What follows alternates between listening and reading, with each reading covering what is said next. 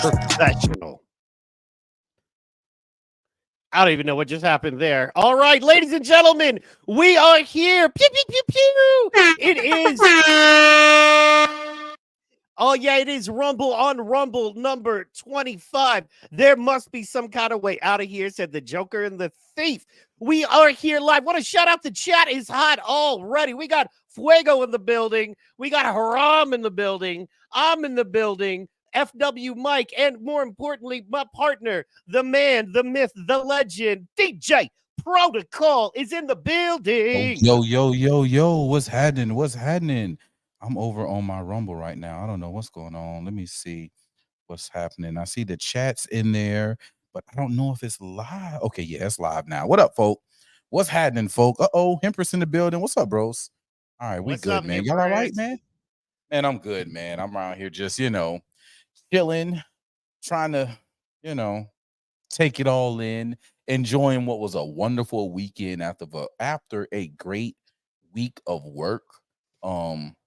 At least on the demo side, it was a great week of work. On the politics side of work, it was interesting.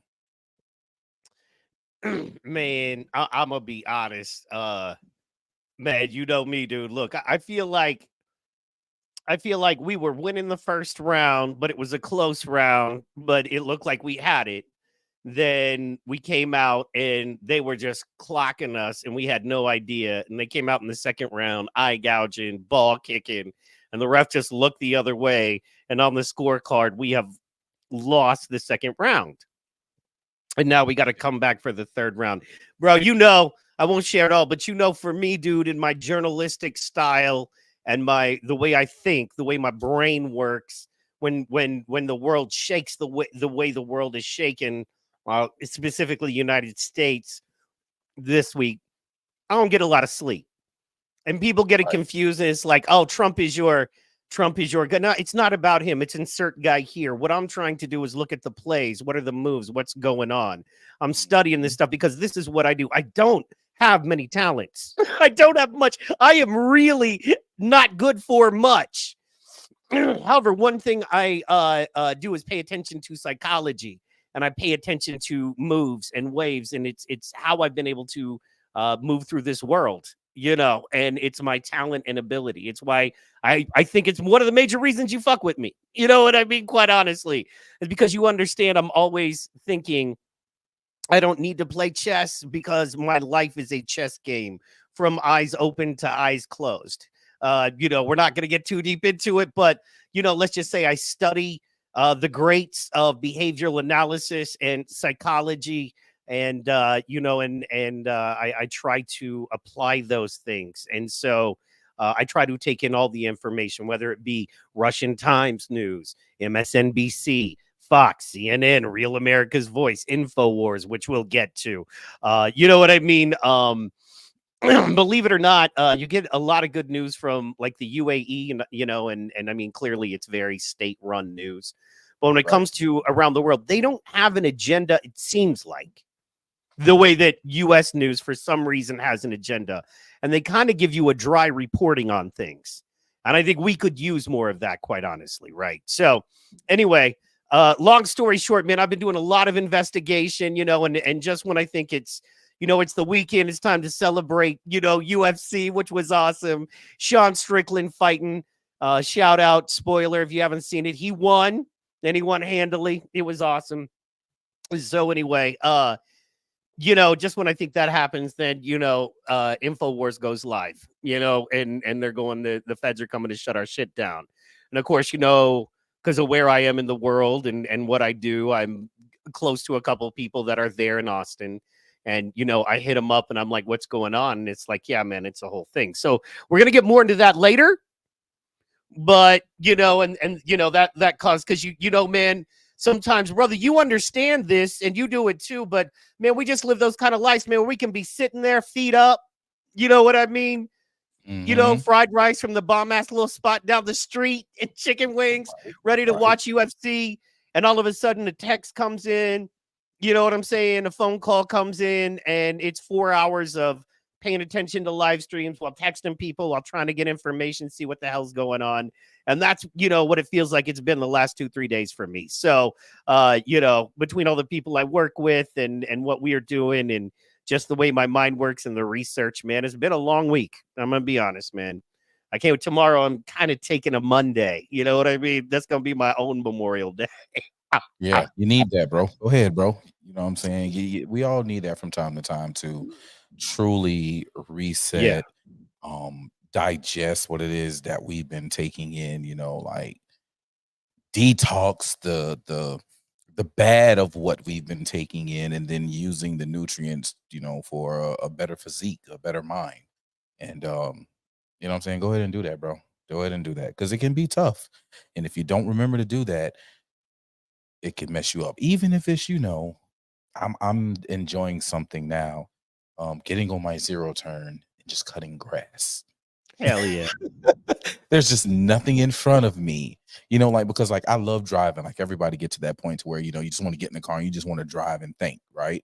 But driving on the highway, just to drive on the highway, you're not doing nothing but thinking and burning gas and putting miles on your car. But to drive on a zero turn or a tractor and just cut grass, and you just know you just got to go in straight lines and turn and go in straight lines, and then you're getting grass cut and you're thinking, just clearing your mind. Oh my goodness. It is beautiful. Rudy the Vet. Rudy in the building. Pew, pew, pew, pew. We got to give him love. He is the man. Man, look at that badass profile pic. That is life right there. Go Raiders. You know what I'm saying? Raiders. Go Raiders. Yeah, no, man. You know me. I can tell I'm out of it, man, because I made you listen to a guitar tone. You know what I'm saying? Right, But bro, right. hitting that farmer's end, and that's the musician thing. And Thanks, I was Flavor. I was kind of chasing a cross between Slash and think Slash's thick, fat, buttery tone, and then Jimi Hendrix's just slicing knife, and that when he plays those solos, just that ding. So I was looking for a cross between those two, is what I was fucking around with. And I feel like I found a nice close, but I'm always going to lean to the fuzz and the funky classic sound like that. So anyway, pause. Rob in the building. So anyway, man, yeah, you got to do that. You got to live. You got to find things to enjoy. Speaking of that, man, just hitting on it for a second before we get deep, man. The UFC fights were great last night. Were you able to check any of them out? Nah, man. I didn't. I know, right? And I'm gonna be real. I'm gonna be so for real. Bro, I legit forgot it was last night. Even though you told me. I sent you links. You did, but the proof is there. So I sent you 2 different links. You know what I'm saying? I went to dinner. Fair. All right. First of all, I was out.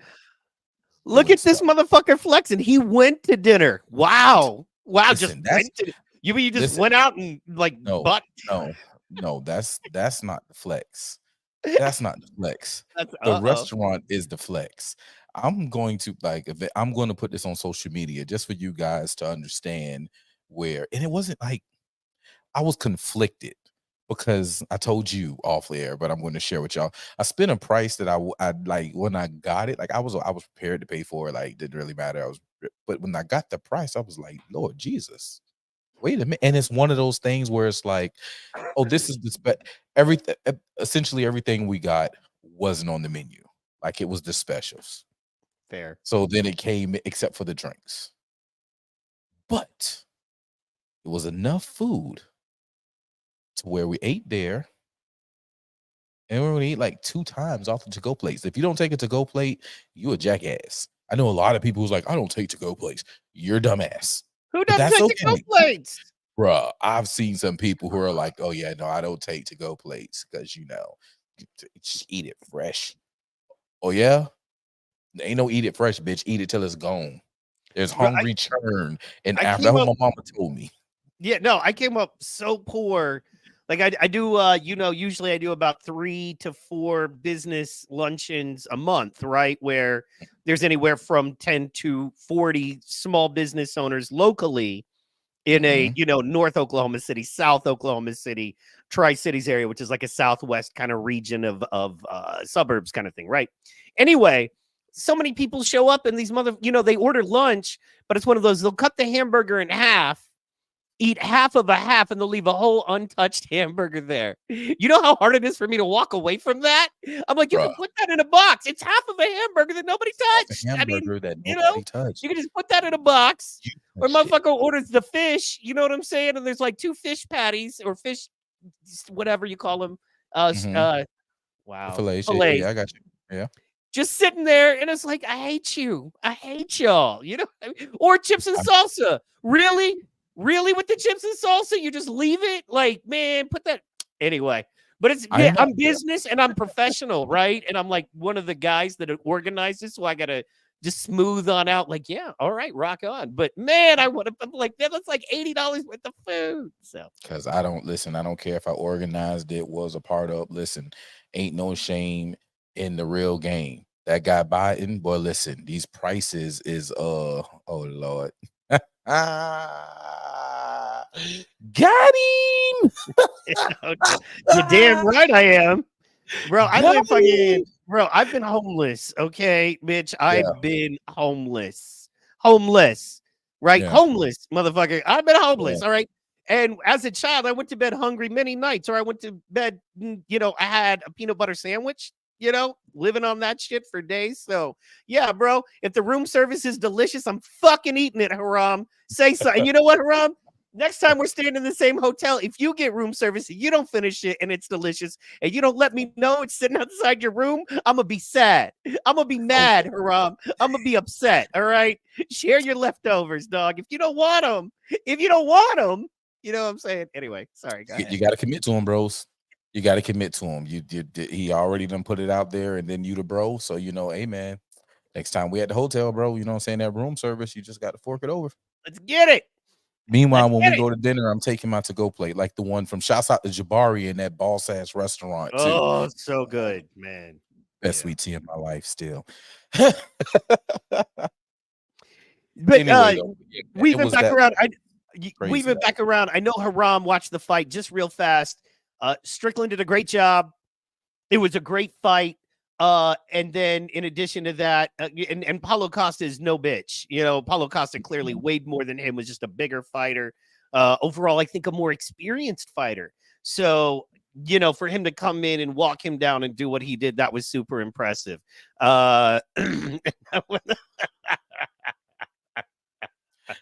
Lord have mercy. Yeah, no.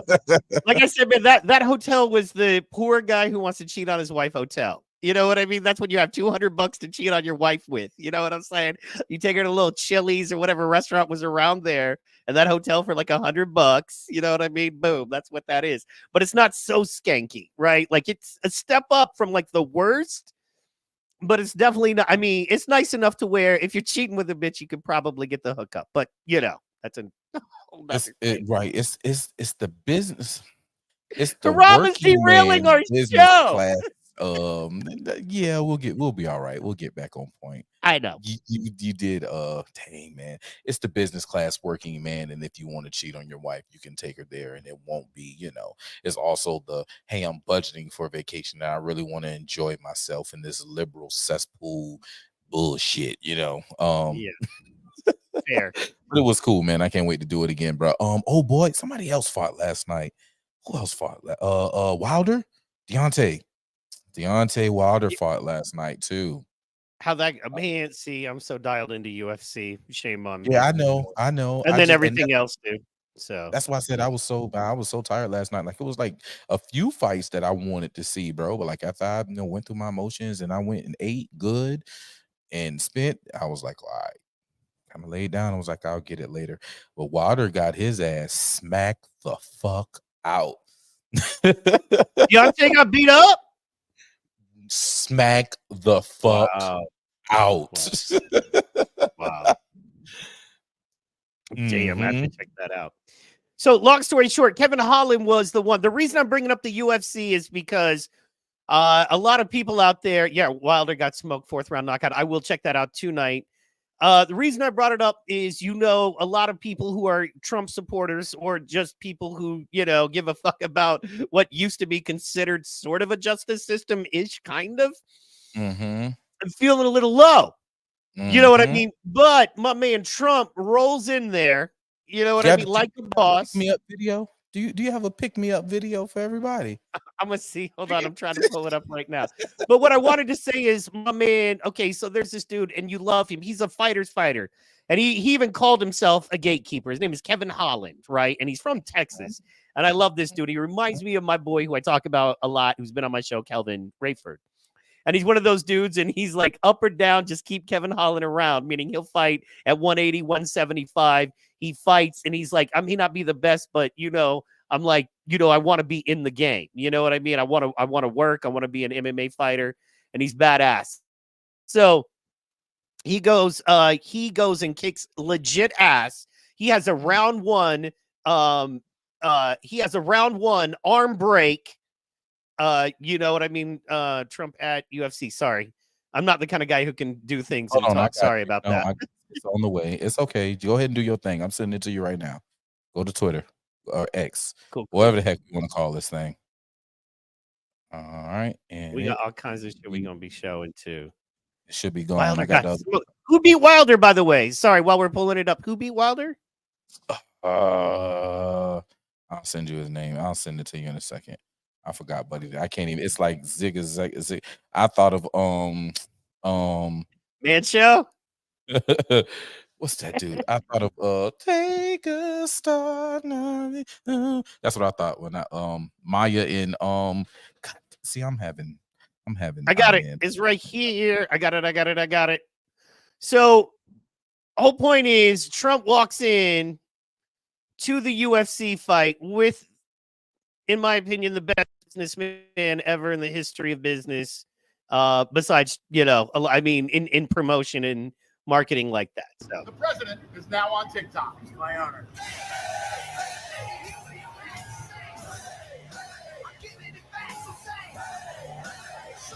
Oh. The president. That was a good walk on, right? Yeah. And we got more, but he's gangster. He's just gangster like that. So we'll be showing some of that for fun. But yeah, you could have kept the TikTok video. You were supposed to show the walk in. I sent it to you. It's in your inbox. Oh, inbox. Inbox. Coming. Facebook or X? X. Word is coming. Give me 1 second here, and boom.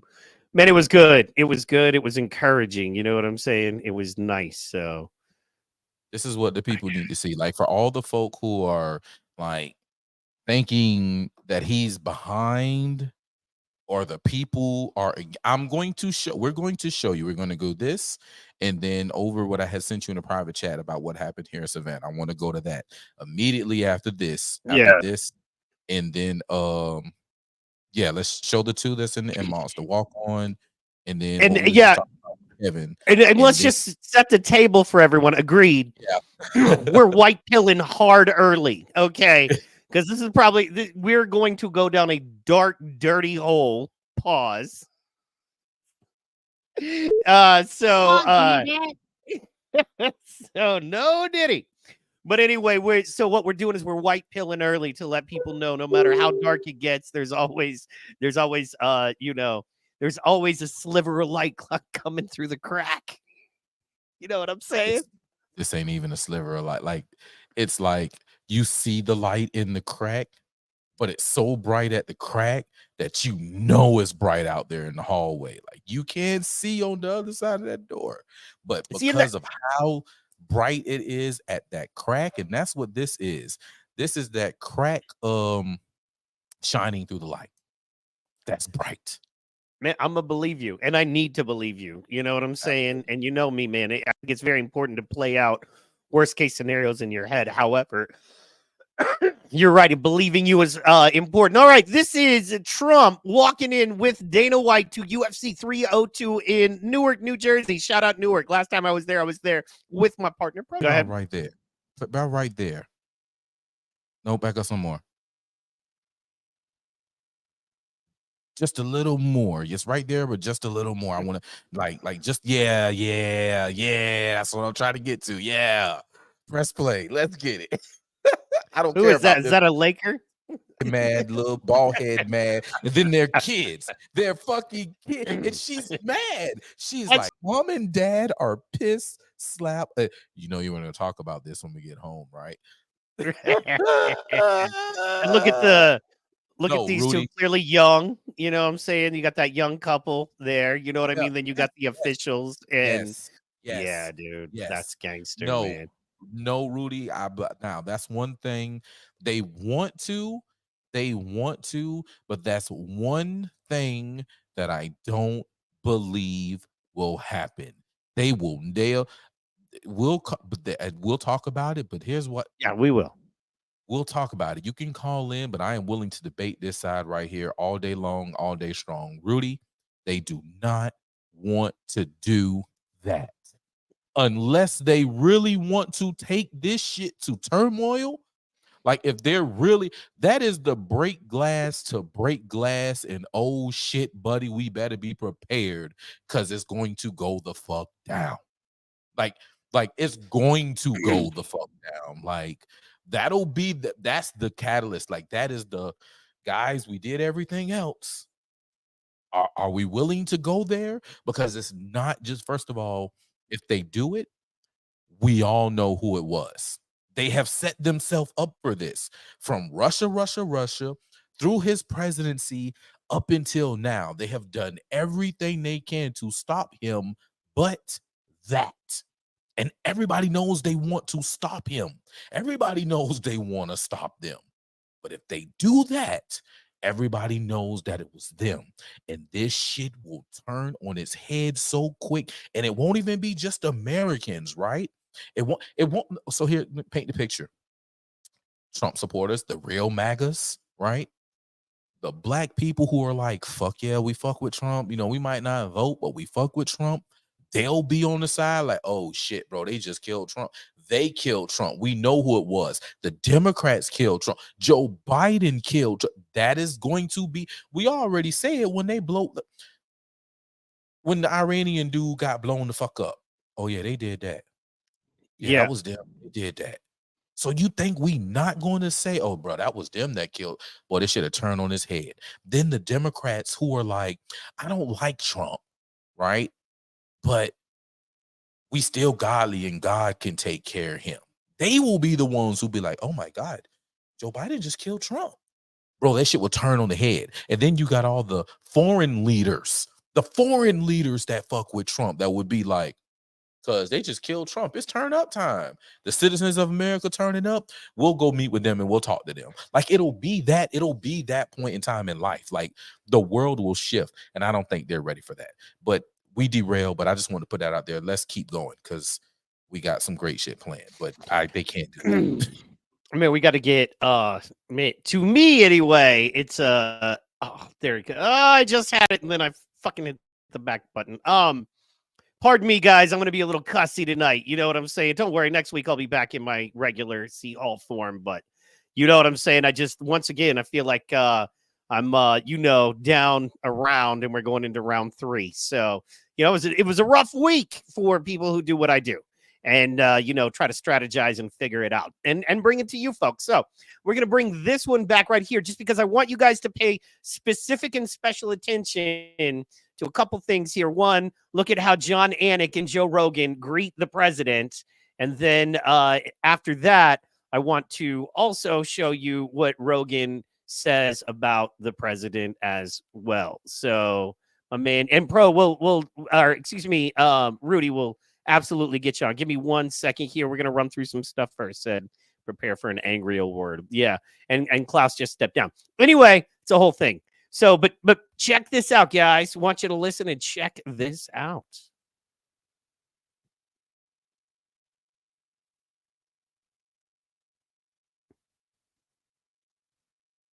Look at X. Thanks, X. Let me see if I can hit that refresh and it'll go. And it'll go. Oh. If you want to. I'm Still cute with and us ready. tonight. 45. That's what was going to happen. Oh, it's pretty staggering. Right Boy, here. the Badass, just badass, dude. So makes me happy to see. I think we we needed that. You know what I mean? So I think we needed that. Yeah. Just to show that Trump is out there. He's still fighting. He's still going to UFC. He's still, part of the people's movement, and he's not scared. Mhm. Here's what I want to know, and what I was thinking. I thought he was confined to the state of California. New York. If he's not confined to the state of California, why doesn't he say "fuck your sentencing"? I'm New just York. not going to New York. You know what I mean? Come get me. I'm just not going to the state of New York. And unless the feds, you know what I mean? Like, all he has to do is just stay out of the state of New York for a little Remember, while, I until told you. over the election. So I told you anyway. that the other day, man. Listen, if he wants to leave, he's gonna leave. What are they gonna Yeah. do? It is Donald Trump. He's going to do what he What are they wants. gonna do? You He feel me? did what he wanted before this. He's right now. He's playing nice with these people just to play nice with these people's. Yes, sir. Of course. Go to my page. Or And it's on PT Pod. Yeah. Mhm. Same channel we were on when we did your interview. But first, okay, so we're gonna get rolling. But first, I gotta stop everything. We gotta talk about the most important thing right now. We gotta shut it down, and we gotta bam! Look at Pro's new layout. Pew, pew, pew, pew, pew, pew, pew. Look how fresh that motherfucker is. You know what I'm saying? It's getting there. It's getting better. It's getting better. You feel me? I got my little. I'm setting up my little coup d'etat. You know what I'm saying? My little cutty cut, right? You know what I'm saying? As you see, you know what this station Yeah. is. This Man, is that's pew the Roadscaster. Yeah. Is that the Rhodes over there? This is the pew pew section right here. Oh, The fair. pew pew section, right? All right. All On right. my block over there, I can work on my shit. Content coming soon. You know what I'm saying? I love it. Content coming soon. Got the camera that point down on it. Here we are. Yes, sir. Yeah. And then I got it right here. I'm about I know, man. You got the roads on. Man, send me one. Send me one for my birthday. Because what did you get me for my birthday? Oh, yeah. I forgot. You got the shirts, bro. You got the shirts. Yeah, man. I have no idea what you're talking about. So here's the thing. Okay. So that's what you ordered, right? Because that's what you ordered. look. Anyway, don't make me Charleston White you. Okay. I thought you ordered some. Sure.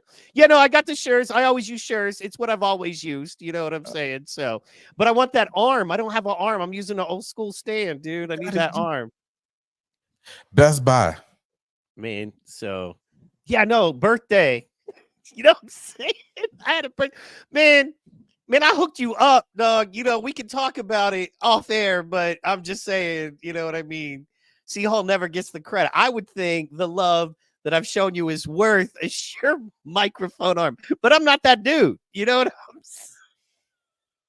Anyway, I'm being silly. This is fun. I'm having a little fun. I don't care. I know. Really. In fact, I like my setup kind of the way it is. I prefer my setup the way it is. I've seen the arms. I like the arms. Now, when I get my new studio I'm about to move into, you know what I mean? I'm going to change up a little bit. But for what I'm working with now, I'm totally good with what I'm working with. But that has nothing to do with anything. What has things to do with things is your new studio setup is fresh to death. Fire. All the heat, all the smoke. Love it. Killing me, bro. So. Yeah, no, my shit is nice, man. My shit is nice. Don't get me wrong, but I'm glad, man. It's like I love to see the growth in the change. I love growth, man. It's like if I probably went back to your first podcast ever to now, you could see some legit growth, and you could probably go, oh man, right around this time, 6 months in, you can see a legit change, and then about a year in, you can see, you know what I mean, and even 3 months, from here to there. But that's the thing, man. I mean, I started with the fucking Google laptop, you know what I mean? And, no mic or camera other than what was on the computer. And here we are. So I love to see the growth, man. I love to see what you're doing. I love to see it. This is phase 3, right? Yeah. And I kind of got like 10 that I think I want to go through. because like I see them at different places, and then like the ultimate is like number 10. We capped it off right here. This is where we're going to be for a while, and of course, it's like I loved Iron Man, so like the different mock suits, like the different numbers for the suits, like Yeah. I love the different variations and what could be done. So it's just more and more to come. We're gonna have one for homecoming, because homecoming coming up October 26th, right? So we're Hell yeah. gonna have a build out for that. And I don't know, man. I might unless Road talk to me um and want to do something in tandem. I might find somebody else. Road might be the in-house setup, and the Road setup be something else. Or maybe, yeah, nah, I'm gonna do Road for home, and then for on the road, yeah, that's what I'm gonna do. There it is.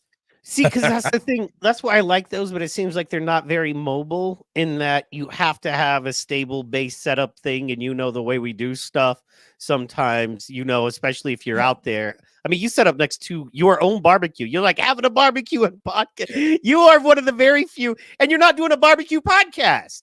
You're doing a straight political podcast while you're barbecuing, got guests on. You know what I'm saying? I love it. I love it. So, that's badass. Speaking of badass stuff, guys, how would you like an opportunity to make a change, make a little difference? Man, here's the thing about it, man. We are all, maybe not all of us, but a lot of us feel like, man, there's a lot of a bummer shit going on. What's cool though is there's also some good stuff going on. Bam, right here. We got Michaela's HBCU students Mar-a-Lago visit. Speaking of HBCU, speaking of homecoming, speaking of what's going on, this is the best possible representation of an HBCU student that there could possibly be out there. You know what I'm saying? So my girl Michaela, guys, I'm gonna remind y'all who Michaela is. Remember when Trump came to Atlanta and he met with some people at a Chick-fil-A? And it was a young lady who gave him a hug. That's Michaela. Spoke that real, let him know what the business was, took some students there with her, and got love from a lot of people, but then got a bunch of hate from folk. I'm talking about just some disgusting hate. Excuse me. Well, amongst that, Trump team reached out and was like, "Hey, we gonna pay for you to get to Atlanta. I mean, to Florida. Y'all gonna come down to Mar-a-Lago. We gonna chill. We gonna talk. You gonna have some fun. You gonna enjoy yourself. We gonna pay for it. We gonna get you there. We gonna take care of where you stay at, and we gonna get you back home." Shawty like, "Hey, we going. I just want my kids to feel confident when they go. So we want to get them some new shirts, some new this, some new that. Because it's hard out here in these Biden streets. it's hard. It's hard in these Biden streets. And she asking for a modest 5,500. That ain't nothing. No, That ain't nothing. We can that's send 1,000 people donating $6, man. Come on, man. Look, all right. I'm gonna put it this way. Trump just made 52. Fuck it. 53, because 52.8 to my broke ass is 53. What about you, Mike? What you say? 52. Yeah, man. We gonna call it 50. Because here's the thing: if I got 52.8, I can borrow 53, and you'll call me good. You know what I'm saying? Or on, I put it in the bank, and in 90 days, it's there you go. You get that money right back. So on interest. So if he can get that in 24 hours, come on, man. There's enough of us MAGA people out there that can get them to 5,500 or better. Because what's happening is, because you're all saying, hey, we need Trump to win. We need people to be on Trump's side. You know what I'm saying? So we need to pull more people from the Black community over to Trump. They're already going. They're going. Yeah.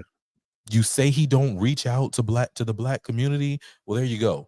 Her and a group of kids are on their way to Mar-a-Lago to go kick it with Trump. All right.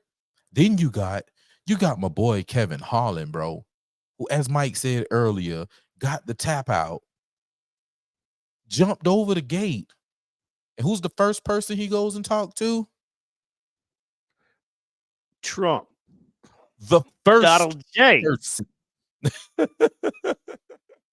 And then you got Man, Sean Strickland.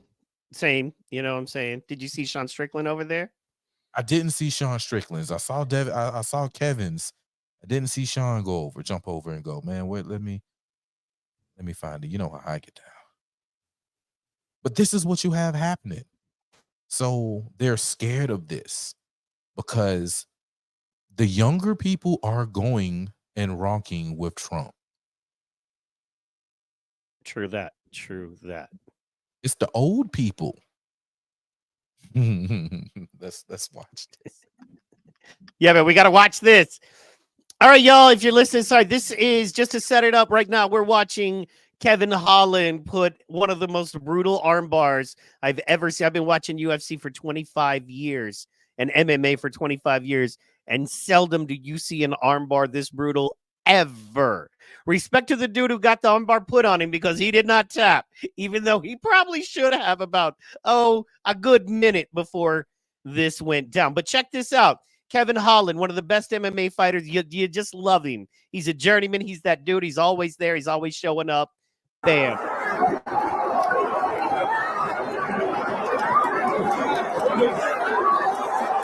Look at that arm bar. Good God. Good God. Woo.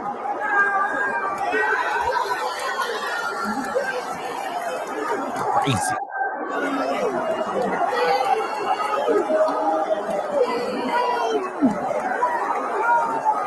Boom, jumped over.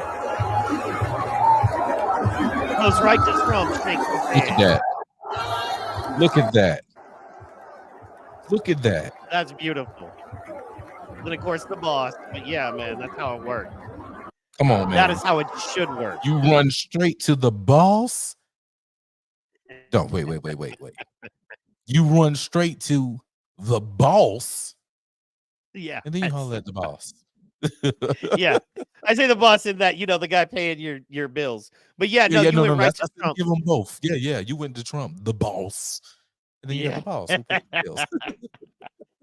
Let me find. I'm going to find. Sean mentioned him when he won. Sean mentioned him. Sean Strickland, Trump. I got it. It's in your inbox in 3, 2, gone. Yeah. There it is. Crazy. Oh, look, man, you're on top of shit, man. Look at you. Rocking. This new setup Love is it. boss, bro.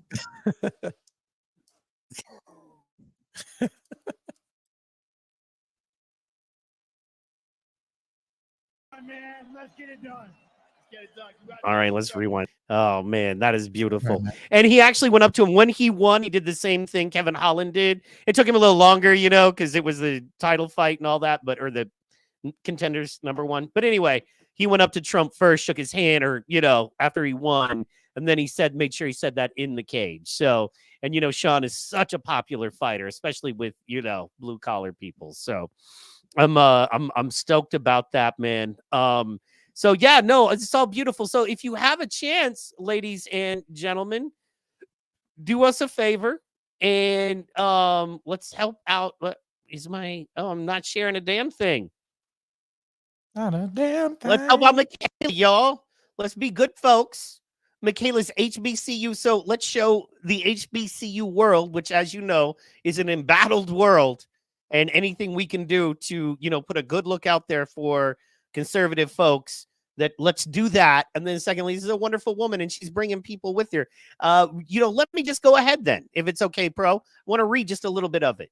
She leads a large following of HBCU students who attend various institutions within the Atlanta University Consortium. 10 students were present with her that day at CFA, and President Trump was kind enough to invite our entire group down to Mar-a-Lago for a private dinner with President Trump. It will be an amazing opportunity for this incredible group of young HBCU students. I am honored to have the privilege of showing them something different than what they're used to. The Trump campaign has generously offered to pay our way down there, as well as provide accommodations for us. However, there are miscellaneous costs that I would like to raise money for to ensure their students look their best and feel confident. And coming up as a poor kid, coming up as a kid whose shoes, were too small, used to hurt the feet, get pigeon toes, you know what I'm saying? Had clothes that didn't fit, always too big or too small, that kind of thing. If you're going to meet the president of the United States, you want to look and feel good. And a tailored suit, every man in the world. Dude, I thought about actually, if I was going to just start a charity tomorrow, I would be like, every young man needs a suit, would be basically the name of it or whatever. And because I can't do too much, man. And if I get too deep into this shit, I'm either going to get mad or depressed. But every young man needs a black suit and a blue suit. You know what I mean? A white shirt and a matching tie. And if every man has that, I believe that if you're willing to work hard and look good in that suit, it says so much about you and what you're willing to do in this world. And I just believe that. And as a poor person who doesn't even have access, I mean, I remember when the idea of spending $200 on a suit might as well have been $2 billion and on the moon. It just wasn't an option. So I love that she's doing this right now. So her students face relentless bullying. When we broke news of our encounter at CFA, they were ostracized by their peers. Donors threatened to pull donations. They said people were embarrassing institutions. It snowballed into something so big that a few students even considered not re-enrolling. With that being said, I know there's nothing I can do about ignorant comments that will come due to us having different political views. But at the very least, my students can look their absolute best so there won't be any comments on their appearance. The hurtful statement made about how the students look and people from their community saying Republicans always put the worst looking people in front of a camera. I don't want anyone to have an opportunity to diminish their confidence again. I absolutely am down with that. I think that's a beautiful thing, man. So, yeah, absolutely. Man, so, you know what I'm saying? We got to make donations. So, y'all, if anybody can, the people who around us, man, we drop super chats day in, day out. We drop Rumble rants day in, day out. We can let's do this for them. You know what I mean? Because it means a lot to them. Again, that ridicule is real, bro. Understand and cue up that one in the ad that I sent you about local Savannah, because I'm going to point some things. It's ready. I got it ready. It takes a lot to be this in the Black community. It takes a lot. They go to the HBCUs, the AUC. That's the circle where the Black HBCUs of Atlanta is. You got Clark Atlanta, you got Morris Brown, you got Spelman, you got Morehouse. They're all in a particular area. Like it's hood, it's black, like it's Black Mecca area. And these people who I'm about to show you come from these HBCUs. And listen to how they talk. And then think about their family members that are around them that are going to these schools now. And think about the ridicule that these kids are going to get. Because this is the Black Boule of Georgia, if you would. These are the HBCU Black Boule people. This is a true representation on how these people truly feel and what these kids are going through. And it takes a lot. It takes a lot. So many of them that I've talked to that are coming over now are like, yo, big dog, you were right about that Trump shit, bro. Like, I got to apologize. Like, that's the younger people. You got some older folk that do it, but it's mainly the younger folk. And they say, boy, I can't say it out loud, though, because I can't take that heat. But you're a real one for taking that heat. Like, that heat, real. Don't let these fake-ass people who just hide behind a screen and talk about being Black and conservative or Black and dealing with Republicans and I don't get called this or I don't hear this. That's because you ain't in these streets. You playing in these streets, but you ain't in these streets for real. And I'm about to show you how these streets for real think. You about to see some for real streets Black Boule. That or they just grifted in these streets. Nah, they yeah. Them other ones just grifted. They really grifted. All right, man. Here we go. So I'm basically going to be quiet. I'm going to read the headline. And then if you tell me to, I'm just going to read. And as you tell me to pause and that kind of thing. Okay. Because clearly this is your world, man. I have nothing to say other than you're right. So the headline is Black voters for Biden-Harris launch in Savannah. Basically, Savannah, Georgia. Local leaders held campaign office opening Friday to launch Black voters for Biden-Harris in Georgia. Savannah Mayor Van Johnson, who Protocol knows personally, and State Senator Derek Mallow, State Representative Al Williams, and State Representative Edna Jackson were all in attendance. And I know you've been in a room with all of these people, or many rooms with all of these people many times. They know me. They see me, and it's like, which they'll speak. They speak. They like, we can have very casual, but they know, and we know. And after seeing this, they already know, oh, I'm about to be on their ass. Play video. Let's go. So all those people were in attendance, and while former President Donald Trump convictions... Don't read this shit no more. You reading what they about to say in the video. Let's get it. Okay, where's the video? Up top. Is this the video right here? Oh, I didn't know if they were just doing an, you know what I mean? I didn't want to, you know what it is. I didn't know if they were doing the ad or whatever. You know how these local stations. Democrats also coming forward with their own reactions, most seemingly on the opposite end of the spectrum than Republicans when it comes to the guilty verdict. WSCV's Tyler Carmona spent the day talking to some of them. He is joining us now with what they had to say. Hold on, that's right. I spent the afternoon at the campaign office opening for Black voters for Biden-Harris. While Trump's conviction wasn't the main topic, the Democratic leaders there definitely had something to say about it. I've been here for quite a while. That's right. And never would I've ever expected to see or experience that which I saw and experienced on yesterday. I don't understand it, but the reality is that we have a former president of the United States that is now a convicted felon. That's right. Pause this for a second. Pause it. Talk about it. Several local politicians were at the gathering, including Mayor Van Johnson. Pause. Back it up, son. Pat, back it up, son. Just to give me the people who were standing at the stair. There we go. Thank you. All right. There you go. So let's see. Let's start with the dude with the checker jacket. Right here. Can you see my pointer? Yes, sir. That's Derek Mallow. He's a state senator for the state of Georgia. All right. On his left shoulder, our right, there you go. That is State Representative, former mayor, first Black female mayor of the city of Savannah, Georgia, Edna Jackson. Oh, wow. All right, come to the bald heads. No, don't skip her. Skip her. Bald head sucker. Nope. Big guy. The mayor. You know what I'm talking about. Yeah. Oh, yeah. The mayor. Just say the mayor. Yeah. Yeah. That's why I just said bald head, motherfucker. You could have went chick to his left, but no. I want to talk about him. Before we get into him, though, is this a dude or a chick right here?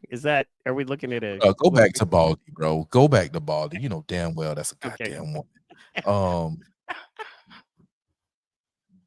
That bitch ass nigga. That's the mayor of Savannah, guys. That's the current mayor of Savannah, right? He's also a Democrat, but guess what?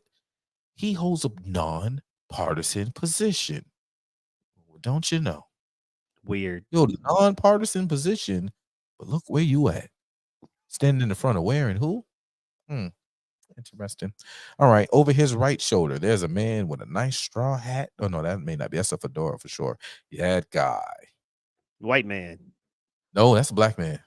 Oh, okay, my bad. He's very light skinned. My bad. He's very light skinned. He is very, very, very, very light skinned. That is a black man. He was Savannah. So you're looking at 3 out of Savannah's last 5 mayors. Wow. All right. Wow. Yeah, that is 3. So he's current, and then he was last, or she was last. No. He's current. All right, that's current.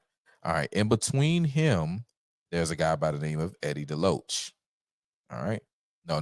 He's not on the screen. Eddie is a Republican. Oh, okay. Yeah, Okay. That's why I said he's not on the screen. He's a Republican. That's what I'm saying. In between them, as far as mayorship is concerned. All right. Now, prior to so you have Van, then you have Eddie DeLoach, the Republican, the white man, and then the Miss Edna Jackson, Auntie Edna over there with the brown. Yep, she was the mayor.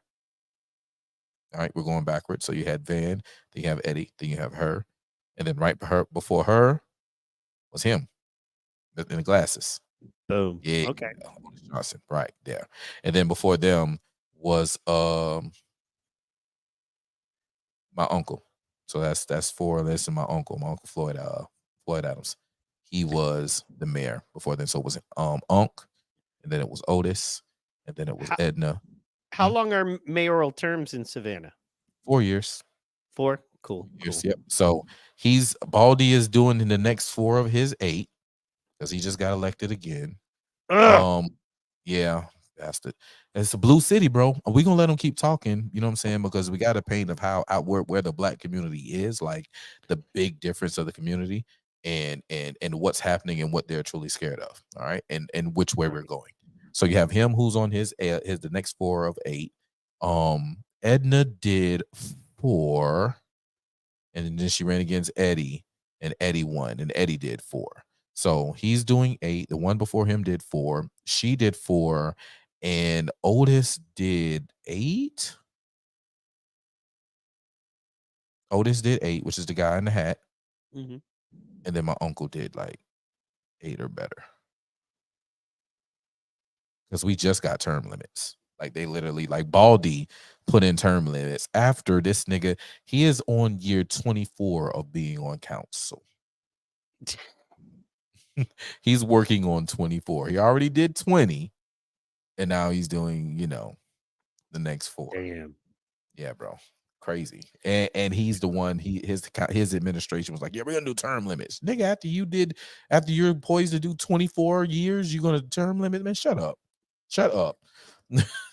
What about, you might know this. I know you clearly will know it better than me. So here's a question. Is it illegal if it can be shown that he spent city funds on any Biden-Harris anything because it's a nonpartisan position? Is that illegal?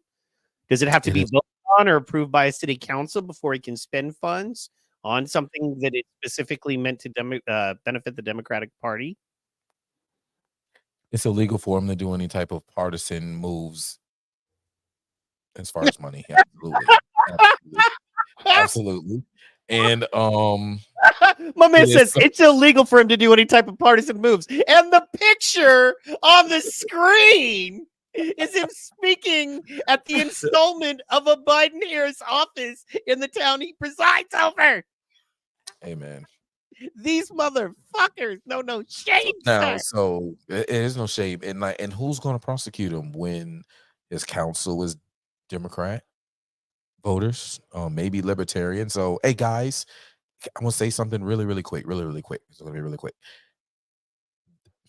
The libertarians, they're the weird white people who can't get any power in the Democrat Party because these niggas they have the power in the Democrat Party. You notice you don't see any weird liberals in the shot? You notice that? That's why you have, what's the man name that's the president for Chase Oliver? That's why the libertarians have a Chase Oliver? Right. Yeah. Because they're the ones who don't really have power in the Democrat Party in these local, because we have the power. So they're going over there so they can have power.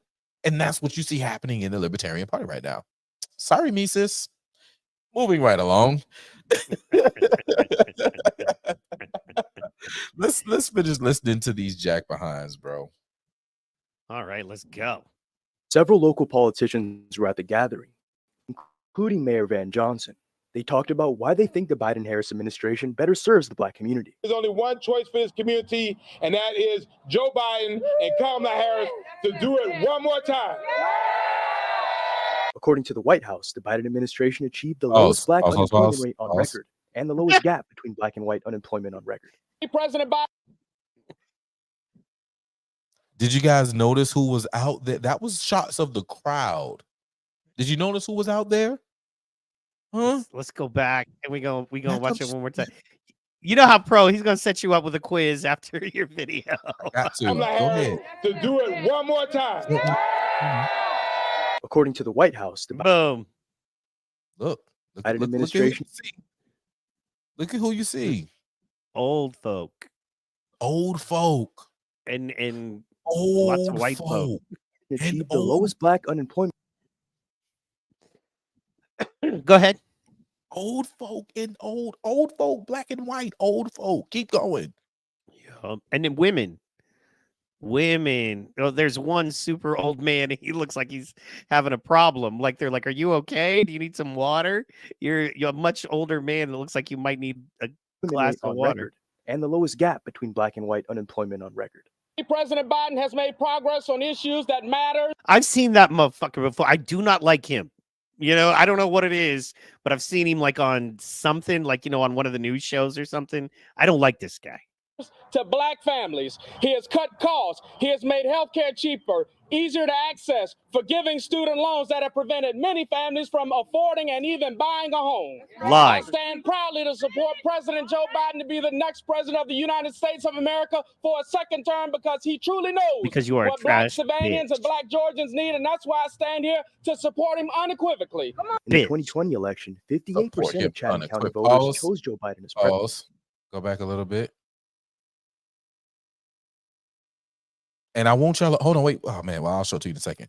And I'm gonna bring something in full circle. All right. So redhead chick, she's oh, that's yeah, he's a super liberal. Old white man, there was nothing wrong with him. He's a super liberal. He be the one that you said look like water. Yeah. He's super super Democrat. Looks like He- something's he- wrong with him. But Yeah, he's an nah, old white liberal. Of course something's wrong with yeah, him. yeah. But yeah, she's a county councilwoman, and like I said, Checkasuit is a state senator. Yeah, And no, they I've seen him, are- and he's a so- bitch.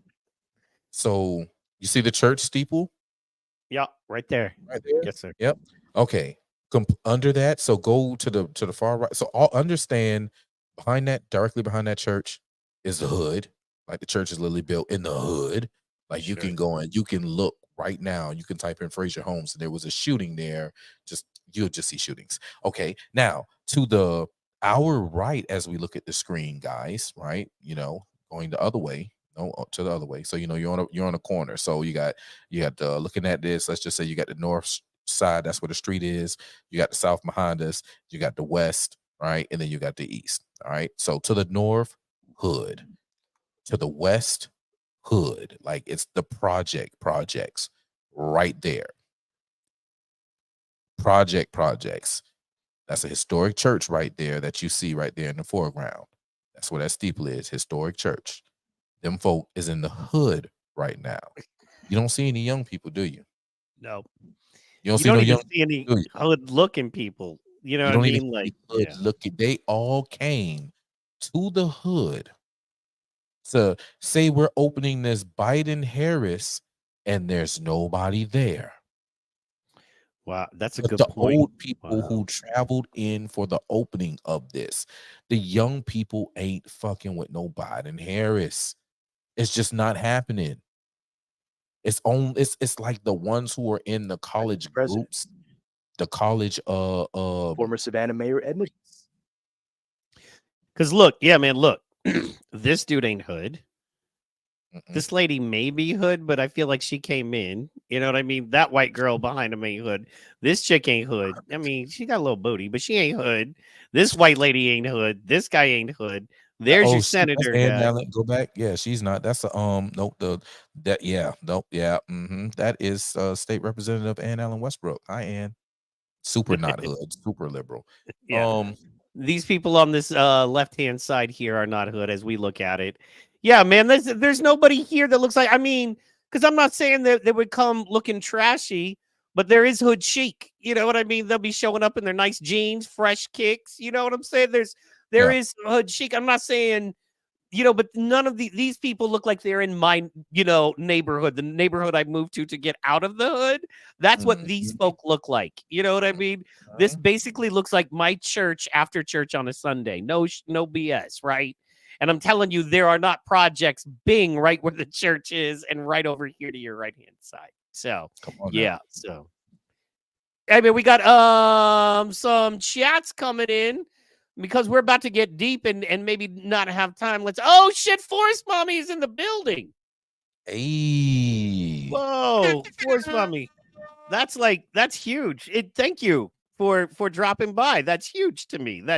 She's okay, so I know you're not a big fan, and it's you have to really appreciate their humor to be fans of theirs, but ROTC, Revenge of the Sith, shout out. I know our team is pretty hardcore, not on their team.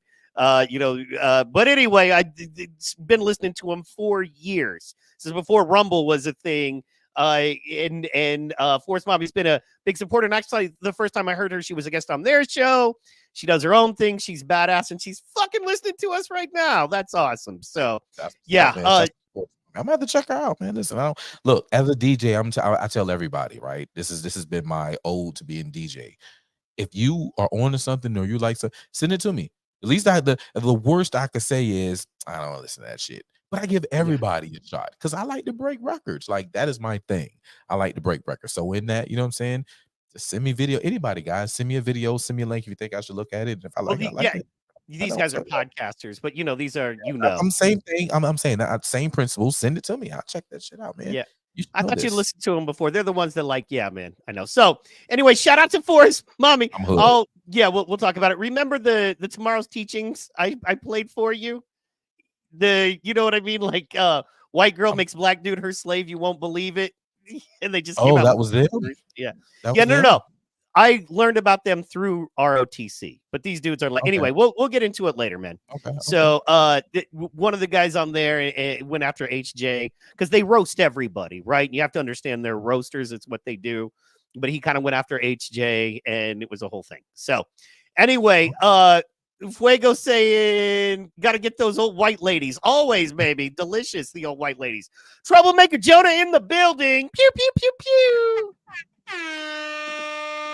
He says, yay, yay, yay. That's Jonah. Fuego says, what's funny is they think they are still voting for JFK. They have no idea what the party believes in. That's right. Quite honestly, Fuego, I don't have any idea what fucking any party believes in right now. So yeah, me either. But they go along. So to the red whites that hear the Republican Party say, hey, we're here for conservative values and we want to stop laws and we want to do this and we want to do that. They go for that because that is what they always hear. All right. And they believe that just like the Dems who think the JFK party is what it is, they go over there and they vote for that. And with the people who we see that are voting for Democrat, they still think it's the party of civil rights. You know what I'm saying? They still think it's the party of we're going to do right by black people. And if you heard them people talking, they were talking about he's changed healthcare and made it cheaper, and now you can buy in house because you don't have to pay for all this healthcare. Lying bastards, as just stated. He's made the unemployment level the lowest it's ever been for black people. Lying niggas is just hustling from home now. They're not going to your damn jobs and clocking in. So if they're not coming to you to ask for unemployment, then you don't have unemployment numbers. That's how this works, people. Exactly. The more people who go to the unemployment office and say, hey, I'm unemployed, I need a job, I need a check, that is where they get the unemployment numbers from. You're telling me they've already using the AI with unemployment numbers and knowing whether or not you're going to work? Hey, this nigga social security number didn't register for work. He's in the unemployment line. No, bro. Not at all. Not at all. So if they're not going to the office. Forrest Mommy makes a valid point there. Field trip to the hood for white libs. That makes the hoods worse. Nothing makes a hood worse than white Man, look, nothing makes any neighborhood worse than white liberals coming in telling you how to help and be kinder or whatever the fuck they're going to hit you with. So, correct. This is nice and historic. I think I'll move in here. How much you want? You want 300? Oh, I'll give you 500 for it. We're gonna show how not racist we are by gentrification. It's like, what are you doing? Anyway, anyway, and then Troublemaker is saying civil rights equals anti-constitution. I think that I agree, but I think it's a subversion tactic more so than just it happens to be, right? I think that it was kind of planned that way, right? So It for many it reasons. it was, but you know what the problem came? You know what the problem is with civil rights? Not enough Malcolm X, too much MLK, and not enough Malcolm. Not enough Malcolm and too much MLK, but Yeah. even more, they was not applying the Constitution evenly. They weren't even thinking as true constitutionalists, because if they were really thinking as true constitutionalists, Jim Crow would have never rolled. Yeah. Never, because civil rights only came into play as a reaction to Jim Crow. Look at the timeline. That's true.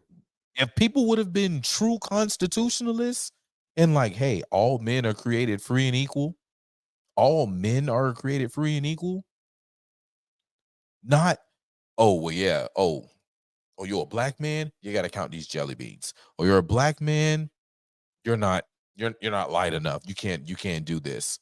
Oh, you're going to vote on a Republican ticket, huh?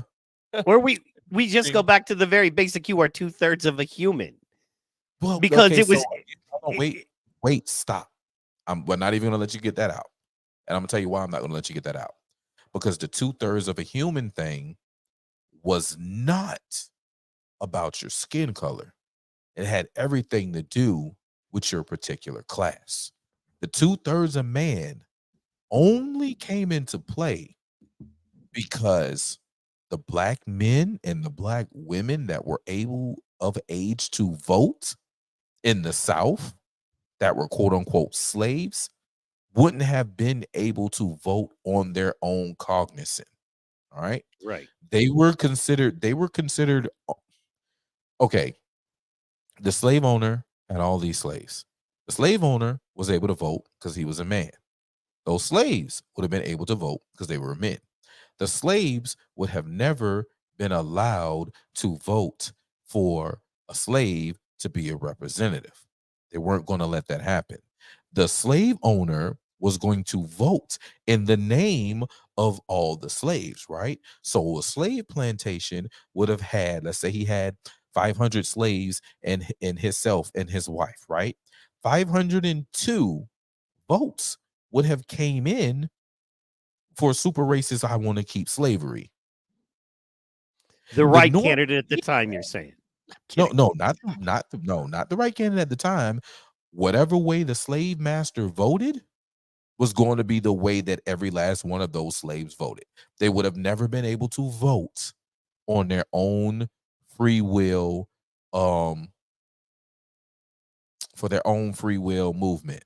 No, Right. that's the thing. It was for them to be actual individuals.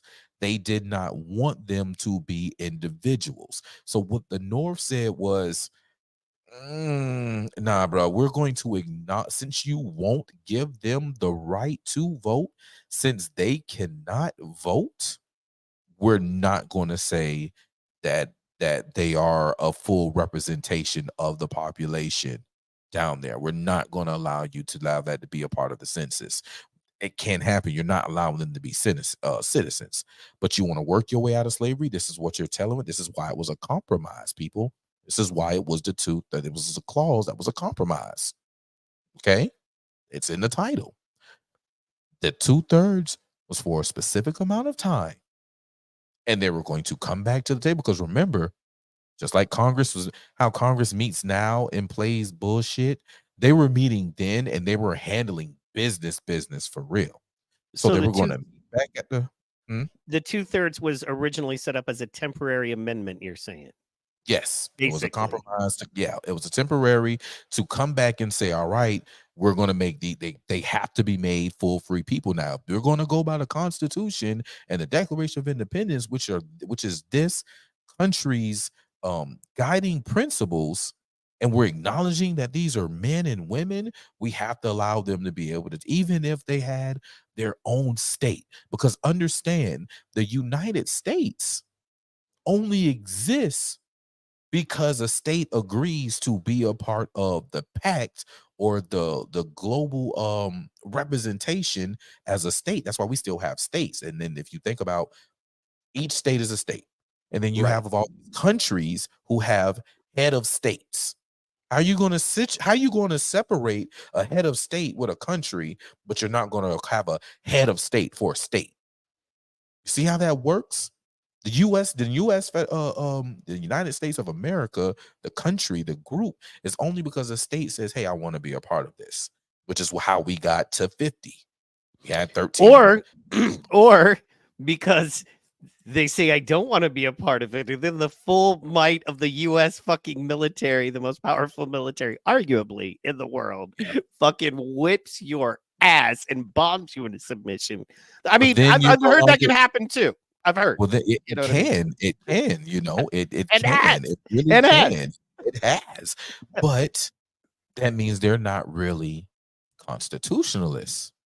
No. They really don't abide But by who their is though, man? Who fucking I mean, that's another. We're gonna slide into that. Speaking of That's what we have to. constitutionalists, That's what we, Yeah. that's where we're at with Trump. You know what I'm saying? And that's what, understand what they're saying. This is all in play into what we're talking about tonight, right? If you listen to Trump, this is the mockery to our Constitution. These people don't want our Constitution. I love our Constitution. I'm trying to uphold our Constitution. He's saying this over and over and over again, which is why I pointed to like, oh, he's a felon. He can't run for president. Says who? Because the qualifications for being a president does not say anything about not being a felon. And let me explain that one to you. We know for a fact, undoubtedly, that a convicted felon, can run for president. Because you know who's literally currently running for president? Who's that? Proud Oklahoman, lion tamer, tiger wrestler.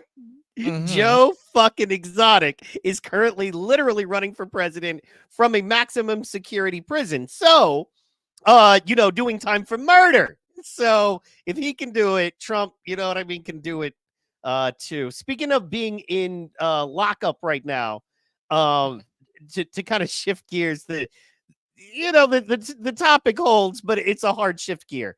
But we got to talk a little bit about Dexter Taylor. For those of you that don't know, Dexter, aka Carbon Mike on Twitter, knows Protocol very well. They know each other personally.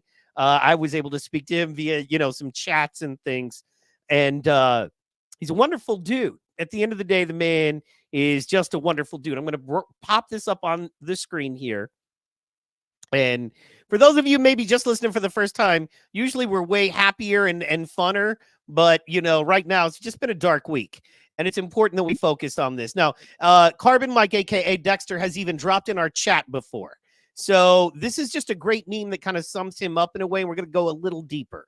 But hi, my name is Dexter Taylor. I'm a musician, data engineer, and father. Even though I wasn't charged with a violent offense ever in life and don't have a criminal record ever at all, I am currently sitting in Rikers motherfucking Island. I added that part, excuse me. I'm currently sitting in Rikers facing 18 years in prison after the ATF and the NYPD raided my home for exercising my Second Amendment right by quietly building guns in my home. He was 3D printing them. This guy's one of those smart guys who likes puzzles and things of that nature and was using his Second Amendment right that should not be infringed upon. He did not harm anyone or pose any threat ever to anyone, and his personality and past behavior for his entire life would lead no one to believe this man was any type of threat in any way, shape, or form. I simply didn't have a license. Donate to my Give, Send, Go to help me fight this case and defend the Second Amendment. Little bit more about this. The judge convicts man over gunsmith hobby and says the Second Amendment doesn't exist in her courtroom. So basically, to sum that part up right there, is that he came before her. His defense attorney said, due to the Second Amendment, and she said, you're not even allowed to argue any parts of the Second Amendment in my courtroom because the Second Amendment doesn't exist here.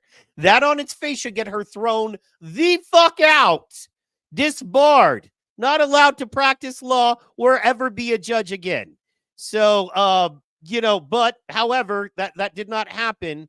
And he has been sentenced to 10 years in Rikers, one of the most brutal prisons in the United States of America, because he was putting guns together. That's about what I know of it. And he's a great dude.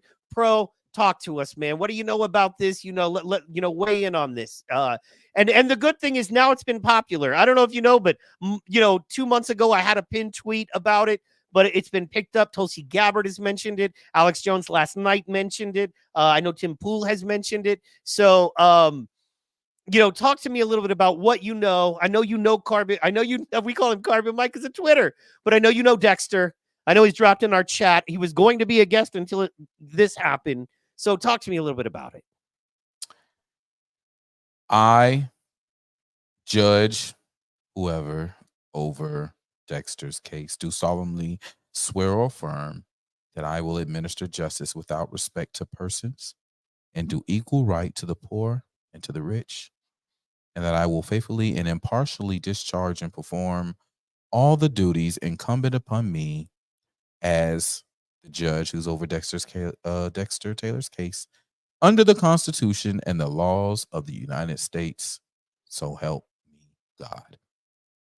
Yes, she does need to be tossed and disbarred, because that is the law in the code, 28 USC 453, the oath of justices and judges. She's supposed to uphold the Constitution. And the fact that she said the Second Amendment, which is the Second Amendment to the Constitution, doesn't exist in her courtroom, then she got to go. But see, here's the problem. And this is the same thing with Fannie Willis. And if you hear Fannie, that broad does the same thing. They harp in on race. And real Republicans in office, they try to run away from that because it really does impede on truly getting shit done. Which is why, you know what I'm saying? Like, I understand freedom of speech. I don't have a listen. Freedom of speech allows you to say whatever. It doesn't stop you from getting your ass whooped. Fair. That's why the Second Amendment came after the First Amendment. It doesn't stop you. And it doesn't mean whether, somebody actually truly fight you, or they put up a big fight against you to tear you down. It doesn't stop what comes after. So we got to kind of think about that in some of the things. Listen, I know I am a Mr. Say whatever the fuck out of my mouth person. But understand, when I say it, I pretty much thought about the consequences that are coming afterwards. So I say things in particular ways. Some is just straightforward and others isn't. But we got to remember that. And it hurts us truly. Like, the race shit really hurts. A lot of people like to think that shit is like 1,000 years ago. Oh my God, you're talking about racism? That was with the dinosaurs. Oh my God. Get over it. I can't get over it when, you know what I'm saying, the person that I see every single day was on the receiving end of that shit. See and talk to every day was on the receiving end. That's how close it is to a lot of us. So yes, it still stings because we hear about it now. That the talk is real when dealing with cops and going out in the street and actually do things. Because you got dumbass people who do stuff. And then you got the people who, quote unquote, uphold the law, is just hunting and searching for whoever fits the description. Mind you, if I did something 3 days ago and a black tee and a pair of blue jeans, I'd probably change clothes. But you're still looking for a dude in a black t-shirt and some blue jeans. But that's real life shit. So like you got to take that into consideration when you do a lot of stuff. That shit's not with the dinosaurs. That shit really is close to people. And it's triggering, but It triggers enough to have people against you. And that's how you had the jackasses who took the field trip to the hood to be able to say that and think that they're going to win. And in some cases, it's there, but you got a lot of people who are like, y'all said Trump was racist. That motherfucker ain't racist. Fuck y'all. It all boils down to being constitutionalist and treating everybody with the same respect in the Constitution. And yeah, Rudy, yeah, almost. It is definitely on a thread, but it's the fact that there are people who are grown that did not and has not read the Constitution as grown-ups. That's the only reason it's dead. If they literally read the Constitution, had conversations about the Constitution, and broke it down with each other and talk, because it's still, regardless, it is still the law of the land. Still the law of the land. Until they get rid of it, it is it. That's why they were able to flip January 6th the way that they fucking did, because enough people didn't read the Constitution. They didn't understand what those people were really, truly doing. But they know it. That's why they're moving, because we don't know it as a people, but they know it. They're trying to set up a new government, which is one of the things that I'm looking at, since, we said tonight was going to be dark. You know what I'm saying? Let's go ahead and get there. We have people. Remember how we talked about, guys, United States being a pack, and you should secede. If you really want to secede, you may have a fight, but you could secede. And that's why, hey, if they do bring it on, bring it the fuck on. Right? Right. I think that we could truly have a true fight, because the Dems, they know that, if you feel as though a government isn't what you want it to be as a U.S. citizen, you guys have the right to alter or abolish said government. The Dems know that, and they're trying to set it up. But there are enough of us on the other side, right, that know that, and I think we'll be willing to fight and make a stand if we knew the Constitution. And I think that's what we have to hit in hard on, is not enough people who truly know it and know their responsibilities. That's why if you see my clips at City Hall, I read the state constitution to them. Hey, y'all are amenable to the people. When we say stop, hold on, let's look at something, that means you stop, hold on, and look at something. And if enough people stood up and said that at City Hall meetings, that's why certain things stop on the dime. Speaking of stop, Jonah, I got it, man. I got the link. You you got to stop sending me stuff and then being like, pull it up now. Like, dude, I love you, man. Until I hire you for a producer for the show, I'm going to get to it. All right? I promise you that. Okay, I promise Maybe you. the next show. It may be the next show. Yep. Anyway, I literally got the last thing pulled up, and before I even get to it, you're already telling me to do another thing. So one at a time with the instructions, right? Fair? Is that fair? Can we strike the one at a time deal? So I do have the article that you were talking about, which actually flows exactly into what my man is saying here. And I want to get your opinion on this as well. I'm just pulling this up now, so I don't even know really much about it. This is from Reuters, and it says the U.S. Supreme Court boosts the NRA in free speech fight with the New York official. Okay, so the U.S. Supreme Court on Thursday revived the National Rifle Association's lawsuit accusing a New York state official of coercing banks and insurers to avoid doing business with the gun rights group, in a ruling that warned public officials against wielding their power to punish speech they dislike. Well, that's positive. Yeah, very much so. The U.S. justices, in a 9-0 decision authored by liberal justice Sotomayor, threw out a lower court's ruling that had dismissed the NRA's 2018 lawsuit against Maria Vullo, a former superintendent of New York's Department of Financial Services. At issue is whether Vullo wielded her regulatory power to coerce New York financial institutions into cutting ties with the NRA in violation of protections under the U.S. Constitution's First Amendment against the government restrictions of free speech.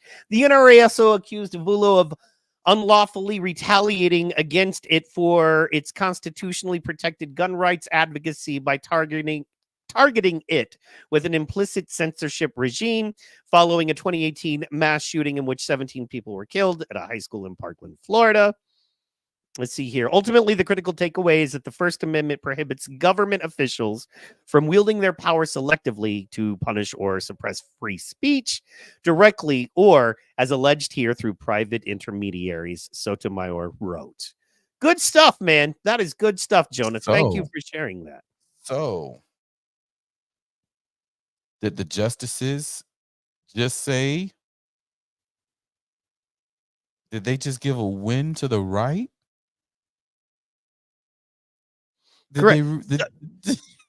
Is that a win to the right, or is that just a win? Right? Is it one of those? It is the win, right? It is. So that's just like with the Trump. When Trump didn't Trump just get like a 9-0 win from them? Trump got a 9-0 win recently. Trump on which one?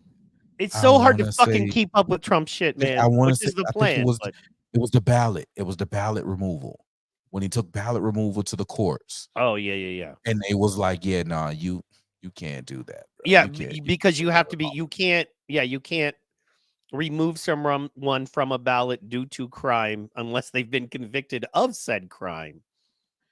Go fucking figure. The fact that you even argue that.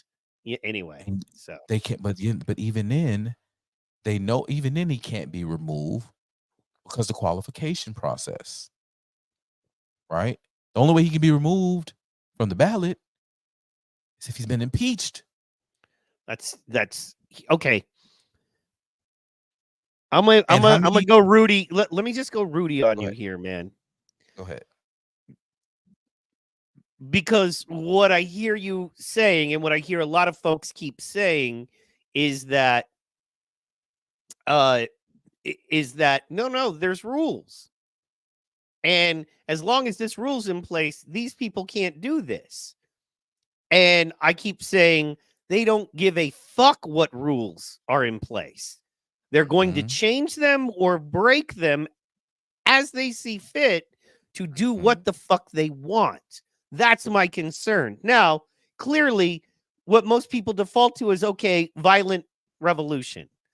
And what I default to is we ain't ready for that. And not that we couldn't, in a Vietnam style, house to house, village to village style, fight them off. And like I said, I do think we're going to break down into regions. Like I think the South will, you know what I mean, hold it down for, whatever we call it. But the problem is they're not going to cut off, my favorite, one of my favorite things in The Art of War, right? What's the best way to take a city? Poison the water supply. You fire no bullets. You lose no soldiers.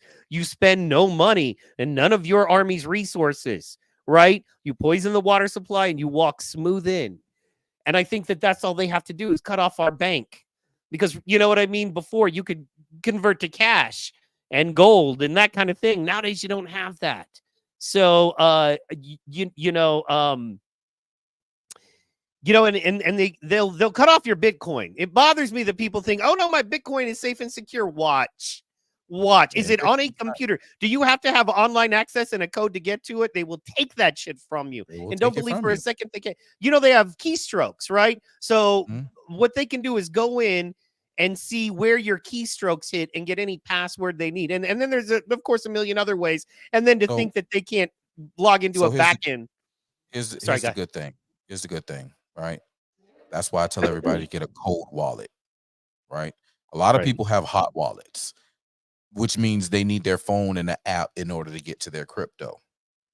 I'm a cold wallet holder, all right? I understand. So here's my thing with crypto. I don't have crypto to do business with the everyday man. That's not even my option for having crypto. That's not even nowhere near like fuck the ordinary man is spending my crypto. I'll trade with when the shit hits the fan. Bitch, I got vegetables. I have food. You feel me? And in addition I'm to that, you have construction skill. You yes, I have have. a skill that is valuable that other men. I can't go. I could maybe trade. Vegetables could be a competitive market. Not saying it is. I'm Mhm. just saying. You know what I mean? Somebody else could also be growing tomatoes, and then but you have a skill. And if people need proper demo done to a building, they need you because they See, I'm could be always gonna be swinging a good. hammer and destroying the Yeah, fucking foundation or a roof or I'm whatever. So I have a business structured already. I'm going to be good, right? But that crypto is for other things. And that's why I tell people like go ahead and invest in it now. Have it yeah, on a cold wallet. So because look, you have other countries around the world that are using crypto as their actual legal tender. All right. right. So you'll be able, and what your crypto is worth in America may not be worth what it is over in Dubai. Dubai may be like, oh boy, you got what? Oh yeah, you can get this, and this for this is our exchange rate for that, right? And you may be a po ass motherfucker in America, and you go over there and you the new Donald Trump because you Oh didn't yeah. stack that much crypto. You know what I mean? You didn't got the right amount of crypto and the right crypto that they accept. So you just got to understand the use case, have it, put it on a cold wallet, and be good. Don't think about it on the lower level. Don't even worry about it on the lower level. Make sure you have your other things. Do have your cash. I have cash. I have crypto. Those are things that I have a hefty amount of, and I go put stuff in the bank when I need to make things happen. All right. I do not leave my money in the bank. Fuck all of that. Motherfuckers right here swiping their card. Oh yeah, my bank account. Yeah, fuck you and your bank account. No, I hear you, man. It's just not everybody lives like that. Not everybody has the option to live like that. And then a lot of people just are undereducated. I mean, when And direct deposit hit, I kind of felt like I felt weird, back in the day when it was like your paycheck goes directly into your bank, save the trip to the bank. You know what I mean? I was like, wait a minute. Like, you know what I mean? I don't even get to see my money. It just goes from this piece of paper to this piece of paper. And you know what I mean? And I didn't believe this. I had to go spend a couple dollars to just be like, okay, this shit is legit. You know what I mean? And I still never trusted it because I don't trust employers, right? So right. anyway, I understand, and you are not wrong. You're absolutely correct. But there is a lot of cats out there that are not prepared. And Yeah. it's, whether it's financial, whether it's educational, whether it's just they're stuck in a situation. Man, I got friends that are fully on board. And if they could leave right now, they would. But they got 3 kids, you know what I mean? Aging from 9 to 2 years old. They bought a house 3 years ago, you know what I mean? Right before the pandemic. They are working their ass off 12 hours a day. Wife is working, and that dude literally is, you know what I mean? He's on the edge. You see me like, oh, decent house, couple of decent cars, but if you looked at his balance sheet at the end of the month, he is barely making it. You know what I mean? He's probably $5 negative every month. You know what I mean? But he can make it up somehow, right? So So a dude that's like where that just doesn't have the option to go, okay, kids, pack up, we out. Not an well, it's not option. even it's not an option to say, okay, let's pack up kids, we out. But it is an option, and this is where you got to tighten up your I'm a man belt and put on your boots. See, like you believe every man needs a suit. I believe every man needs some fucking boots. I don't give a the pants may be a little high water, but them boots can help you go make some real money, right? Every man needs some get down and dirty, You still got to right? have gloves and The fuck jumpsuits gloves. and No, I ain't talking about that. I'm talking about getting work done down and dirty. You know what I'm saying? I can get dirt on these. See, when you get your suit, you don't want to get no dirt on your suit. You want that thing to stay pristine. You want it speaking of that, clean. You put Troublemaker on them. Jonas says, I'm already off grid. No, you homeless dog. Relax. Okay. Mm-hmm. There's a difference because you prefer Mm-hmm. cocaine and partying more than you prefer paying rent. That man And off a the grid. structure doesn't mean you're off grid. Okay. That man is If off the grid. if you was off grid, we could all come stay with you if shit went down. You know what I'm saying? I don't want to live in your dumpster. You know what I'm saying? I don't want no parts of your dumpster, bro. Man, chilling in Oscar world, bro. You know, got the Oscar the photo of the Oscar troublemaker land. crotch. If Right. you're not willing to accept death, they have a gulag for you. Yes, sunshine. Yeah. But you know, you But gotta he's not be wrong. He's not wrong. you gotta be willing to accept death, but also be willing to accept life on the front side of that death, right? And that's where it is. That's why, you know, you have us who are out on the land and doing what we got to do, and that's what that man has to do. Like, he can't get out on the land, but what he can do is get himself in position, like I was saying, put on them boots, tighten up that belt, you know what I'm saying, and say, hey kids, guess what, I understand you like basketball and you like the basketball team. Fuck that AAU team, because that motherfucker is draining me out my money, and of course you're enjoying it. Fuck that. It costs too much. Hey, sweetheart, I know you love this brand new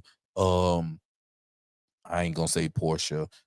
So let's just say this Lexus. You love this 2024 Lexus with this car payment that is really just too much for us.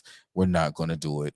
We're gonna downsize. We're gonna go find a nice cash car, and we're finna go ahead. Like, you have to be willing to make those concessions to be able to move the money where the money needs to be moved, if that's a resource. And there's a lot of people who aren't willing to say, look, babe, I know we want to live that way, but at this moment, we just cannot do that. So we need to remove some of this debt from over our head in order to be able to get to that point right there where we truly want to be, which we can get there.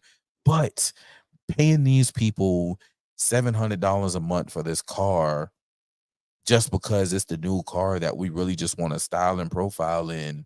Well, man, let me just stop you, man, because I hear you and I don't disagree, but that is a very small percentage of the population, and a much larger percentage of the population right now have already downsized because of Bidenomics. And this is the plan. As you say it, I hear it, and it's simply the fucking plan, right? Because what you're saying is you have to find disposable income, have disposable, or find or create disposable income that you can then invest in. No dumpster here. Shut up, Jonah. So anyway, sorry. To be able to invest in getting off grid. I don't, and that's just the God's honest truth. You know what I mean? It's like, you know, basically what you're saying is, if there's a fire and you put your hand in it, you get burned. Well, people can be like, fuck you, pro, and that's not fair. And you're not thinking about, no, I'm so sorry. You know what I mean? This is not, honestly, this don't got shit to do with you. You know what I mean? You could be somewhere else doing other things, and this is still the truth for Americans right now that don't want to fucking go to the gulag. So, as Rudy say. So, you're absolutely 100% correct. What's frustrating me, what angers me, I mean, look, I was telling my wife this, and this is just the truth, right? I got caught up too, man. I'm in it. It's frogs in the fucking bed. Good. Shout out to you and Rudy, bro. Shout out to you and Rudy. And we got land. You know what I mean? There's shit I can do. I'm just not prepped right now. I'll be honest. If shit hit the fan right now, I got a tent and I got a place to go.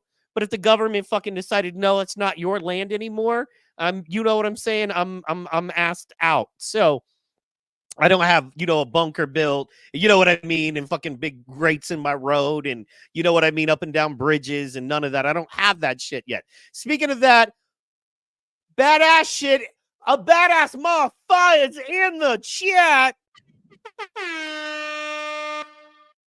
All right, thumbs up. Ready, guys?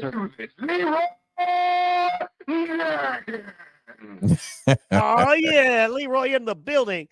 LS, yo, downsize my ass. Fuck them. Save your chips and bailed. I hear you, man. Oh, and Troublemaker Jonah, I'm working on a weed farm when I get to the security clearance. Yeah, man, you're working on a lot of shit, Jonah. Anyways, working man. Keep them boots on, working man. I love you, Jonah, and as long as I have a couch, you'll always have a place to crash. Get to me, and I got you. I got a warm bed or couch. I got a shower. And, you know, I got a meal for you always, no matter where you are in the world. If you get to me, dog, you always, you know what I'm saying? My place is your place. So, anyway, man, you know, just, you know, it's the fucking, it's the plan. The plan is to make sure you don't have disposable income. You don't have means to get out. You're leveraged AF. You just got out of the pandemic. They hit you with huge increasing and soaring debt ratio, huge increasing and soaring interest rates. Then they're doing the thing. Was it you talking about this? I want to say it was you and maybe LS talking about this. I don't remember who was talking about this. It might have been another show. But they were talking about the fact that, diesel and regular gas are the same prices. Right. And I was like, whoever was talking about, I was like, holy shit, I talk about this all the time. Thank God somebody is, besides, you feel crazy, right? Because you're like, this is clearly the motherfucker right here. And no one's talking about it. And everybody's talking about secret Illuminati. Fucking, you know what I mean? Fucking Usher made a weird face wearing a necklace, and that's the whole problem with America. Yet motherfucking diesel is more expensive than regular gas in your car, which we go over a lot, which doesn't make sense. It means that your economy is basically fucked. It's that simple. Oh, it's I can do this on an edge. Sorry, guys. Perfect economy that this country has ever seen. Never mind the fact that diesel and gas is the same price. Never mind that the insurance rates for your vehicle is through the roof. Never mind all of that. This is the most perfect economy we've ever had. Okay. Look, Joe Biden's done more for black people than any black man ever in the history of black men. Ever. Ever. Joe Biden's the best black man president that black men have ever had as an ally. But I'm just saying, man, we are sitting on an imploding economy, which here's the, fuck. I want to get into it, but I want to get into I want to keep it, because this is leading into the other shit, which is very, flows with the Trump stuff. But before the Trump stuff, I want to get into the others. So real fast. My man Larissa says Rumble is acting foolish. I apologize, man. See if you can refresh it. Otherwise, I am live on my YouTube. That's PT Pod, YouTube/PT Pod. If you want to check it out there, brother. Troublemaker says, Jonas says, Illuminati made up fossil fuels to make it sound non-sustainable. I agree that oil is a natural continuing resource like water. It comes out of the earth and always will. So it is, bro. The economy is great, Rudy says. Absolutely, man. Absolutely. So real fast, man, while we just talking about the L's, looks like they're shutting down InfoWars. That's some bullshit, man. Yeah, it took us an hour 45 to get here, but fuck it, man. We got a lot to deal with. So we didn't even really get into the Dexter thing other than, man, I want to kind of sum that up. Please follow Carbon Mike. Is Carbon Mike still up? I think I went to look for it and I couldn't find it. And I'm afraid they took it down. It was. Hold on. Wait a minute.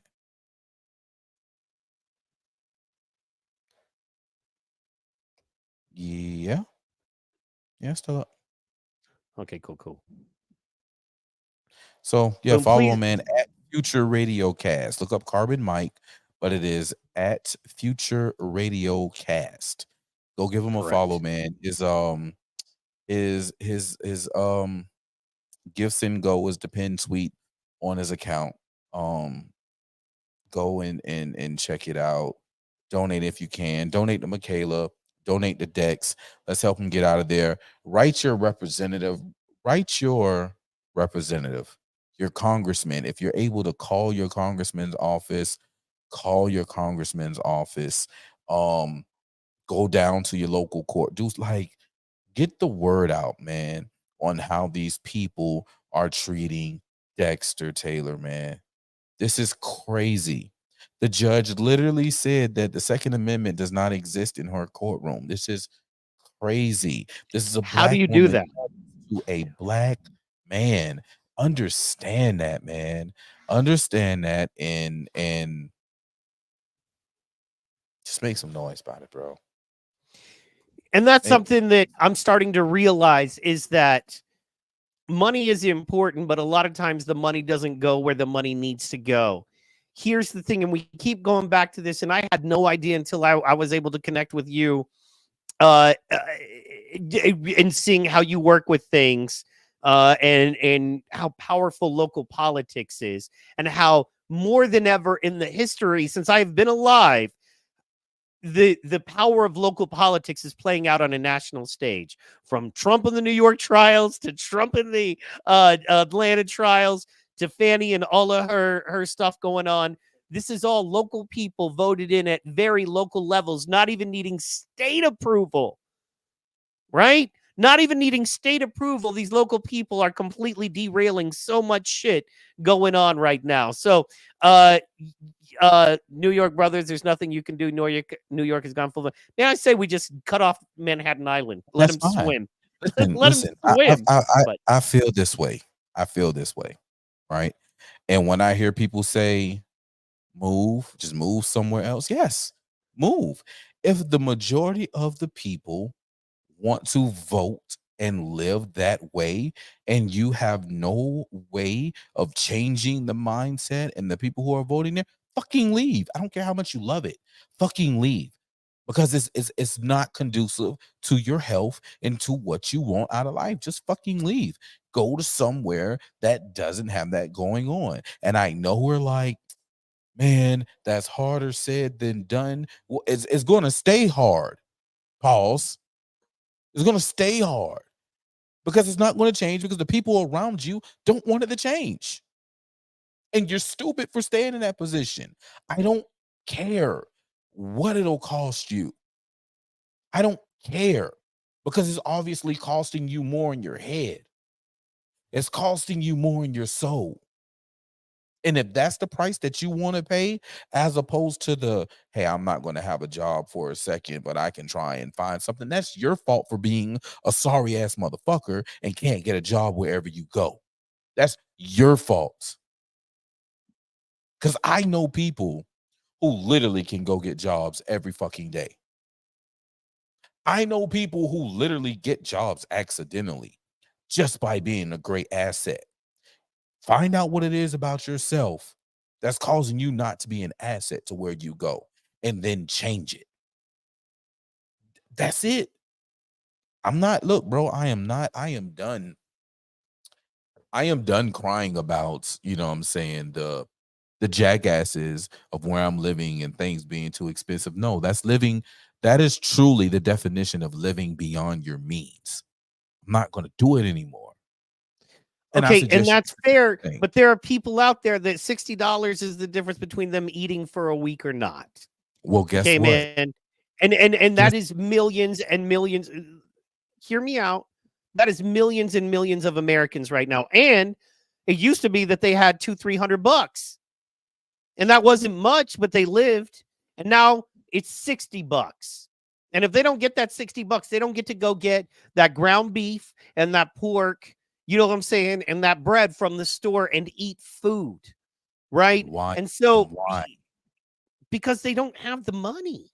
It doesn't mean they're not working hard because of Biden and his shit. Well, because of inflation and the Fed and printing a bunch of money and a big plan. But regardless, let me finish. Go ahead, man. I hear that and I understand that. Right? But when I bring that, like, if you just looked at your basic, like, break your life down to the damn basics of what you're paying for versus what you're bringing home. If you, and I'm talking about I know I shouldn't buy this iPhone, but I buy it anyway, when really all I need is a phone. Damn, I really just need shoes, but I want to look good in my shoes. So I'm just I know I shouldn't spend this money on these phone posits, but I'm gonna get them anyway. When I really could have just went to the Nike outlet and got me those $50 Nikes. Bro, I can't tell you last time that 500, you know what I'm saying? And but see, this is the thing though. That's the people who I am talking. When I say, when I see the people who are crying about, the people who I see, the numbers and the people who come to, I do the food giveaways and stuff. I do that. When I'm there and these are the people who are crying about not having food, and they're crying about not having enough money, but I do my best to keep the same phone in its best condition. I don't crack my phone screens. How often do you see somebody with a cracked iPhone screen and then they turn around and they have it repaired? And then the next time you see it is cracked again. And then they turn around. I see that a lot. So those are the people I'm talking to, right? Those people who would rather do that, the people who would rather, because again, my reality of people who are crying about not having enough money or not being able to move or do those things, my reality of those people are the ones who go get their nails done every other week, when that's something that they could truly do without in life, right? You find ways to get the $120 to get your nails done every week, but you don't have enough money, right, to be able to do these other things. Well, maybe you didn't have to get your $120 nails done, right? Maybe you didn't have to go get that $300 hairstyle every 2 weeks, right? This is expendable income that instead of doing that, I can buy a flat iron and I can just flat iron my hair, and I'm living it within my means to be able to save up this money. But there's a lot of people, but dude, I hear you, but you're not addressing. I'm not saying those people don't exist. I'm not taking that. I'm not taking that out of the argument. I personally know those people. In fact, quite honestly, I'll tell you, one, what you're saying exists, but it's even worse for poor people. Because that $20 is so much more valuable, but what do? They go to fucking McDonald's with it. Because $20 is not a lot of money, and they don't put together that $20 times 5 is 100, right? And they go to McDonald's 5 times in a 2-week pay period, and that's $100. And at the end of the month, that could be $200, right? And $200 would easily feed their entire family for a cool month if they were willing to stay home and cook. You know what I mean? So I understand what you're saying with the 200 and 300. And my God, you know, if everyone had $300 a month to spend on their hair and $100 to spend on their nails or clothes or video games or what have you, that would be awesome. A lot of folks don't, because of where we're at right now financially, right? And when you're in that situation, one, my whole kind of point to this, man, was that more importantly than even money sometimes is getting in these politicians' faces, is knowing their route to work every day. You know what I'm saying? And doing the thing where you're standing there with signs on their route to work every day, letting them know my internet's dropping huge frames. Looks like it's coming back. I'm sorry about that, guys. I don't know what's going on. It's been fine all show. So anyway, getting in their faces, bothering them, disrupting their daily lives, letting them know, and not in any kind of violent way. It's funny how my shit goes down right when I'm saying this. It's funny. We can talk about money all day long. My shit don't go down. As soon as I start saying what you need to do is hold signs up on the street corners on their way to work. You need to be there. You need to ask them questions when they're on their local TV shows, local radio shows, when they do the thing. And most politicians do it nowadays with social media where they're like, what do you want to talk about? What would you like to see change? You pop that out there. You tag them and you make the post. These things are powerful, more powerful than you know. Pro proves that every day. And because of that, it's very important that you pay attention and you do these things, as well as tighten up your belt, as well as understand the well is about to dry up. We live in a country, Pro, and this is something that is interesting and made me think, we don't know what food insecurity is. Do you know the vast majority of the world, you know what I'm saying? The vast majority of the world lives in food insecurity. Something like 68% of the entire world usually doesn't know if they're going to be able to have enough food to completely eat tomorrow. Most kids in America have no idea what it's like to go to bed hungry or wish they had food, and it's just not fucking there. They don't know what that's like. You know what I mean? So we are blessed, and it is time to strap up your boots, if you will, tighten your belt, if you will. But some people just can't right now. Some people are struggling so hard, and we're not talking or communicating to those people. We're not letting them know that their vote counts too, and that's important too. Now, what I recommend, besides getting in your politicians' faces, if you are struggling, if you are on the real struggle, but you would love to be a prepper, you would love to be somebody who, you know, stuff's going to go down and you would like to get away, but you can't. You don't have that ability. You grew up city. Or you grew up, maybe, you know what I mean, like me, in the city with single parents, and you didn't know what the hell was going down. Maybe you're heavily leveraged in business. Who knows? I don't know. But one of the main things you can do is hook up with a guy like Protocol in your community, because he's hooked up with other people in his community. And as I was saying, something he has is a skill that makes him valuable. So no matter what fan and what shit come together, he's going to be able to be a guy that people are going to need to call. They're going to need his services, and he's going to be able to trade those services for other goods and or services. So learn my you that terms. skill. On my Yeah, terms. exactly. Exactly. Understand, I am a king of my land. And if I want to do business, we'll do business. And if I don't, get the fuck out my face. Exactly. And I mean that in the great, because listen, I am a take no fools person. I'm gonna be real. I understand about food insecurity. I'm about securing food, you know what I mean, and understanding the securing of food. And like, I'm the person who's willing to eat rice, tomatoes, and okra Monday to Monday. I'm willing to do that. Rice that I grew myself or someone else grew. That sounds Right? delicious, by the way. Homegrown rice, a little butter. Tomatoes. Woo, that grew sounds myself. amazing, quite honestly. No hate. And then Okra. And you're it right next doesn't to the take ocean, much. man. Pull some of that fish out, some of So that you can crab. pull some fish. And that's why everybody's like moving into the interior. No, I'm not. I'm not moving to the interior. I'll pay attention. I'll have me a boat because I am on the coast, but I'm not moving off the coast because I need that fresh fish. I need the climate to be able to grow particular things. That's it. You know what I'm saying? Even Jonas says even if you don't want to grow your own food, he says beans from the food bank. But I am literally the dude, like, dirt is free. Everything that I just named you, tomatoes, okra.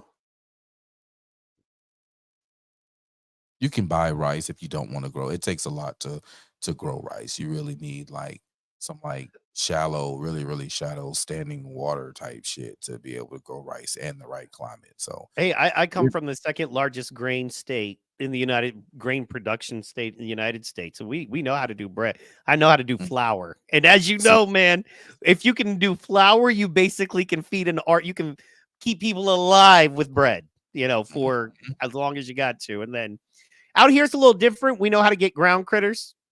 Now, does ground critter sound as delicious as freshly caught ocean fish? Sure. But anyway. Hey, man. I'm not to brag, but when I pulled up home today, right before we got on the show, do you know what I saw in my yard? Do you remember the Twitter video the X video I put up maybe last week before last, where I was cutting the grass and the rabbit was running through my grass? All right. And that right there, I saw 3 wild turkeys. Nice. Yeah, man. We don't have turkeys as much. We got tons of rabbit. We got tons of quail. We got coon. You don't really want to eat raccoon or squirrel unless you have to, but they're in abundance here. So, and then you said you guys don't have was it you that said you don't have possums there? Don't have possums or armadillos?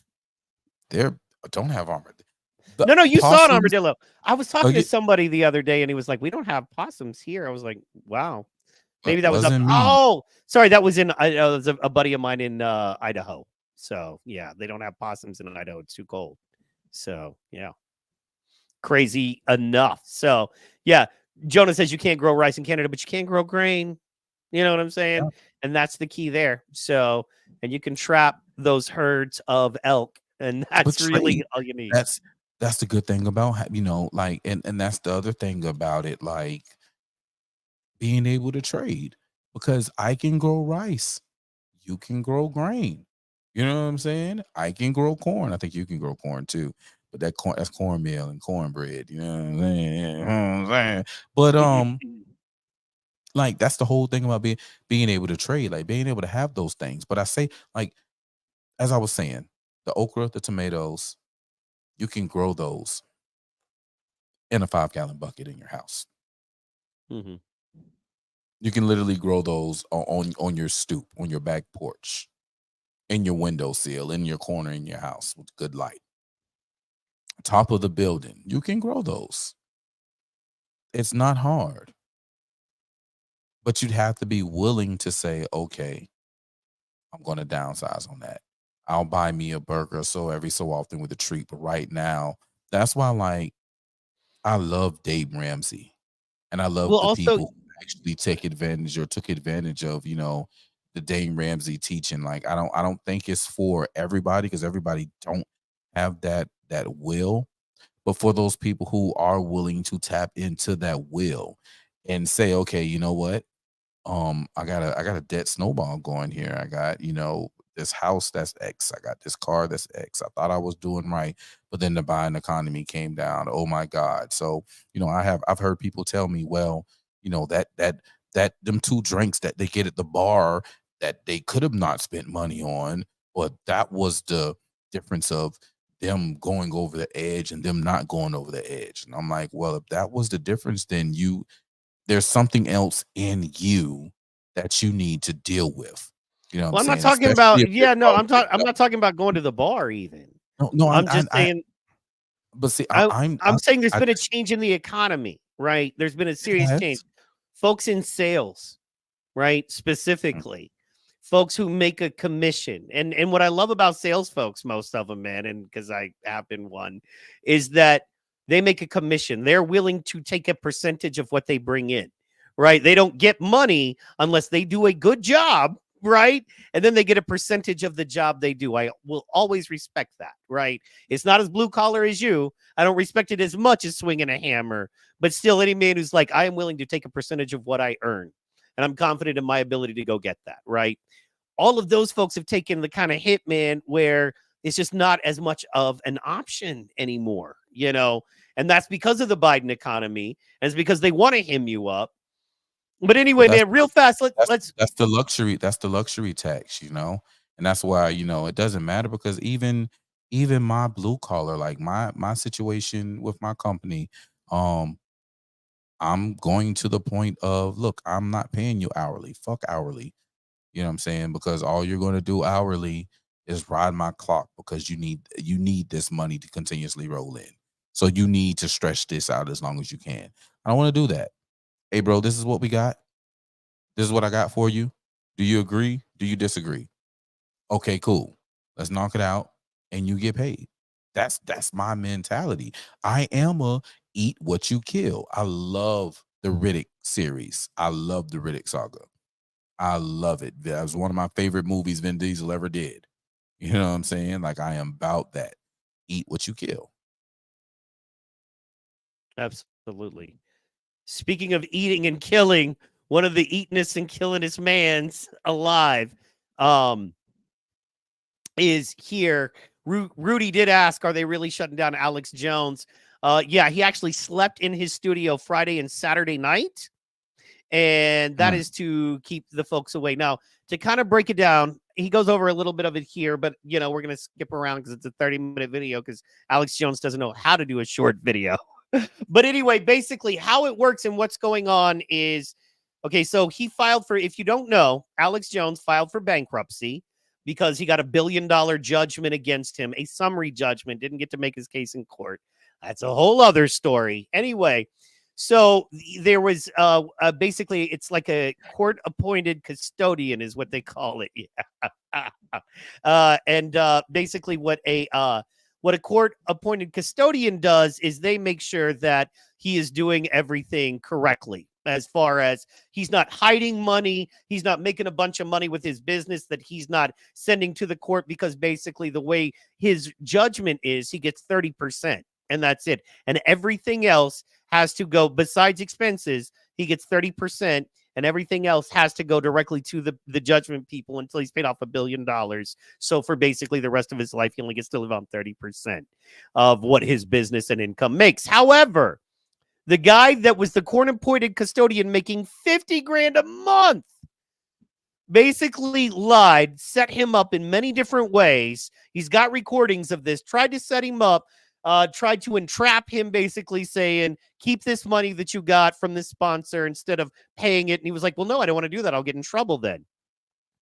And so without a judgment, they basically decided they were going to come in. The guy lied and said that Alex Jones had money that he didn't have because he's been completely transparent with everything, and said that it's time for the feds to come in and shut down InfoWars and immediately liquidate all assets in the studios. And as you know, if you follow Alex Jones at all, this is all this man has left. They have dug and dug. They literally, he made a video. They tried to get his cat. They literally in court was like, well, how much is your cat worth? Trying to go after his cat. That's how despicable these motherfuckers are. So yesterday, he goes on a live stream yesterday afternoon going, this might be it. He did go live today. They're saying tomorrow because, as you know, it's very rare for law enforcement to do shit on a Sunday. Very, very rare. So he was hoping to make it through, and he has today. And we have a little bit of an update here on them trying to basically shutter InfoWars. I'm going to watch a little bit of it, and here we go. Don't get violent. Don't have civil unrest that they'll call a civil war. Klaus Schwab and the globalists have said their plan is civil wars around the world, or color revolutions that destabilize and destroy a country, and then the globalists come in as the saviors. That's being done. They want a civil war in America. They've been pre-programming it everywhere. We do not want that. So I don't want any violence. Can we talk about that for a second?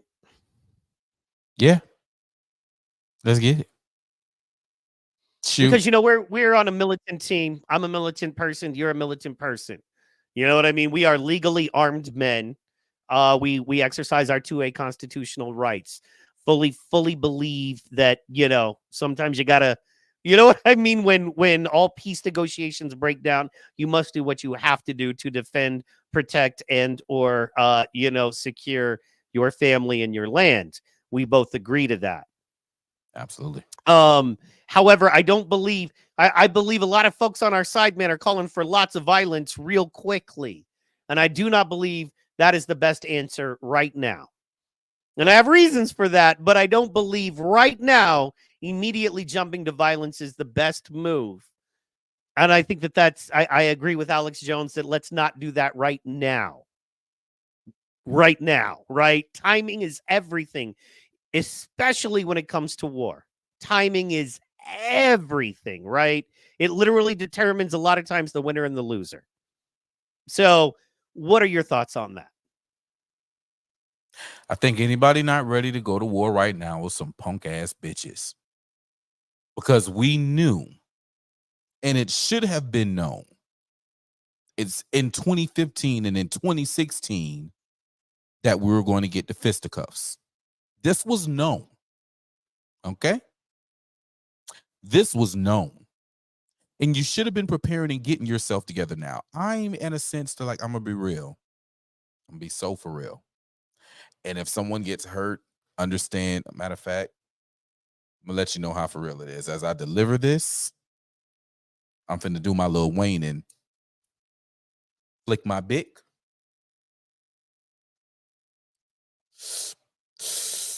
Our Lil Wayne do that right before he gets so before you go on, track. Before we go on, because I want to get this in bite-sized pieces, because we're talking about a lot of stuff here. You go ahead and cough, and I'll ask you the question. So you're saying that you're advocating, or you are pro immediate warlike violent action, like today, tomorrow. You're down. If that were to be what it is, you'd be down for that. You think that we should be doing that already, basically. I think you should be prepared for it. Okay, prepared. Yes, I agree with that. Yeah. And you should have been prepared since 2015, 2016. That's just me, because knowing it was there. Now, along the way, and there are people who wake up along the way. But once it gets presented to you that, oh, shit, this is what's happening, you should be jumping right in line. Okay, let me switch this up. Let me go get this. Let me get this. Let me move myself this way. Let me do. And I understand. Look, I understand. I'm gonna be real. I shrug and say, okay, to the person who's never seen me and never heard this, and or never seen anyone like me or never heard this, right? And now they know, and it's like, okay, now you're getting in position to get right this. that's fine. You have grace.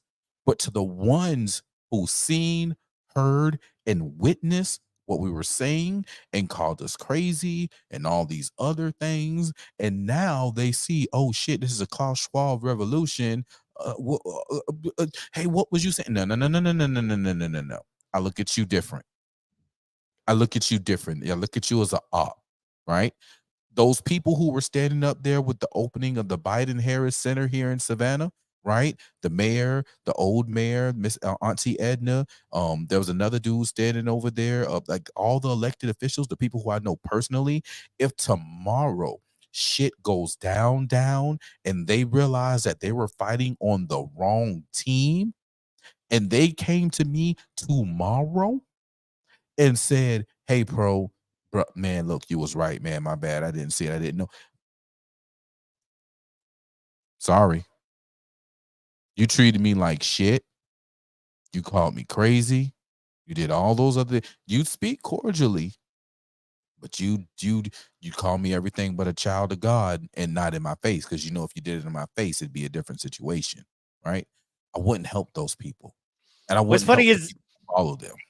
you're not being bombastic. You're not being sensationalistic. You're not trying to make heat for a TV show. We can go to Facebook from you and that mayor, that bald bitch, if I may be so bold, to repeat you, to quote my partner Protocol, that bald bitch talking good cash money shit to you. Talking cash money shit to you like he's really somebody. And you're a constituent. And he's talking cash money shit to you, clearly standing against the Republican Party of Savannah, Georgia, as a nonpartisan office holder. So that's the thing. This dude talks cash money shit as a mayor to you, and basically an activist, for lack of a better. I hate that word, but you know, somebody who is active in trying to get people active in their community for the betterment of the people of the community. So you're absolutely right that these people have come after you hard. And I understand for you, it is a bit personal, man. And I'm not saying, I'm not, you know, and that's, I get it, man. But what I'm saying is right now, look, man, the way I feel about it is violence isn't going to work anyway, other than to hold down a territory. It's not going to change America. The people who have the White House are going to keep the White House. You know what I mean? Also, by the way, Troublemaker Jonah, that thing you sent to me, not readable, man. If you can send me a little bit higher quality image, I will show it. So, you see that? LS said, "Hey, Pro, guess who admitted today that there are voting irregularities in Georgia? Clue, he lost to Scott McAfee." Oh, Patillo, huh? Wow. Yeah, look that up. They know that there's voting irregularities going on, and that's why I say it's going to be a point. That's what they're scared of the most of with Trump, is that there is going to be a point where even the blue, so like the blue blacks, or the blue blacks, or the black blues, whatever you want to fucking call them. In my personal opinion, the core power of the Democratic Party. I absolutely believe it. If the numbers were to switch tomorrow morning magically, if we wave a wand and the numbers were to switch and black folks voted 80% Republican, it would literally change the face of the country, right? I mean, the Democrats would be chasing power, right? They don't have, like, it would just be a different game, in my opinion. Completely different and to me, it's the secret core of there, because as we know, black media is the most influential and important media. Right. So in my opinion, and there's maybe arguable, but let's be honest, you know, so they've done a great job of infiltrating that. But if you turn that the other way and they literally caped up and did everything they do for red, like they do blue, I mean, that's their power center right there. That's how because it's their influential power center, is my opinion. So anyway, sorry. I'm so sorry to interrupt. It's a fair assessment. It is their voting block, right? It is guaranteed millions of votes that they know are going to come in for them. All right. Guaranteed millions. It's also a fence for when you do cheat, you can't question, because they're going to say you're being racist. So you have a large group of people, high numbers of people coming in that are voting. You're fluffing their numbers and then making it where no one can look at it because you're being racist, right? Now, what you have is, like he said, Robert Patillo admitted that there are voting irregularities. He's not the only one. He's saying this because he lost to McAfee, which he very well could. There could have been. I don't know. I personally think, like I said, my belief is Scott McAfee did what he did in the Fannie case to kind of show, if you paid attention to him as a judge and if you look at him and how he ran his courtroom versus how the con Mashawn out of Chicago, who just caused Trump to be 34, charges, that guy, if you look at how they ran their courtroom, it's completely different, right? He allowed Fannie to make an ass out of herself or whatever it is that she did, right? He put it up and he played a little fair, right? Hold on.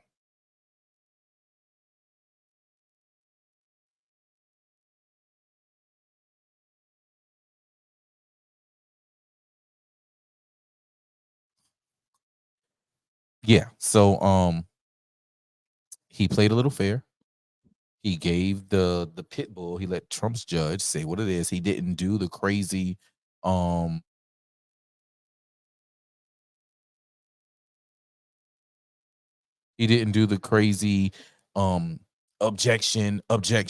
sustain. He let them objection, I don't know, overrule, right? And then he gave, like, it was even objections, sustained versus overrules, right? He did that knowing that he had an election coming up, right? So the people were going to look at it and be like, all right, he's not that bad. He's not like super hard over Trump. You know what I'm saying? Like he played fair. He's not that bad. He didn't straight up toss Fannie off the case. If he would have straight up tossed Fannie off the case, if he would have just tossed her off the case with that election coming up, he would not have gotten the second look as being voted for in the judge. They would have rallied they got rid of her because she's a black woman and he's in for Trump. And Robert Patillo would have got it. You seen Fannie's numbers. They were in the same election. Right. No, I hear you. So people looked at him and was like, okay, all right, yeah, we can put him back in there. Like, incumbent judges pretty much go back. I hear you. And let's see here. And he's like, he saw he had 48K votes. It dropped to 12K. And Democrats turned their back on him when he got death threats from MAGA crazy. So absolutely right, LS. And then he cut and pasted while working on a video. So, yeah, no, Jonah was beating me up to show something. And then when I'm like, dude, I need a higher quality, he's like, I'm busy. So anyway, Jonah, thanks. It is what it is. And most importantly, the fact that they're it could have been some voted regularly, but now this gets to everybody to look at it, and they see that Georgia's elections isn't everything that they crack it up to be, which then gives even more route to Trump to be like, hey, look, I told y'all they were messing with the numbers. You said I was crazy, and now look, even y'all are saying that they mess with the numbers. We'll get there. We are running way long, but we'll get there. Let's finish. I'm trying to get through this Alex Jones, and then it'll be all Trump. I promise. You know what I mean? Like it couldn't be, even if we wanted it not to be. But let's get through this. So this is what's going on, because what I'm trying to show here is this attack that they're doing on against any of the people that are shutting down InfoWars. I don't want to hear any talk about it. I don't want to see any of it. I'm sure they'll provocateur some of these groups themselves and anonymously, make threats against themselves to be victims. That's coming for sure. And for all people say, violence is good. Our enemies want violence because they're losing the information war. They're hoping for violence. Do you understand? If you study warfare and the modern system, violence is not the answer. So we're the victims, and I'm about to lay out what's happened. We're the ones being attacked. We're the ones being silenced. And so people ask how they can support us. I'm about to break it all down for you. Pray for InfoWars to see just people I've never seen such a freak out. I mean, this is like, for me, it's the biggest freak out folks I've ever had for us. We've been through a lot. I appreciate the support. People see this as an attack on them. But I mean, this is mega viral. People are absolutely concerned because they see the climate everywhere and they see what's happening. So we're going to win this. I'm willing to be Christ-like and just let them try to set me up, let them try to put me in prison, let them kill me, whatever it is. It would be way more powerful. And I'm not saying I hope this happens. They were told, oh, it's just till, Monday when there was going to be a hearing in court. But the judge never said shut the place down. The judge said he's going to continue to leave the bankruptcy open at least until the 14th of June, which is like 13 days away. So why would he do that? And I then explained through his lawyers to McGill, because I don't speak to him. All right, here we go. This is basically him describing why they're being shut down illegally. Monday when there was going to be a hearing in court, but the judge never said bankruptcy. Patrick people, because there's so many moving parts and things happening. But here's the long and short of it. I learned Friday afternoon that they were calling in more guards. And then I made phone calls and found out that the CRO, that's the chief reorganization officer that's appointed by the federal court in bankruptcy, Patrick McGill, was giving orders to send in more guards at night after they think we're all gone at 9 o'clock at night to change the locks. I then call and the different lawyers of people who were learning about it, and they were told, oh, it's just till, Monday when there was going to be a hearing in court. But the judge never said shut the place down. The judge said he's going to continue to leave the bankruptcy open at least until the 14th of June, which is like 13 days away. So why would he do that? And I then explained through his lawyers to McGill, because I don't speak to him, certainly not alone. I'll tell you why in a moment, that I'm the sole managing member of the LLC, Free Speech Systems. And under that type of corporation, in the type of bankruptcy that free speech is in, it's just a fact. It's not even debatable that I'm the sole managing member, and I actually make the critical decisions and things. He just reports back to the court. If he disagrees with what I'm doing, he's a monitor. If he disagrees with what I'm doing, he has to go to the court. He can't act on his authority to just say, close the doors. Then by the evening, I learned from my lawyers to talk to his lawyers that he was going to close it until the 14th of June, that Friday in Houston and at the federal courthouse. And all of my lawyers are good. And I've also talked to some of the top lawyers in Texas. The really top people. I'll stop right there. And they said, this is Alice in Wonderland stuff. This is crazy. But this is the Trump derangement syndrome. It turns out this guy is a huge Hillary supporter, a huge Democrat. I didn't know this. And the last few weeks, has been going around the office weeks here, telling everybody that I'm going to get people killed and that I'm a bad person, and because I'm telling people not to take the vaccine, and that shows like this should not be on the air. Now, he said this in front of some of the crew that doesn't want to be on TV. Sean Harmon, 2 weeks ago, he came in his office and there was a promo up there with myself and guest and Tucker Carlson, and he just started talking at the TV. Okay, so to pause that, because he's just kind of giving his back story there. Long story short, illegally, they just decided we don't like Alex Jones, the guy that was assigned for $50,000 a month to oversee all of his affairs, court appointed, decided we don't like Alex Jones, screw him, so we're shutting everything down until we can get a judge to basically liquidate all his assets on the 14th of June. So that's what's basically going on there. And this happens right on the heels of what they did to Trump, which happened right on the heels in the same state of what they did to Dexter Taylor. So shit is going down. And the thing about InfoWars that's so important is that it's been around for 20 years. And whether you love or hate Alex Jones, and that's fair, he represents something. And to the other side, or to people who don't know better, Alex Jones represents when the machine comes after you and they take your social medias away. They take your YouTube channels away. They personally attack your home and your life.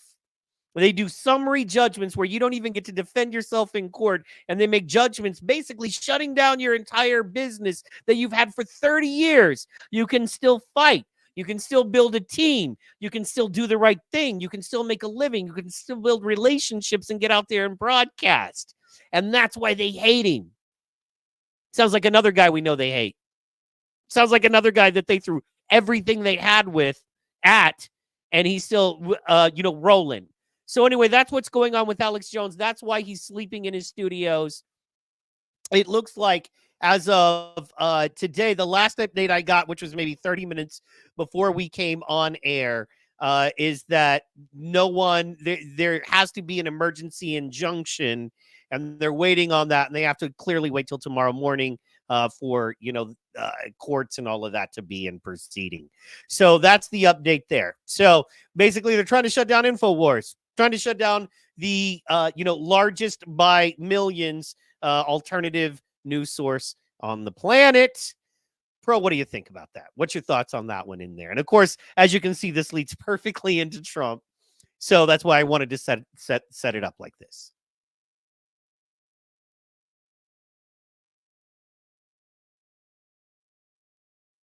You're on mute, bro. We can't hear you. I think it's some bullshit. My bad.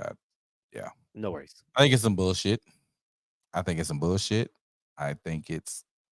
bullshit with some sprinkles on top bullshit. Because for Alex Jones to be so smart, so connected, so powerful,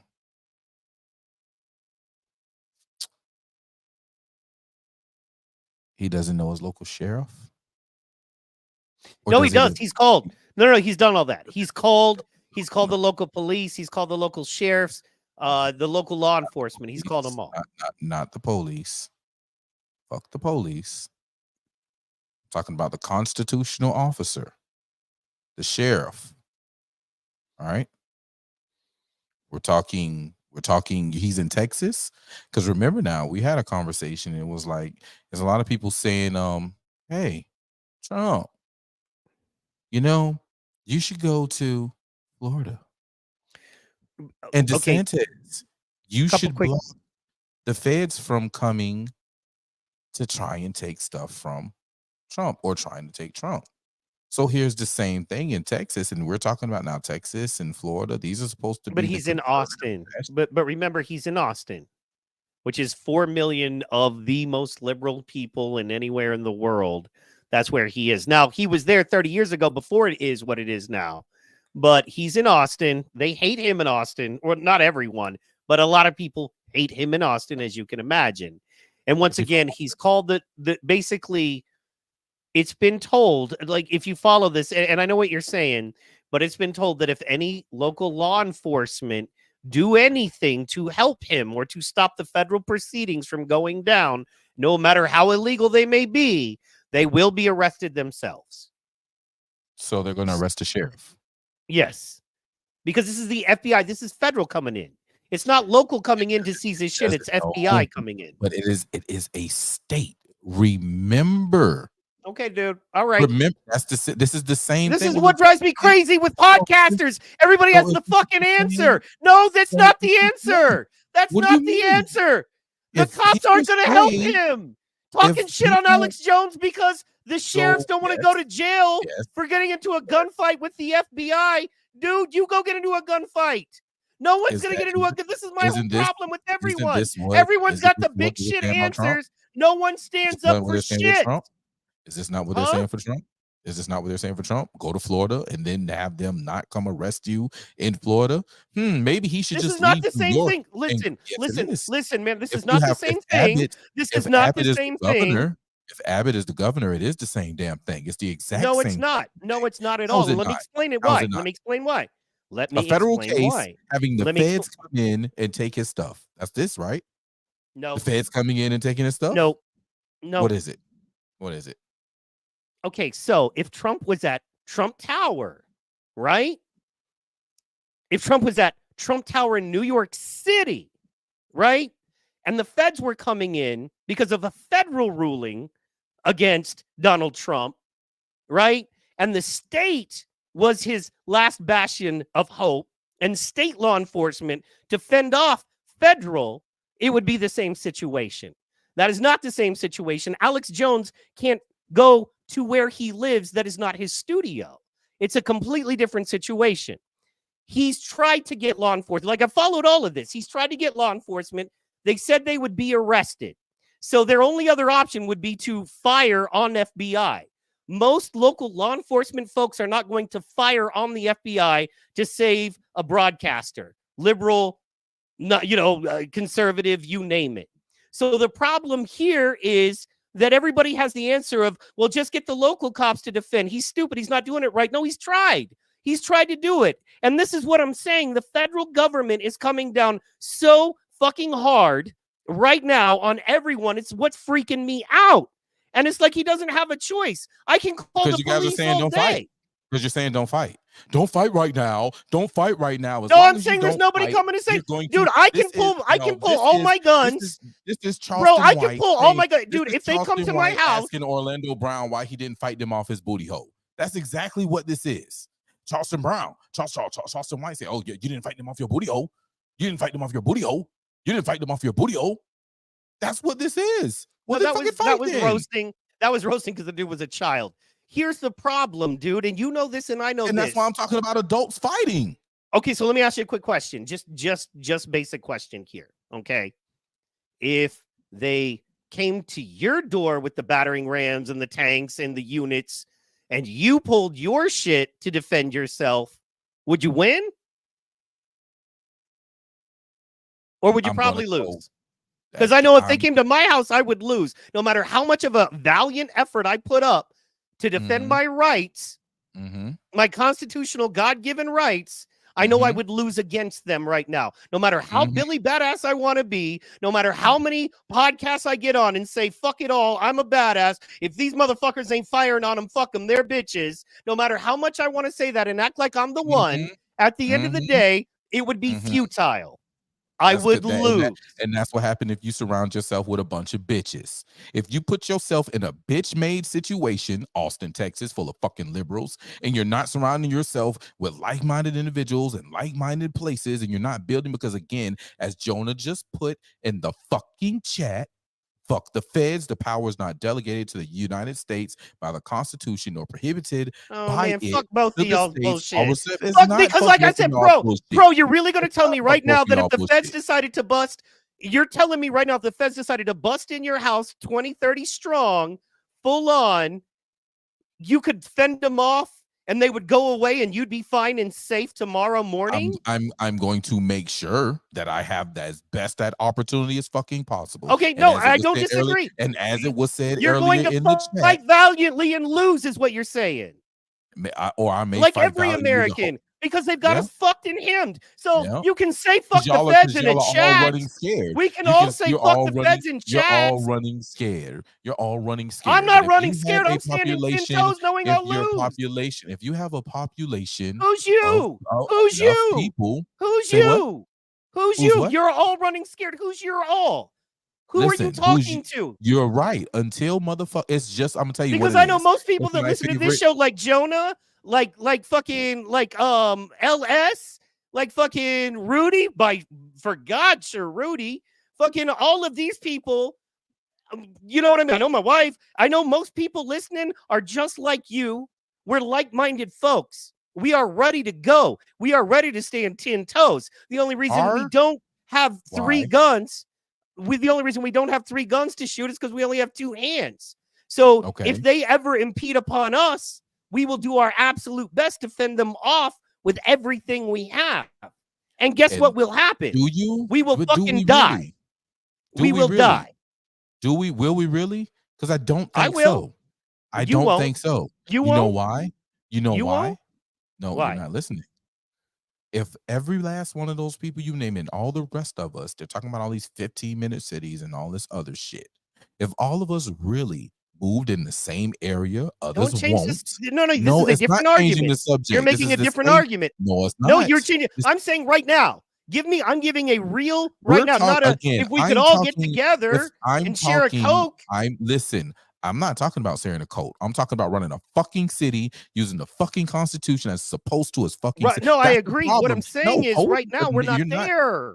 Whose We're fault not is that? there. We're going back to the same point. A punk ass motherfucker like Alex Jones is at that point where he really could have done that. He chose to go to a fucking Austin, Texas, instead of some liberal, instead of some conservative fucking bastion where He's from there. He was it born. doesn't. That's his If I home. don't give a That's his fuck where childhood you're. born home. We just And talked about 30 this years shit ago when earlier. he started, We just Austin, talked about Texas was this a shit earlier. I don't give a fuck about where you're from. If the shit isn't conducive to your health and your well-being, and you have the opportunity to get the fuck out of there, you get the fuck out of there. We just talked about that. So I don't give a fuck, especially some rich fucker like Alex Jones. Bitch, I don't give a damn.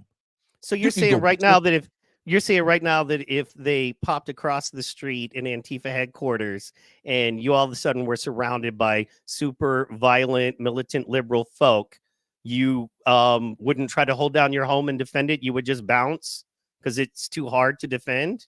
First of all, I wouldn't have let them motherfuckers come in the first place. That's the difference. You're not going to allow people to legally buy homes in your neighborhood. I'm going to make it. If I know you're finna do something fucked up, I'm going to make it so motherfucking uncomfortable. You're fucking right. You're not going to. You're fucking right. Okay. Yeah, everybody's stupid but you, bro. You have all the answers. I have all the fucking You're answers, right. and I'm gonna keep them. You're right. It's very cool, man. Hey, dude, I wish I was like you. I wish I could sit behind a mic and believe if I say shit into a computer, I've got all the answers. It's knowing more than damn just good and well, just like you know damn good and well. Bro, I know you're in these streets, but I also know for a fact that if 50 feds showed up at your door right now, you're done. There's not a damn thing you could do. Right now, if 50 feds decided to kick your shit in, you could take out a few of them. But then you're done, and you know that. And even if you won that, they're going to stop, and they're going to step. That's probably. That's why you don't let me talk, because you know I'm right now. That's why you're arguing with me. You're talking. No, you're talking because you know for a fact that the way they've got it set up right now in America, because I don't get to talk about this because everybody's scared. Everybody's too busy sending out emails about what bad men they are and how everybody else needs to shoot at everybody else. But I don't see nobody actually talking about the real problem. What are you doing to fix it? Are you running real solutions? Which was the whole point of this show. Are you a solution leader right now? Are you a solution leader right now? I'm trying to be. Solution. No, you're yes, not. Me too. Your only solution is violence. A solution other than bullshit that won't help.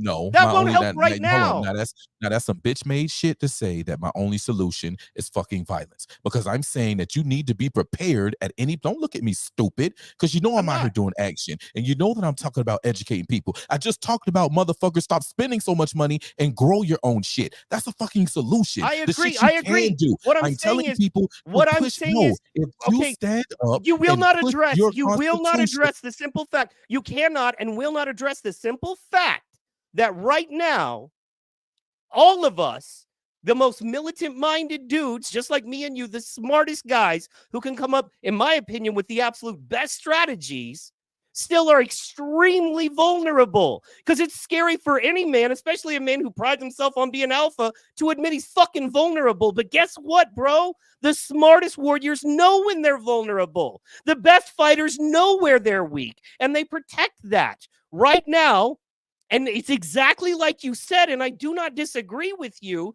that we need to unit up, because the only strength we have left is our numbers. We don't have power in government. They can fuck with our money and take it all away tomorrow, quite honestly. They could tomorrow just come out and go, fuck you, there's a new currency. What are you going to do about it, right? We all know that. So our strength is in our numbers and then assets, but we pull our assets and we have asset strength via our numbers. I don't disagree with you. What I'm saying is that's going to take some time. And what scares me, what keeps me up, dude, what I'm trying to figure out is we don't have that. The currency that we need right now is time, and we don't have that. I'm not trying to. Who cares whose fault it is? I'm asking. No, you're talking about people. I'm giving them. If I'm laying in the bed with cancer, and the doctor says I have cancer, and you know we you're can gonna scream die. all day. The cancer was created in a lab by die. Pfizer, but that doesn't fix the problem that I have cancer. I've got to figure out the best way to fucking destroy this shit, right? I can blame all day. I can sit and do nothing and tell everybody that they need to fire their guns and I'm a badass all day. No, that doesn't that's fix what the I'm saying. problem. I'm talking about the don't do nothing people. If they sit there and they don't fix it and they don't fix it, who is to fucking blame? You actually, if you know that, hey, eating this fucked up ass food isn't going to do anything for my cancer, I need to do what I need to do to switch up my diet.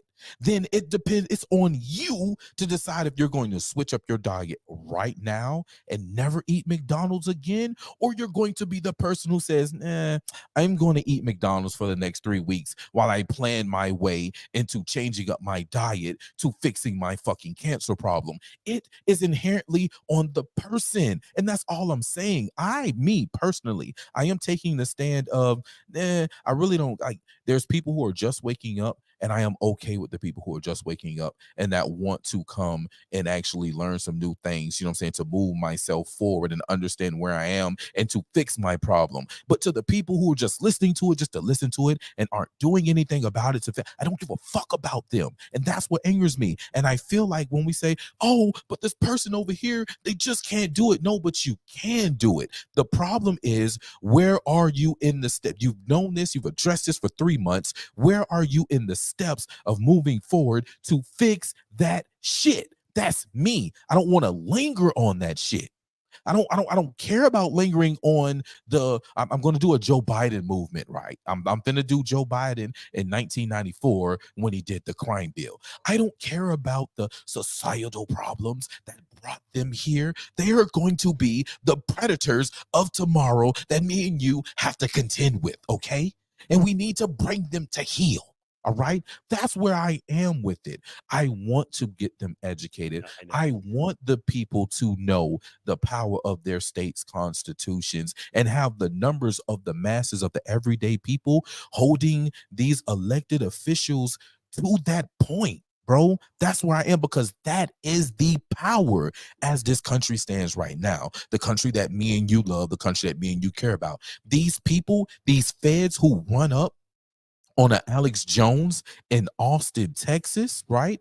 They're the ones who are able to do it because they know that the local sheriff of Austin, Texas isn't going to uphold the Constitution like he is supposed to. So I can just walk right in. All right. And it says the same thing about a Governor Abbott, which is why I was saying, well, where's Abbott? Because these people literally, because again, they are in a pact. They are in an agreement, right? That the governors and the state legislators agree. They don't have to be in the U.S., right? That's the way the paper is written. And we talked about it earlier. We did. That's because of them being able to bomb states that want to succeed or do whatever it is. That's because everybody don't truly uphold to being a constitutionalist like they're supposed to. But there are others who do, which is why I think there will be a civil war. I don't think they're going to succeed in taking out Trump. I do think that Trump will be a leader of a sort, right? Of what will be the new country. Countries are formed every day, B. You feel me? Countries and lines are drawn every day. It's possible. It's that game of life, right? The So Haiti study got me studying that, just so you know, real fast, just to co-sign on that, is that, yeah, no, I mean, like in the 90s, there were like 200 little like states that gained their own independence just in Africa and the Caribbean alone.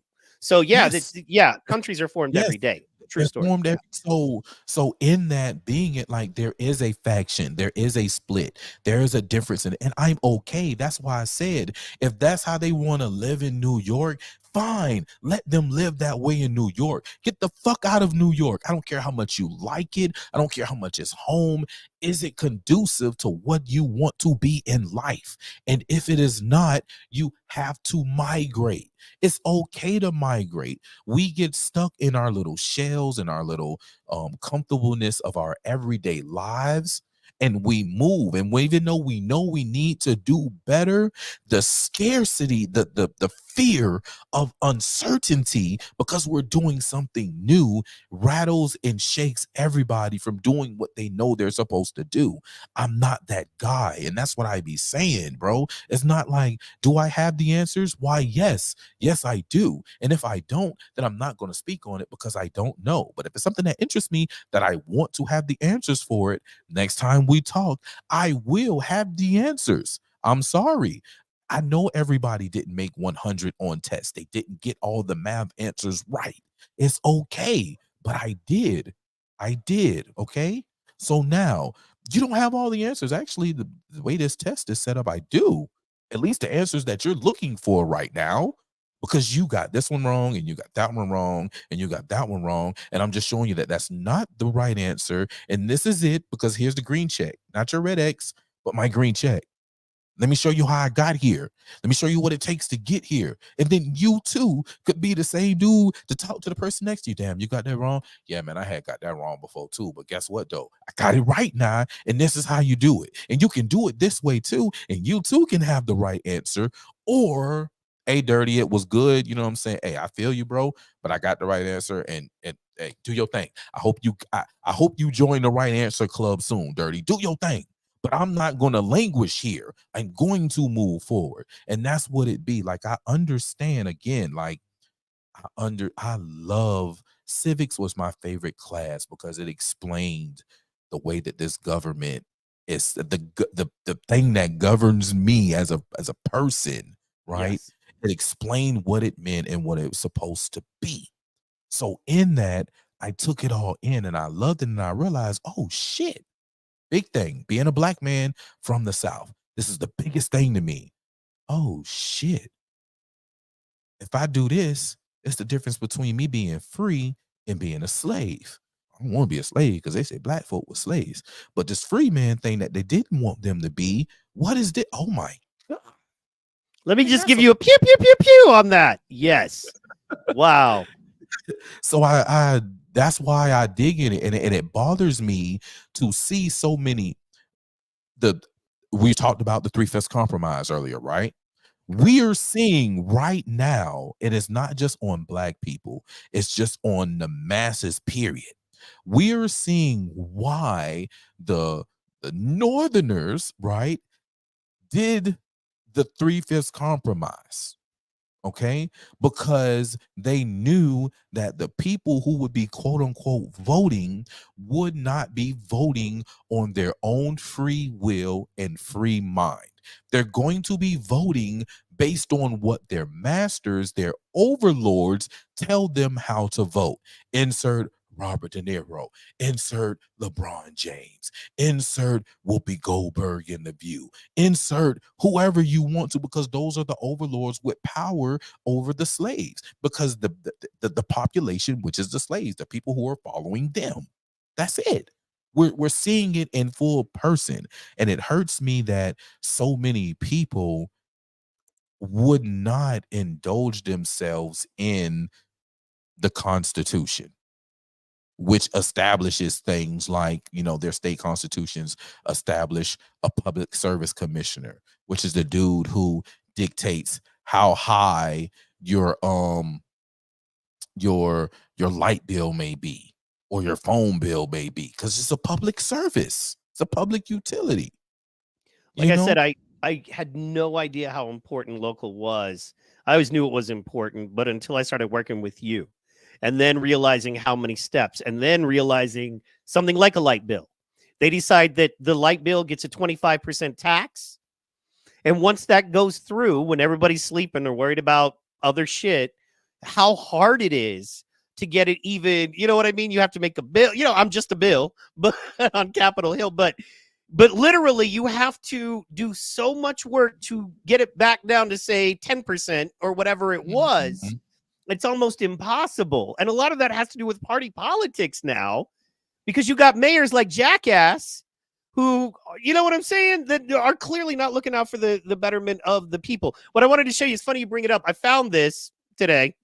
It is a pocket constitution and Declaration of Independence. These are free. You can find these. Go online and get one. It is literally, look at that. It is a tiny little jammy, and it is small. It is small print, but it's just real basic. And 90% of the arguments you have on Twitter will be resolved, or you'll just get off Twitter. You'll be like, I can't with these dumbasses. Also, I want to say something. I want to apologize. I wasn't talking about you. I realized he probably thought I wasn't talking about you when I was talking about badasses who have all the solutions and sit behind. You are in these streets every day. I don't consider you that dude ever. I'm with you. When I'm screaming at you, it's like when I was telling a friend this, I was like, and like we said before, hey, white people, when a black person is complaining about white people to you, that means you're not one of the white people that they're complaining about. You know what I mean? If they thought you were one of them, you know what I'm saying? Yeah, they wouldn't be complaining to you about them. So same thing, man. I apologize. I wasn't talking about you. You know, there are people we work with and people we listen to and have to pay attention to that are always, and even on Twitter, people I really respect too, that are always like, do this. And, you know, I'm this guy and I'm that guy. And, you know, especially with this month and everything, you know what I'm saying? I might get in trouble, whatever. But anyway, it's like all these people are so powerful until it comes to fucking throwing a barbecue and encouraging people to vote for a better tomorrow. And then all of a sudden, it's outside of their realm of ability. Sorry, just man. I'm just look saying at what the realm of a better tomorrow is, and that's why I say that's why I look at Alex Jones the way that I do, because, like, honestly, again, bro, just with the money that I have, you know what I'm saying, and I'm no super duper billionaire, bro, but just with the money I have, I reach out to the community and do things for them with the community. If I had an Alex Jones paycheck and an Alex Jones resources, they would be, bro, I would be everything that Nino Brown was to the dope community in New Jack City, to the actual positive community, you know what I'm saying, of fixing and truly building a community. You know what I'm I saying? see you I know you're not a fan of the guy, but the business model I think is brilliant. And I see you going that Tim Pool business model route, quite honestly, which is, you know, figuring out how to open a chain of your own, you know, either coffee shops or whatever kind of business where people can gather and chill and of like-minded spots. And you're doing that in your community. And as you open them across the country, that money goes right back into, you know, your charity and your nonprofits to help specifically because you know what people need. Also, side note, motherfuckers, don't get it twisted. This man makes his money the hardest of hard ways. I'm a personal friend of this man. I know you wouldn't think it sometimes the way we talk here, but I'll talk to him on the phone. He's like, oh, man, I just got paid. Man, I just made that money. It's like, how? It's like, oh, recycling stuff. Because this construction company that I'm doing a job on was getting rid of this. And I decided instead of just having it thrown away, I'm going to take a big ass truck and take it to this plant to make sure that it's better. You know what I mean? And he's a very considered, this is not a liberal thing, but it's a way to benefit his community. And this man makes his money the hard way. So when he says, I give my, it's not like he's like, oh, you know, yeah. I'm not, again, like you said, slinging it. Like it's so. Check out his Twitter. He's swinging hammers. Yeah. It's a smart way to, like, you got to get rid, like, every job has to get done. All right. So case in point. So I was talking about the recycling. That's essentially, I'm so glad you brought that up. That is crypto. All right. That is crypto in its basest sense. All right. I go in, I get rid of a wall. I tear up this space for these people to go in and build something else. There's something that they need to get to. All right. There's a byproduct in getting to that place. All right. But like, if you got rid of this, though, if you did this, if you took care of this, there are certain things that's going to come of it that shows, yeah, I actually did that. This was actually truly done. All right. In things like whether it's, you know, the metal in the walls that's got to be taken care of. I tear down houses. I sell my brick debris, right? The concrete debris, I sell them to people. They in turn, because they in turn turn it to crush and run and do something else. There is always some type of service, some type of trade-off that can be done. That's why I tell you, get those trades. If you're going to be a sales, it's okay to be a salesman, but be smart in the salesman that you are. If you're a brand new car salesman, 9 times out of 10, you're only dealing with a certain clientele in this type of economy. But if you're a used car salesman or you're a car broker, right, you were able to, while you was, I don't know, working at this new car lot, you was able to secure your, dealer's license while you're there. And then you turn around and you become a broker. And now you're going to the auction to get cars for people like Mike's talking about, you know what I'm saying? That bitch, I just ain't got it to be able to do it. You can get to them and be like, listen, it's tax time and it ain't the right time to go find you a car right now. But if we go in there when it ain't too much, I could probably go get you a car for like $1,500, $2,000 max, and it'll be a good car to run. We'll make sure that, like, that's a skill. That's something that you could do. You could always pick up these types of things and use them. And It doesn't matter let what me you do. remove any, because cars is a little bit of my world here. Let me remove any barrier to entry for anyone here. I caught a dude doing this. He's making around $5,000 a month, and then I'm trying to get into it, but like I need people because I'm so busy. But he's just going on Facebook and Craigslist, cars for sale by owner. And he has a little 10, 15-second video. He will send them in their inbox. Hi, I have over 10 years car sales experience. I'm in business for myself. I would like a 10% commission. I will get you everything you're asking plus more for your car. Please allow me to potentially sell it. Then you can also do that with buy here, pay here lots. They're always looking for free people that aren't on their payroll. So you build, it could be Mike's cars in Oklahoma, Oklahoma City's best cars by Mike. And then all of these listings that they're putting, I can bang it out there and I can put it on my stuff. And I can go, hey, I've got some great cars, and I do the work. I get the money.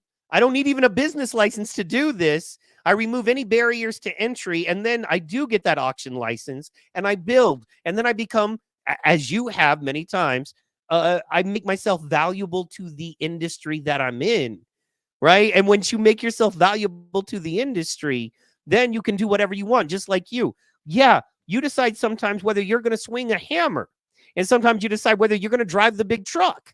You know what I mean? Or you're going to hire somebody to do that stuff. Sometimes you know what I mean, decide whether you're going to hire somebody to, do a whole job and you do the management, or if you go in and manage the job. You decide whether it's a 3, 4, 5-man job, 1-man job, because you're valuable in the industry. You know what I mean? So, yeah, man. So I'm, that's key right there, man. And it's brilliant what you're doing. I love it's that. just the mindset of the people, man. I just need, it's, again, be a doer, go to solve the problem. That's the whole thing. And there are plenty of problems that need to be solved. It's just a matter in who has the buy-in with you to get it done. Do you have the buy-in yourself to get it done? I'm about buying in and getting it done. All right, I know what's happening, but I know what the solution is to this because it's clearly written here. The thing is, this is baking a cake. And I got the recipe, and I got the eggs, and I got the oven. But I need the flour. You got the flour. You coming in with me? Cool. I need the sugar. You got the sugar. You coming in? Cool. I need the milk. You got the milk. You coming in? No, I bet. Who got the milk? Oh, you got the milk. This is how we move on it, and there's going to be plenty of people who's not for it, and that's okay. Again, I'm down with moving away from the city to go somewhere that is a municipality, that is a city, right? That is like-minded, but they really need to build to enforce. There's enough of us. There really is. Some of these other cities, again, these cities that are overrun, until we get in a position where we can come and overrun it ourselves, we got to leave it behind. Leave it behind and let it fall. Or at least let it stumble, because I promise you, just like LS mentioned about the dude who's crying about voter fraud, right? Eventually, the people in these places that they use as their shield, as their defense, they're going to say, wait a minute, this ain't right. You've heard those stories this week with Trump, where there's a lot of black people who've been like, nah, bro, I don't care how much I don't like him. This ain't right. Notice who Well, in the video in the beginning, notice who was at that kickoff. A bunch of old people and people who were praising that it happened, but it wasn't packed out because a lot of people who's like, that ain't right. Yeah, and I will say that is kind of the most surprising thing to me is I keep hearing over and over again people saying, I wasn't going to vote for Trump. I've never voted Republican, or I've never voted in my life, or I'm usually a Democrat, but I'm voting for Trump because what they did to him is just wrong. You know what I mean? So, yeah. So there's that, which is a good thing. And it is a backlash. And then what did he raise? He got so many donations, it blew up his website. It shut it down. You know what I mean? Saying, yeah. $52.8 million in Bam. 24 hours. Damn. Broke the website. And then he turned around and he gets on TikTok.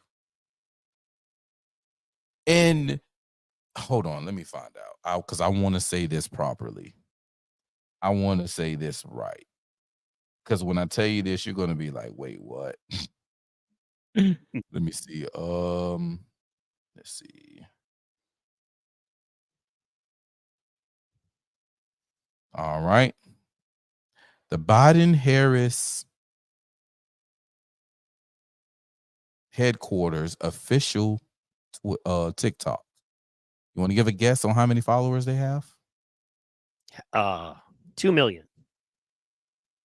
Oh, good guess. Good guess. 341.5 thousand. Wow. That's not that many for the White House. You know what I mean? Come on, man. That part. Now. And they've been on, I think they've been on there for a couple of years. Now, Donald J. Trump only has one post, only been on for a day. How many followers do you think he has? Oh gosh. I'm not even on. Oh god, I couldn't. 5 million. 3.2 million. Wow. Already more. Already more. In a day. That's nice. In a day. With 3.1 million likes, 3.2 million followers, 3.1 million likes. And then we have Biden-Harris that has 341,500 followers with 4.5 million likes. And does it tell you how long they've been on here? So TikTok don't have a point where they tell you that they don't how long they've been on, huh? Yeah, no, I don't I don't have a TikTok, so yeah. Yeah, I had to I had to get a shadow account. Not really shadow, but Yeah, no, one of those. Yeah, no, just to follow. I should get one of those for TikTok. I feel like, I just feel like, I'm already on so many lists. I feel like it puts you on another list, So, let's see here. So, for those of you that don't know, we haven't really covered it yet because it happened Thursday, even though it feels like it happened a year ago. Donald J. Trump was found guilty on all counts,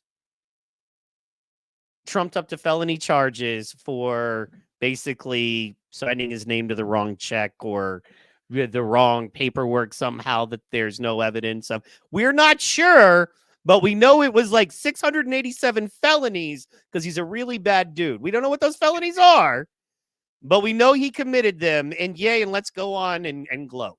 We know that. So, ugh. So anyway. Did you see that look Biden gave when they asked him in the White House That turnaround, that evil glare. That evil grin. Yeah, dude, that was rough to say. Yeah, man. That's how we know. Like, that's why I say they're going to try and jail him up. And it's like one or two things, Trump. Are you going to go somewhere and they're not going to let them come in and jail you? Or are you going to go into Rikers with your Secret Service and be roommates with Dexter Taylor? I'm just saying. Or at least cellmates, you know? That would be gangster. Yeah. No, that would be very gangster. So Trump did do an interview with Fox News. It came out today. I watched some of it. I want to pull up some of it if I can find it here. Okay, man, I'm gonna just be honest, man. Just for a second before we get into that. I want to represent you know, I know it's an evil term in our crew, but I want to represent red whites right now. Okay. And not bad ones. I'm just saying people that are decidedly conservative and decidedly voting for Donald Trump.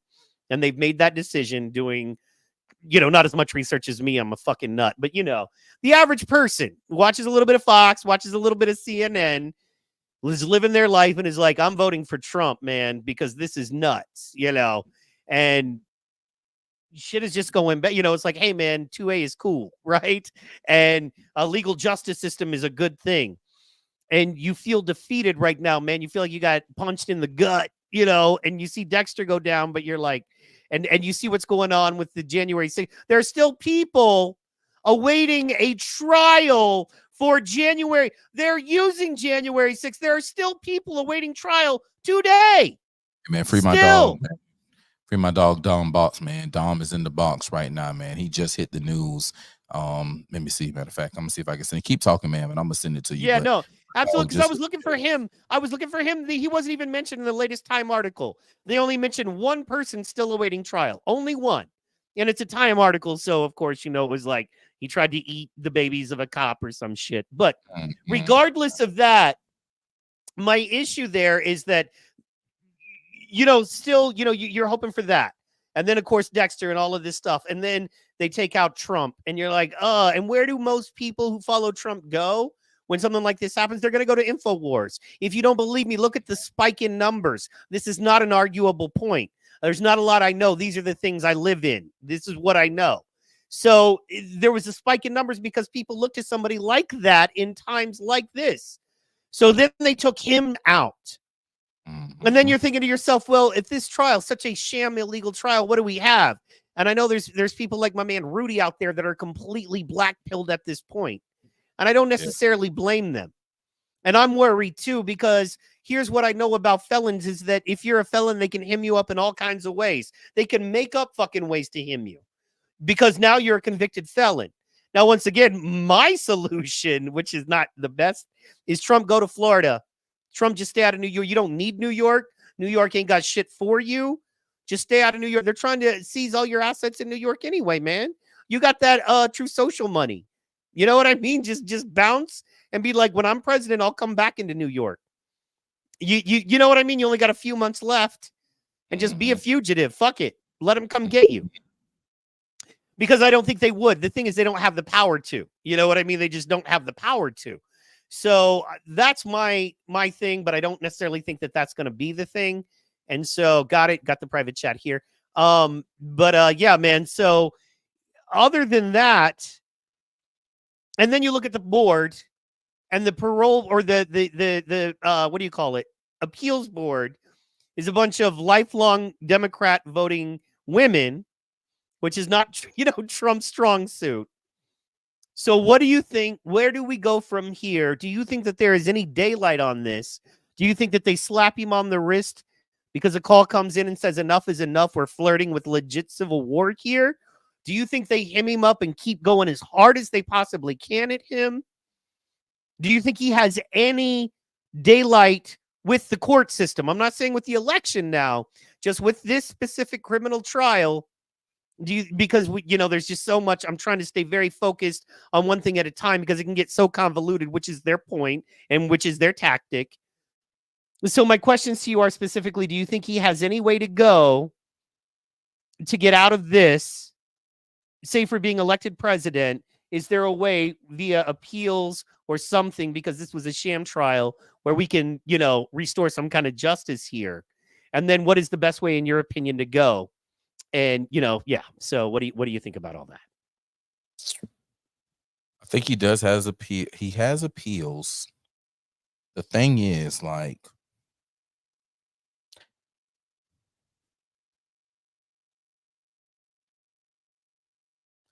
appealing, and whether the appeals process or the people will be willing to actually look at the evidence being the evidence, right? And then taking it, because it's going to have to be appealed all the way up to the Supreme Court of that state in some cases, So the first set of appeals, I believe, may not make it. They may not throw it out. They may keep going because of what you're saying. They're not being Trump's strong suit. There are people who hate him. I don't know if they'll be willing to actually look at the information for being the information. Now, if they do as LS just say, and appeal directly to SCOTUS, then it'll be a completely different situation. And just once again, because I'm not only playing ignorant, but am in fact ignorant, is that an option? Like, can you go directly to the Supreme Court in a state case, or do you have to exhaust all state, you know what I mean? State options first? I think they would have to exhume all state first. That's just me thinking, if I know it. But again, New York is different. Who knows what New York may have? They may have it on their books where you can appeal directly, what I'm saying, to SCOTUS over the state courts. I'm not too familiar. I will look into that. But, again, even then, like, some judges may be scared of that. They may, Judge Merchan, he don't give a fuck. This is what he wanted. He doesn't care. He's willing to go down. He done played with some little boy somewhere, and they done held that over his head. They got some money. Yeah. He done been to the island. And he got that much of TDS. So having that TDS over you and have gone to the island, heck yeah, I'm going to do this with bells and whistles, because, boy, they know my dirt. And let's not leave out the fact that he has literally millions of dollars personally vested in destroying Trump, to the point of he literally donated to a PAC called Destroy Trump. Literally, the name of the PAC was Destroy Trump, and he gave them money, and he's presiding over the case to destroy Trump and wouldn't recuse himself. These are the types of things that you take to appeals, right? And show them what you've been dealing with, and hope that the appeals people aren't the willing participants. Right. But also, like, again, they have to use their bully pulpit, bro. They have to use their word. Like, it can't, like, me and you talking to our faithful crew and the newbies that happen to join in and maybe share with somebody, that's one thing. But that's me and you. Right. These people got access to millions of millions. They need to be throwing it out there. And it's like Alex Jones said, they are losing the information war. They are losing. And they're willing to go kinetic. But here's the thing that everybody has to know. And this is where Martin fucked up. This is where Malcolm fucked up. This is where the Black Panthers had it right, but they got their asses infiltrated. All right. When you have information, that is an arm. Understand that information, knowledge, is a weapon. It is an arm. It is arguably the most important weapon out there. It's information.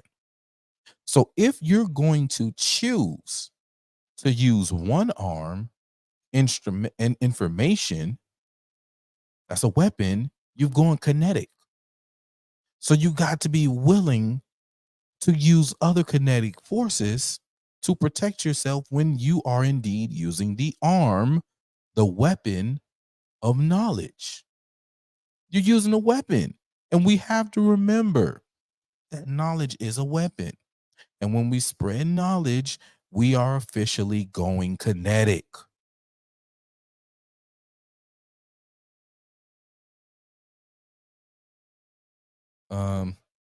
Okay. I'm a little lost there, Amy. I need a little more. I know. Saying talking about Judge Marshawn, you know what I'm saying, instead of saying that he did something with little boys that, you know, hey, listen, bro, you know, look, I can't prove it. I don't know the little boy. I don't know the situation, right? I've just seen enough Law and Order shows, you know what I'm saying, that that if I had to apply the same, you know, he fits the description that I could possibly go through for having dreadhead and wearing a hoodie, I'm just doing the same thing. You know, I don't really know, but you know, if I had to go with the description, he meets the description. It's like if somebody said there was a big black dude with dreads in black and yellow carrying a gun, you know what I mean, through downtown Savannah, we might know where to look. We might have and he was PB'd up. We might know where to look.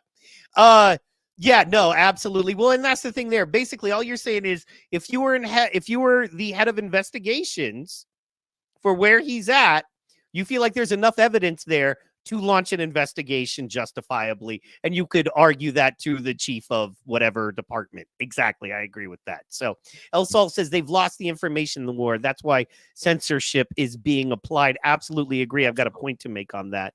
And then Amy Hall says, yes, of course. I shared this with you, man. And this is what hit me is that they're close, bro. You know what I mean? I channeled my Joker. I had to go into the dark place. They're close. They're fucking close, man. And for all you listening, they're close. All they need is this election. Let me break it down for you. All they need is this election.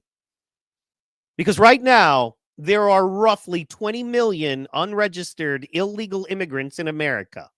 Okay? Now, they don't have to ever vote, but they have to be counted as human beings in America. Whatever state that they're counted in gets electoral college votes. That is what actually determines the president.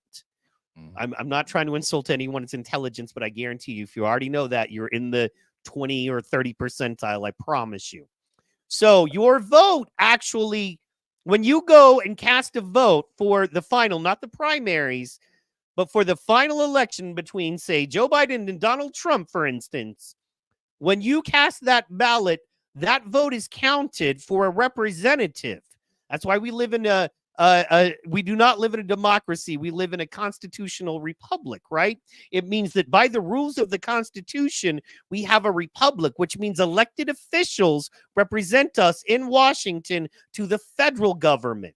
Now, to break that down, when you cast a vote, you are telling your elected official local that should live in your state, which now they don't even have, weird.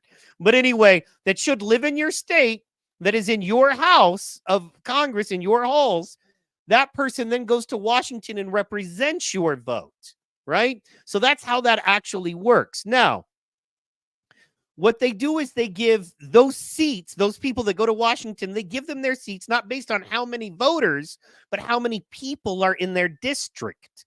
So how that is going to work, and I feel very stupid saying this in front of Pro, but I'm trying to dumb this down, right? Listen, bro, like listen. So. You cooking. You listen, I'm waiting to say something. You keep cooking. You go ahead. Thank you, man. Thank you so much, by the way. Hearing that from you on this means a lot. Because you're like the professor on this, man. So anyway, so basically what happens is if you put 20 million, Oklahoma has 4 million people in the entire state. 20 million people is larger than, I think Trump said, 30 states or 20 some states. If they win this election and they get 4 more years and they can average 10 million people a year, which is actually very doable, scary doable. And then if you look up Jordan Peterson and Brett Weinstein at a podcast where Brett actually went to the Darien Gap. We talked about it a little bit on this show, where all around the world they're conspiring in this one kind of no man's land place in Panama. And then buses, without being stopped, are running for free these immigrants all the way through to the southern border of the United States and Mexico.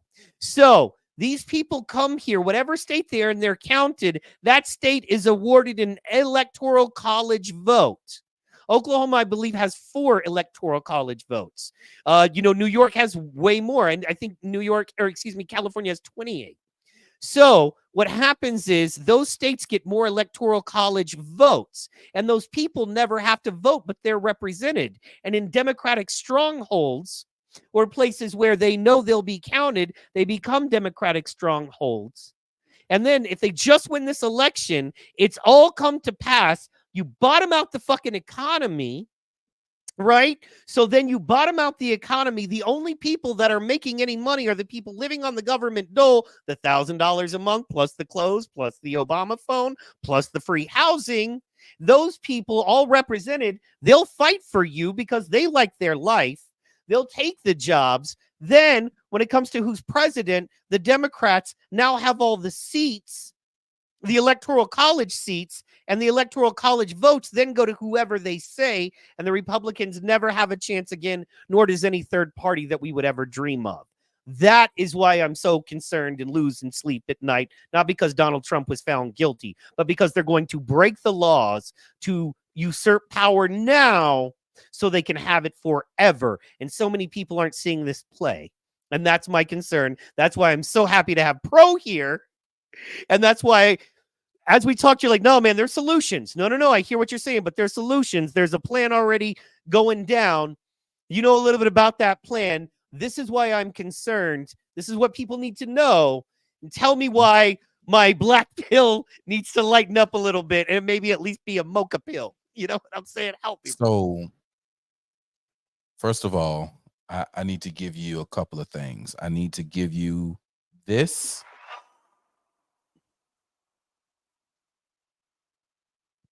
And I need to give you that. Thank you. Because you, my friend, have been paying attention. You, my friend, have been soaking it in. Right? But you're letting it black pill you instead of it being a vitamin supplement. Okay?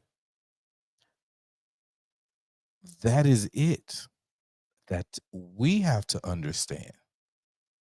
Move out. Okay, they're going to put those people in that city, right? They're going to put the illegals there. They have the Democrats there. They're doing that, whatever. Okay, cool. They're going there. You have to go and do the same thing. All right? Exit those cities that they're going to. Go to your own strongholds because you have conservative cutout strong areas in each state that y'all can pile in on. Get counties around them, kind of spread out, but make sure you're in the district, right? And then have the numbers that outweigh them. Build your economy up. Build your area up, right? Make it the hub. Make sure it's safe. Make sure it's all of that, right? And when people come in, don't let them do their own thing, right? That's why I love HOAs. Like, they can be punk bitches. They could be perfect. And when people move into your neighborhood, oh yeah, we got this, we got this, we got this, and we got this. You need to be here, here, here, here, and here. These are the rules we follow. You're going to assimilate to what we got going on. You were interested in how we were living because we got a great economy. Our streets are clean. We're very safe. Right. And we want to keep it this way. And this is how we keep it this way. You don't like it? Look, this is how you like this cleanness, this safeness. This is how we got here. If this isn't for you on how we got here, Hit the road, Jack. And don't you come back. Well, you can visit. Understand as a visitor, though, you better respect our shit. We'll fuck you up. Respectively. That's it, bro. That's it. That's awesome. No, and you're right about the HOAs. It's the last kind of what do you call it? It's the last kind of self-governing, if you will. It's the last kind of, there is no federal people that don't live anywhere near you that aren't directly influenced by the policies in an HOA. They're all directly, immediately influenced by the policies. So I love that. Yeah, man, that's brilliant. So a lot of people complain about them, which is interesting, but I'm looking for that interview, by the way. So I had it up earlier. So I'm looking for it now. It was a Fox interview. So let's see. While he looks for that, I want y'all to know that you guys are still here. You're a part of history. We are at our longest Rumble on Rumble to date. 3 hours. Are we? Are you sure? It's 3 hours and 26 minutes. What's the longest one? With Shane, we went like 3:30 something. 3:30 something? Well, we're still going, so yeah. Yeah. Oh, yeah. You No, guys- we were. History. There it is. Boom. And this is just a clip. This is Daily Caller. So, yeah. Well, your cousin didn't pay attention to the HOA down. Like I said, they are shitty. They can be very shitty HOAs. However, if done right, and if you pay attention, it can be great. The problem is people who join HOAs and get into these neighborhoods and stuff. Remember how we were talking about how they're like living outside of their means and they're working paycheck to paycheck and they're always at work. The fact that they're always at work, they miss those HOA meetings. They miss those. How many people actually vote for the people on the HOAs, huh? How many of the people actually take the time to get their neighbors and know them within the HOAs? No, they just live in a very nice neighborhood because they choose to live in a nice neighborhood. And they chose to live in a nice neighborhood and didn't pay attention to what the fuck was going on. Kind of like the same shit they do in America. They live in a nice country, but don't pay attention to what the fuck is going on. Yeah, I pay my HOA dues. Okay. I live here. I cut my grass. That's about it, though. I'm not going to the meetings, right? I'm not voting for the HOA president, so I don't realize that, the people who are voting are putting Chase Oliver in charge. They're putting Jasmine Crockett in charge. You know what I'm saying? Like, these are the people who are voting. They're putting those in. And the people who aren't voting, the people who are willingly or unwillingly in these HOA situations are voting for the couch instead of voting for the person for their HOA. They're turning around and getting fucked and getting pushed into bankruptcy or getting pushed in and getting kicked out of their house because they didn't pay attention to the people that was being put in office to represent them. Whether you like it or not, you live in that HOA and you're represented by the people who are voted in to lead that HOA. That's just like America. You live in America. And whether you vote or not or pay attention or not, these people are people who are being voted in or being put in office to represent you. And they will end up fucking you if they want to fuck you. You want justice? Go to a whorehouse. You want to get fucked? Go to the courthouse. Yeah, no, you posted that was powerful, man. You put that on Twitter, and I was like, damn. So, I agree absolutely. Yeah, man, I think. Okay, so let me ask you this then, right? I got some Trump stuff pulled up, but okay, so there's that, man, there's that thing of the system is broken, don't contribute. And I would love, I get it. Look, I knew the George Carlin stuff before probably most of y'all did. No offense, but I grew up. My mother was showing me Carlin at 10 years old. I've been a professional comedian for 20 years. I can pretty much quote. I have right here on my bookshelf, I have every George Carlin book ever written. It's called An Orgy of George. You know what I mean? I had all his stuff on DVD back in the day. So his thing about I don't vote because I feel like if you vote, you have no right to complain. I used to live by that, right? Then I realized because, if you vote, that's all the power the system has given you. And then I completely disagree because there is a point deeper than that. And that is that if you don't vote and just complain, you're adding to the problems. If you vote and complain, you have to be listened to, because if you're running for office and I tell you, I got this problem, I got that problem, I got this problem, I got that problem, What are you going to do to fix it? What's the first thing you're going to ask me? Well, did you vote? Did you get involved? Right? And if I say, no, I don't vote because y'all are bullshit, wouldn't the next thing you ask me be, why are you coming to me with your problems then? I can't help you if you refuse to participate, right? There's a bunch of us rolling this heavy-ass truck down the road, and you're complaining about the way the truck is being rolled down the road. But when we say you have one option to help us push, and then you can tell us how you'd like it to be changed, but if you tell us you're not going to, involve yourself in the process, you can't expect it to be anything like you want it to be. Does that make sense in a way? Perfect sense. It makes perfect sense. That's why I question the, oh, I don't vote anymore. I'm not voting. I'm not participating. Well, what are you going to do? You're not going to vote. What's your solution other than not voting? Because not voting isn't doing anything. I mean, it's arguably making it worse. Hey, and I don't like voting. I'll put on fucking rubber gloves and spray the ballot down with Lysol. Okay, there's a lot of voting I don't like doing because I know no matter what, either A, I haven't done enough research and they're all good, which I highly, highly doubt, or B, the ones that I'm voting for, a lot of them end up being trash anyway. You just haven't been able to dig deep enough because, good Lord, we all got to make a living and touch grass sometimes. So, there's a lot of voting I don't like doing, but I just think it's important enough because I know that if you want to make any real kind of change in these scenarios, if you don't vote, they're going to pull up your voting record. And if you don't vote, they're going to be like, well, we don't take you seriously. If you want to get to a politician, if you want to get to somebody connected to somebody to make any kind of change in your city, town, county, state, country, if they know you are an active and proud non-voter, they're not going to fucking listen to you. And unfortunately, these are the people with the power, and this is the game we play. And the only way we can change the game is by what? Voting. You know what I'm saying? Or violent revolution. But once again, as I was just saying, we're not ready for that.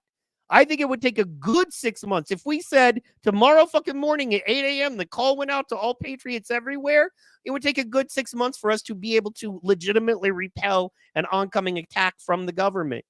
Straight up. I believe that, And so I think that's an issue that needs to be dealt with because we shouldn't be in that position now.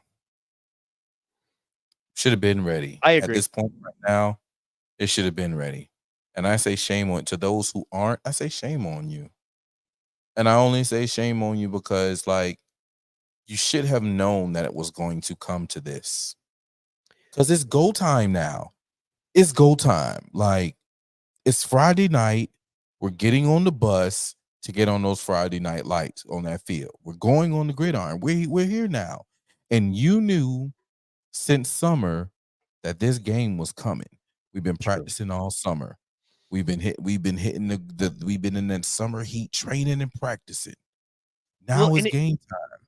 And if I may, just because I know you were raised by patriots, or America loving folks, at least, right? I don't know the whole story, but I know they were involved and they cared.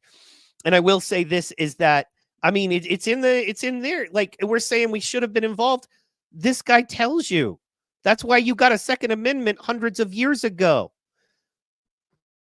to defend against all enemies, foreign and domestic, right? This whole country was built on the idea that if you need to kick some ass to preserve and protect your liberties and or rights, you need to kick some ass to preserve them. That's how it works.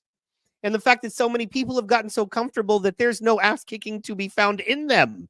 You know what I mean? From their head to their toe. That's the issue. I think you're saying that I feel the same way and I'm frustrated about it. And I'm trying to figure out, look, man, shit's happening quick. You know what I mean? It's like in the movie where they do the little montage and they arrest this guy, then they arrest that guy. Like the gangster films where they're like, we're going after the gangsters and you see them and they take down this guy over here and they take down this guy at the restaurant and this guy at the nightclub and this guy at his family house. That's what they're doing. Dexter, Trump, Alex, you know what I mean? That's what they're doing right now. And love or hate these guys, they are an important part of the movement. And so, that's what's upsetting to me there. But yeah, man, we should have, I feel like we're ready on a base level, right? In that I know how to get away right now and get my wife to safety for, me and my wife to safety for a couple weeks. You know what I mean? You could shut off all my ability to get money. You could shut off all my ability to get pretty much anything. And I would just have to go with what I have, clothes on my back, pretty set up for a couple weeks. But after that, man, it's going to get tricky. You know what I'm saying? So, and I think that's most people, quite honestly. Now, I have places to go, but, we got bug out and whatnot, but like, it just will get heavy. I'm gonna have to start hunting rabbit with, you know what I'm saying? I'm gonna have to start hunting rabbit and squirrel. And that's okay. That's the mindset we should be in. You feel me? We should be in. That's again, like I said, grow your own. Like I'm gonna keep going back and again, and the hunting and the fishing, like being able to be in that mindset to take care of that if needs and when needs be. You feel me? And need could be like need doesn't have to be when the shit crashed. Need could be right now. That's why I was saying, like, bro, when I pulled up in my driveway and I seen 3 wild turkeys walking across my field, bro, I was happy. Blessed and highly favored. Because it's like, all right, guess what? I can literally take them out, clean them, put them in a deep freezer. I can do that. And then now somebody, Thanksgiving coming up. We got our own turkey. Well, not only that, turkey's a lot of meat. And when it comes to the nut cutting, and it's like, okay, I need oil. I need a gallon of gasoline to run my generator. This person needs meat. This person's living on their tomatoes. And you know what? Meat is a treat. Meat will be a treat when this shit goes down. You know what I mean? There's a reason motherfuckers learned to hunt and didn't just garden, because they knew they needed that to be powerful, actually to beat their enemies back. You know what I mean? A million years ago when they first started, you realized, oh, this protein makes me powerful. So, and it's great for, that kind of stuff. So yeah, having those turkeys, man, 2 turkeys could get you $100 nowadays in gas. You know what I'm saying? Because two local caught turkeys would be about $100, $48-50 a piece, depending on how many pounds they weigh. You know what I'm saying? And they'll be worth much more in the barter economy. Food is going to be, people are like, but, and here's the thing about it. Yes, bullets are valuable, but they're going to run out in the first year. Most bullets will be gone because people are stupid, quite honestly. If I had to guess, I think having skills with knives is going to be very important. And I think, honestly, something nobody talks about, bro, I think having people skills is going to be important. Knowing how to hustle, knowing how to barter, knowing how to go, okay, my man Pro has these 2 turkeys. He needs gas for his generator. You know what I'm saying? I know a guy that's got a lot of gas over there. You know what I mean? I know I'll get 12 versus 10 gallons because I built that relationship, because it's what you do, right? So I love that idea, man. And yeah, get one of them turkeys, man. I'll come out. Let's go. Let's smoke a turkey, dog. Let's do it. So absolutely, bro. Listen, what's your favorite way of a turkey, man? What's your favorite way to eat a turkey? Like cook a turkey? Smoking. Yeah. Smoking. I like fried turkey. Good. Fried is good, but a nice like 6-8 hour smoked turkey. You know what I'm saying? Some mesquite wood, maybe some pecan wood. Oh my gosh. Over some nice like indirect heat coals, right? You got your smoke going, your smoke's running through, and then you got you some nice indirect heat coal off to the side. So like there's heat that's like cooking, and then the smoke is also cooking and flavoring. Oh my gosh. For hours, man. Make the neighborhood smell good. Absolutely. By the way, Jonah just put it, and you ran over him because shooting him was out of season. Fair. I would, but look, there's the best way. I'll tell you how to hunt turkey without a gun. Best way to hunt turkey without a gun. You ready? A loaf of bread and a hook stick. You take a hook stick and a loaf of bread, and they'll eat that bread, and you drop that bread. Same way if you want to get chickens or geese too. And they'll start eating that bread, and you do a line, and as they're doing it, they'll come at you, right? Because they're not scared of you, and they see the food, and they're trying to kind of push you back to get space between you and the food, right? Especially geese, because they're so aggressive. So what you do is, as they're coming, you just take that hook stick, whack, and you just hook one of their little legs, and pull them up. You know what I mean? And then you bash their head or cut their head off immediately.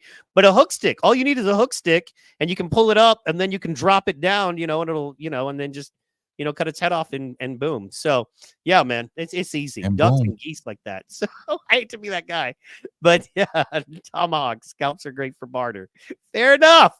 Man, that's all Protocol got is fucking, he's a headhunter. He got liberal scalps on his belt, son. All day, every day.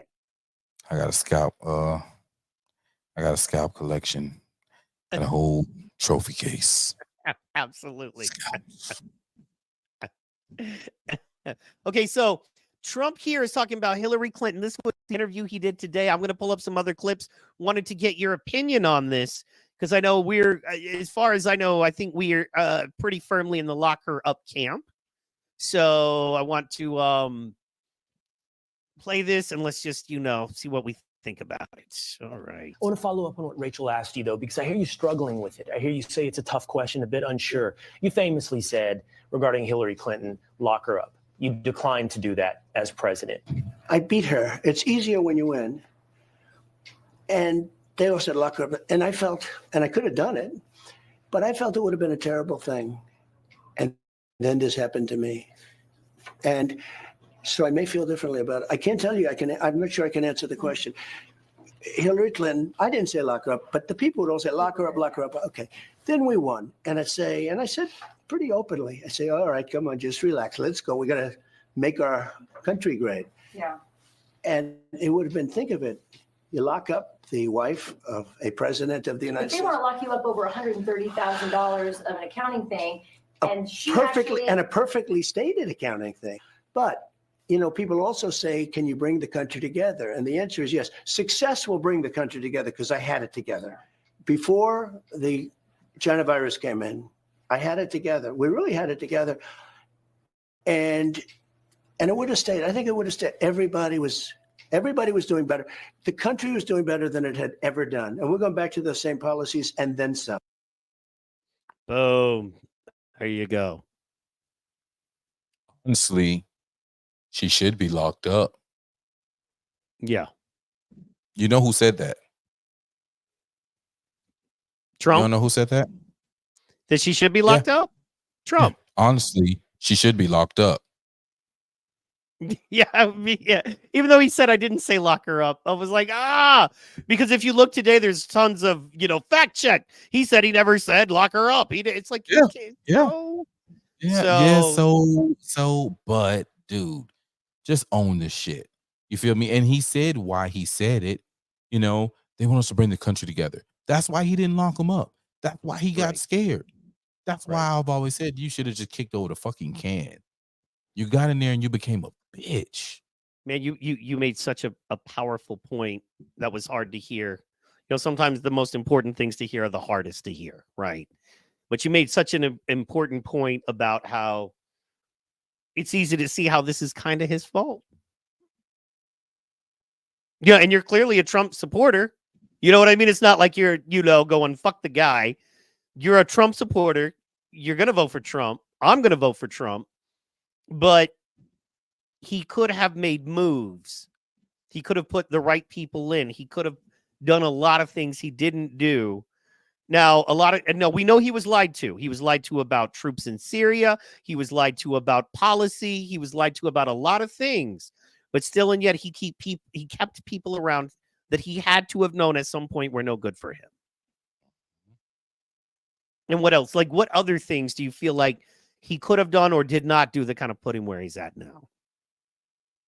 It was the D class. It was him not going after the people who literally, like, he had the paperwork on them lying, and the planning of evidence. He let them get away with calling them racist entirely too long. I think he could have been turned the tide on that if he truly wanted to.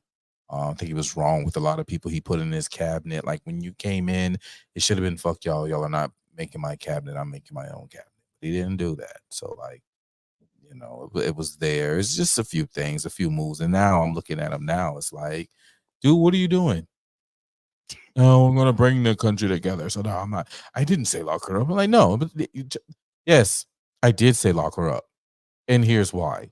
Here's the different crimes that she committed. Look, guys, you're trying to lock me up, right? You're trying to lock me up for a campaign expense that was not classified as a campaign expense. Okay, cool. And that's in order to fact check this right here, influence presidential election. Okay, cool. Okay, all right. Well, check this out. We have Hillary Clinton, who funded the Steele dossier, and it was to influence a campaign, and they said it was legal expenses. It wasn't a, fact check this, campaign contribution to influence a campaign. You guys said it was completely none of that. It was perfectly okay. You're not going to bring any charges to her. But then you find something that you had somebody create inside my shit and then say, oh, yeah. No, this is wrong. He needs to go to jail for this. Wait a minute. Right. It's the same shit. So, yes, I said lock her up. Why? Well, shit, they're trying to lock me up right now for the same shit. They're saying lock me up, lock her ass up. That's what Trump should have said. You want to bring the country together? Okay, fine. You want to lock me up and say that I did that and my shit was perfectly fine? Well, bring her ass on in here too. And then we can talk about the crimes that she did as far as Uranium One. And then we can talk about the crimes that she did as far as Haiti was concerned. Yeah, come on. Lock her up. Will you please hit your air horn, please, right now for yourself, please, one time? Protocol, you're a genius. I wish all the black people listen to Protocol. I wish all the white people listen to Protocol. I wish because this guy really knows how to boil it down. But I'm just saying, man, look, wow. Good, like, fuck, bro. Okay, so first of all, you need to be the campaign advisor. They need to fire whoever they get like that. See, okay, so yes, because you know why? As a Trump supporter, I wish I heard that, right? I want to hear that. And he did say he came close, right, in the clip when he said, well, and now they did this to me, so we don't know. We're gonna have to look at it. Because he knows that right now where he's sitting, he's got to be a little more careful than normal with the shit he says. But absolutely, or he thinks, or whatever the case, but clearly that's what he's doing. But it makes total, it's like, yeah, no. If a criminal commits crime or they destroy evidence of a crime, that needs to be investigated, charged, and locked up. I was impeached, and it came out that it was false. I was falsely impeached over her funding a false document thing. I not only should lock her up, I should sue her for damages. Done. Because she is a criminal. And then he should have used those. No president is above the law. No president's wife is above the law. I'm going to use the same shit I'm seeing on Twitter against me. Wow, dude. Yes, exactly. Don't come at this. And I get what he's doing right now, because you know me. You know me. I take a lot of pride in trying to be the kind of guy that sees both sides of an argument and can find, if not peace, at least a way forward. I don't even look at peace. I look at being at peace with you and not at peace with this situation and a way forward. Not you, but in a negotiation, right? So that's where Trump is normally not. And that's where he is right now, I think. I think right now he's like, man, I don't want it to be any harder than it is, because we've got a road ahead of us. And quite honestly, we do. We all do. But I absolutely agree with you that he should have came much stronger on that. That was brilliant, man.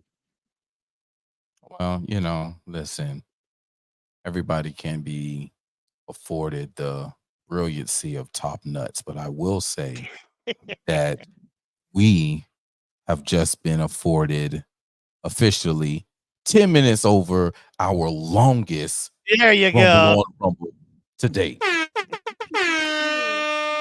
3 hours 49 minutes. We did it.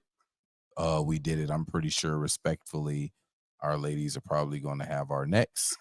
And yeah, are you trying to get out of here? We haven't even started with the move forward. No, I'm joking. No, give me 10 minutes. Yeah, because I think 4 hours is plenty for any podcast ever in the history of the world.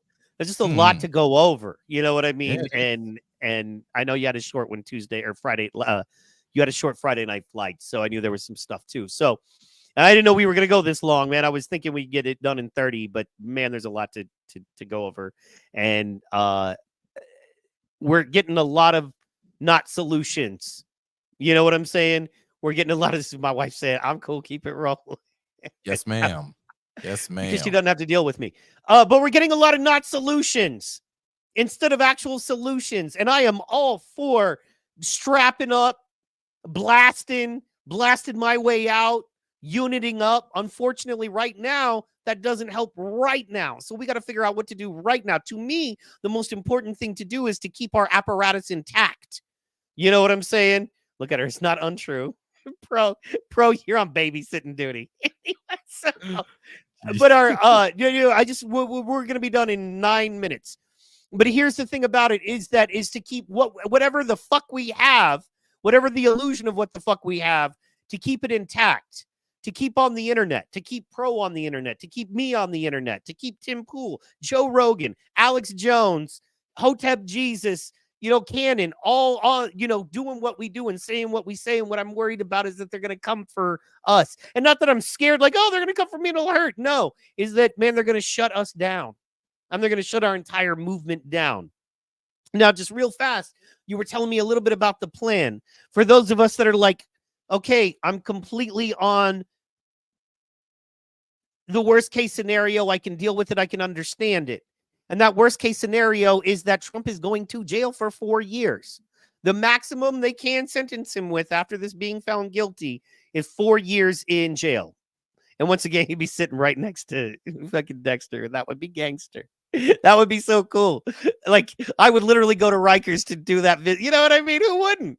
Could you imagine the line for selfies with Dexter and Trump in the same? Man, shit. Anyway, so for those of us that are worried that that's going to happen, and even, okay, and that's going to happen, and even if he could win on appeal and will win on appeal eventually, that's going to take years. You know what I mean? Or at least, a few months. The election is going to happen before then. So what's the good news? What's the outlook other than they're going to figure out a way when he's in jail to pull him off the ballots, screw us all up, and establish one-party rule for the rest of history? How is that not the case? What are we looking at where that won't happen? Well, we better look at the strong men actually stepping up and saying, "Oh no, this is it. This is enough, and we're taking back." Now, if there's a bunch of soy boys out here and they're scared to get active, then yeah, it's. But there's a lot of us out here that are willing to get active, and I think we need to get smart about our activities. Be willing to go super kinetic if possible, but we need to have that art of gab and art of negotiation to get people to truly understand what the hell is going on. And again, you're going to have to go and get in those strongholds. You're going to have to get in those counties and those cities that are conservative and conservative states. And you're going to have to start having those communications with your state legislator and your locals to protect. Like, that is a part of this whole situation. Like, being an American, you know what I'm saying? Eating and taking care of that truly is your sole responsibility. I'm just being as real as it. And if you're ignoring that responsibility as a citizen, well, then that's on you to what happens and what comes to you. So you got to crank it. Your diet has to change. Your daily routine has to change if you don't want to deal with that. If you want to deal with that and everything that's impending and coming rolling downhill, by all means, that is okay for you. All right. But for those who don't want to deal with it, you have to go ahead and tomorrow you need to start getting yourself in position. Tomorrow you need to get you a notepad and you need to list out what it is you want to go, what you want to see, what you expect from your community as you grow old. And then you need to see whether or not your community has it. If your community doesn't have it, then you need to start working on either A, can you get your community to build that so you have it, or B, getting the hell out of there and finding other people who have, want to get in that position as far as the community is concerned. and then link with those people. If you have not been linking with those people in the last 3, 4, 5 years, I'm so fucking sorry for you, but you need to get on that ASAP. And it may be kind of hard for you because we're at that precipice now, and everybody knows that, oh, you're just trying to get on because you know what's about to go crazy, bitch. I don't trust you. I'm not bringing you on. You weren't with me shooting in the gym. And it's perfectly okay for them to think that way because I'm one of the ones who think that way. But if you're somebody who's been shooting with me in the gym, then you have my coordinates and you know where I'm at. And I highly recommend, once again, if you're a true one and you just find yourself in a situation you didn't think you were going to be in, what value do you hold? You know what I'm saying? They need men who know how to work machinery. They need men who know how to plumb. They need, you know what I'm saying? They need strong soldiers. So if you're one of those, you can still get in and show your value. We're still okay right now. You know what I mean? We still really are okay right now. So get in there and show your value. I just wanted to speak to that because I don't want people to be even more black pill. The whole point of the show is not, I don't want some dude to be sitting in, you know what I mean, LA right now. You know what I mean? Working 2 waiting table jobs, trying to get his podcast off the ground. And he's like, fuck, what happened? I don't know what to do. You know, I'm not a bad dude. You know what I'm saying? So I want these guys to know and these folks to know that if you hold value and you're willing to be a real one and stand 10 toes, we'll find a place for you.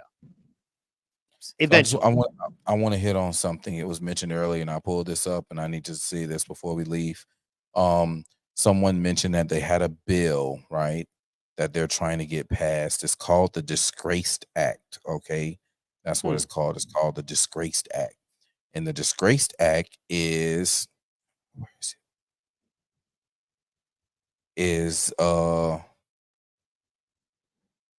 terminate the United States Secret Service protection for felons. Be it enacted by the Senate and House of Representatives of the United States of America and Congress assembled, this act may be cited as the denying infinite security and government resources allocated towards convicted and extremely dishonorable former protectees act. All right. Or the Disgraced Act. I got it up right here. Yeah. So now, this is a bill that was introduced. You honestly, you can get that shit off the screen. Like that's Fox and them with fear porn. All right. Hey, but you know, no, I just like to give some. Yeah, I know. So we're not just 2 dudes talking and somebody's like, I'm like, no. We pulled up the headline. We're not making this shit up. Because honestly, if you'd have told me a year ago, or if you would have told me 2, 3 years ago, they're trying to bring up I'd be like, what? Nobody's that stupid. But really, you know what I mean? So yeah, so the Disgrace Act. Yes. It's now. I need everybody to understand this. It's just a bill on Capitol Hill. That's it. This is a bill somebody wrote that 8 Democrats wrote. Understand this. This bill will only be something if the Republicans lose control of the House. It's only something. And not only that, I'm going to be real. I don't even think this will be a simple majority pass.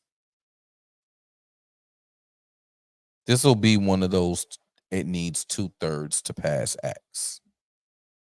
And there's not enough. There's not even a single Republican that co-sponsored this bill. There's not enough of them who will vote for this bill.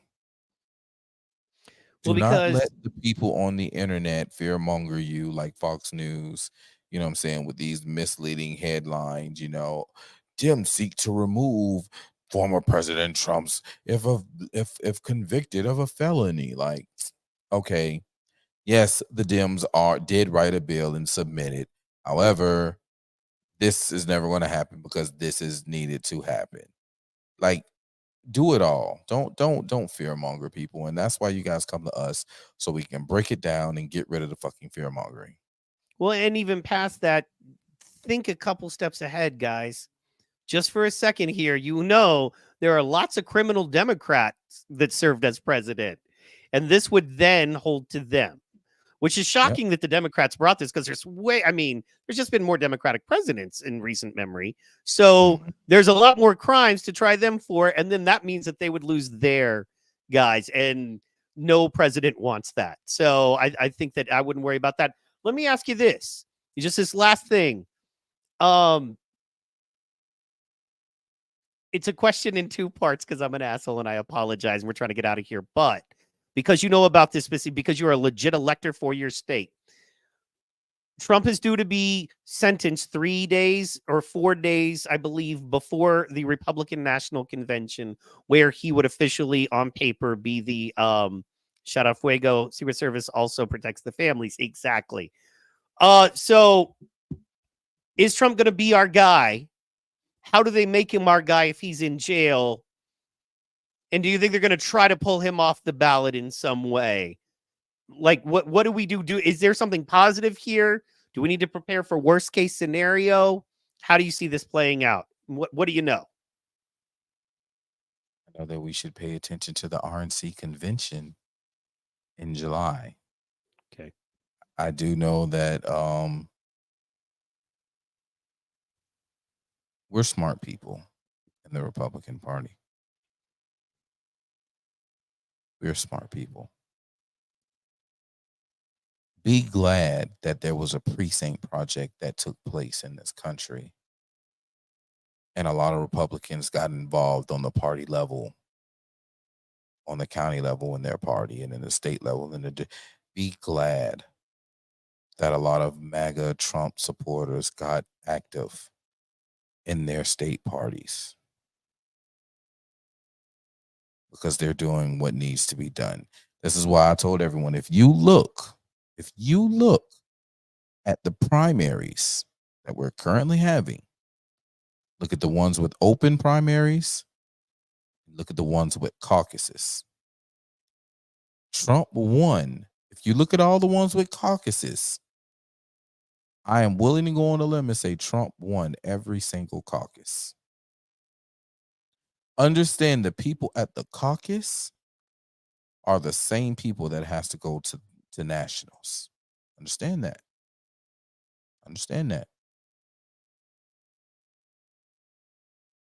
There's safe understanding and safe haven in believing that Trump will secure the nomination, whether he's thrown in jail by New York or not. Which would be gangsters hell to nominate. They may even, because if you look at the Democrats and what they just did, or what they're doing, they're having an online acceptance before their convention with Joe Biden. Moving the goalposts, setting precedents. So things are happening. You have to pay attention. That's why I do believe they want to take it to war. I do believe they want a kinetic in America, but I don't know if they're willing to press that button yet, because that button is going to shut off a shitstorm. The hood niggas gonna be like, y'all niggas killed Trump.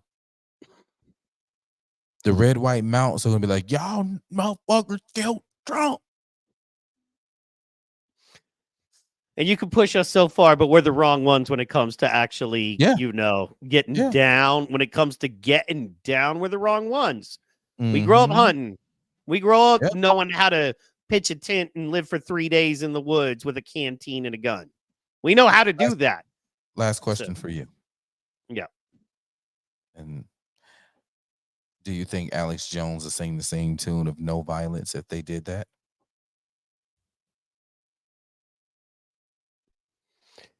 I think Alex Jones is singing the tune of No Violence currently because he's got like 50 employees.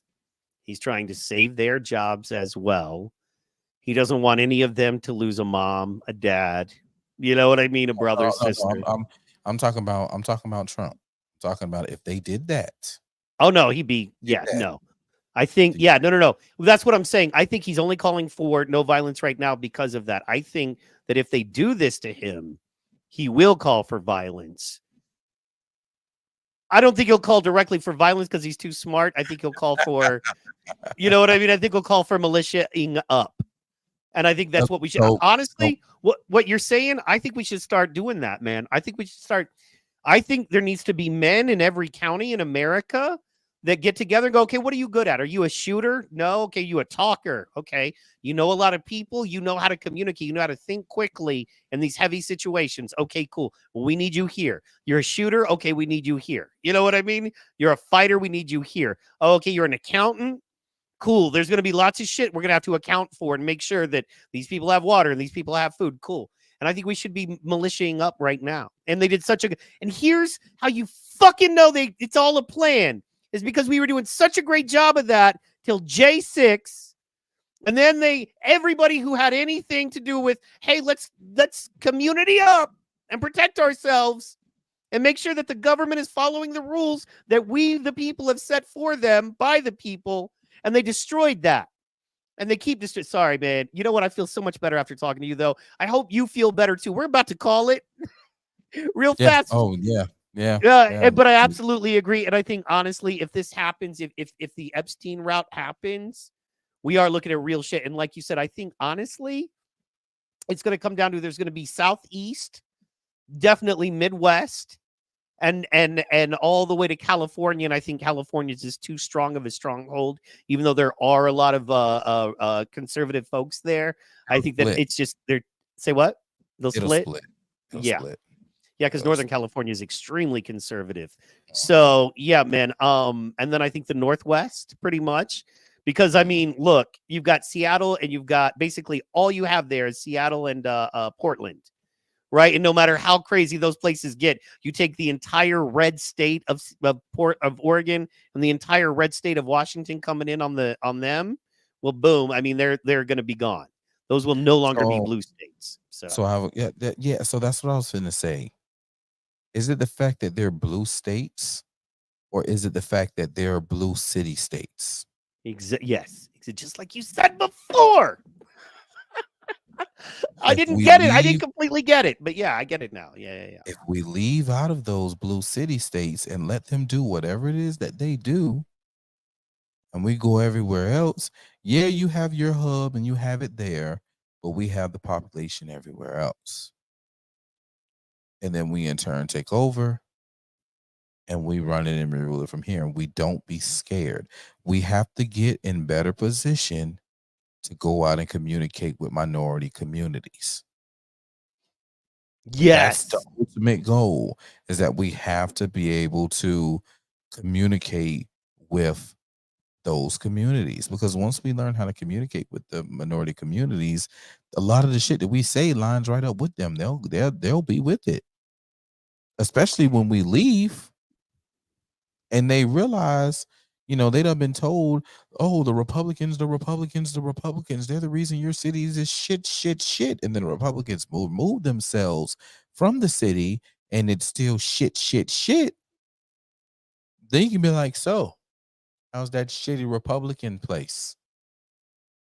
All the Republicans left. Oh, it's not shitty no more. Huh? No, it's more shit than it's ever been. Oh, okay. It's San Francisco. Yeah. There you go. But you have to be able to show them that, and they have to be willing to accept it.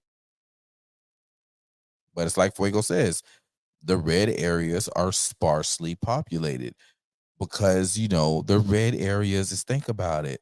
The truly red areas are rolling hills or flat land of land that one family owns, you know what I'm saying?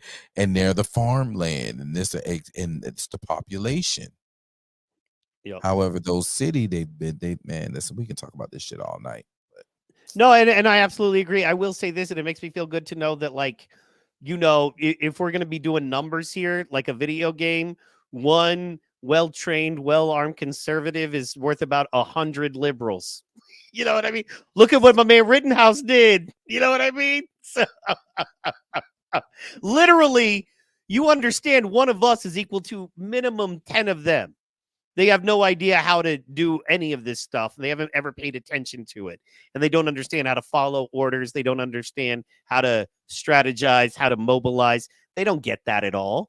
You know what I mean? Unless they're getting on a bus and being paid $14 an hour, they don't know how to do shit. So, and burning shit down. So I'm in a red county. It's farm into the mountains. Yeah, I've got a good friend out there in Oregon he's actually in Vancouver, Washington on the border. super Trump guy. What's funny is he was a liberal too, and then he changed. All right, guys. Okay, so Friday Night Flights coming up. Gotta watch it. In addition to that, gotta watch. Oh, by the way, so it's more than likely Trump. Just to wrap, more than likely Trump is going to get the nomination. If he gets the nomination, he's pretty much a shoo-in to win. If we're able to move forward like that, as far as we know, correct? Correct. Cool, man. Cool. Correct. All right, guys. Want to thank you so much. Tuesday night, tune in, PT Pod, here on this channel with me. Unless you're watching on Pro's channel, and then he can stream snipe. It's fine. I won't be mad. I'm kidding. Anyway, and then, of course, Friday Night Flights. Stay tuned. Tune into our Twitter. We're going to run a replay of this show tomorrow morning. That's right. See how that goes. Maybe catch some morning folks who were unable to catch it tonight. And, guys, thank you so much. What would you like to leave the people with, Pro? Man, just and get yourselves together. Don't be scared to make a jump and do something different, especially if it's going to better your life. Even if it makes you uncomfortable, you know what I'm saying, for the moment, it's okay.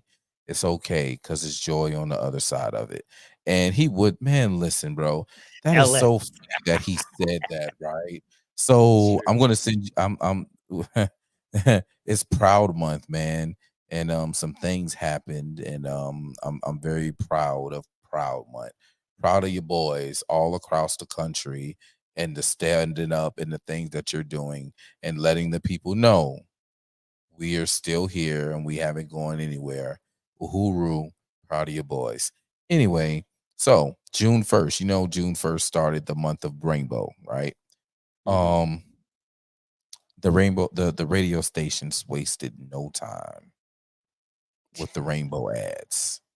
All right. I'm talking about 3, 4, 5, 6 in the morning. Like, it's going hard. LGBTQ, trans, drag show. I'm just like, wow. You got June 1st. I'm talking about June 1st out the gate. You guys wasted no time, huh? You just jump right into it. You ain't priming or nothing. I guess knowing that May was getting ready to lead us into June was the prime, huh?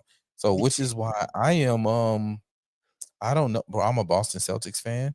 I don't even know if I'm gonna watch the finals, bro. I want. Oh, is it all gay in the NBA now too? Oh, it's June. Yeah, no, I know, but they do so well. That's fair. The logo's going to be rainbow. Oh my gosh. Dwayne Wade and his son is going to be at a game. Oh Watch my what I God. tell you. Watch what I tell you now. I watch it. I try not to mess with that because I believe so much of that is distraction. But enough is enough sometimes. I mean, I get the fact that it's gross and stuff like that. And I think the Bud Light thing was really telling. But then I also understand, man, it's a grift. It's a grift. You know what I mean? It's a straight grift. It's a big grift. And I'm hurt because that's my team, man. It's the fucking Celtics. I love my Celtics. You know what I'm saying? Like, I love my Boston Celtics. And now I am going to be stripped the enjoyment of my Celtics winning another championship because you got some rainbow shit going on. And I hope that neither one of these teams has a rainbow player, because then that shit is going to be super up. And I have a solution.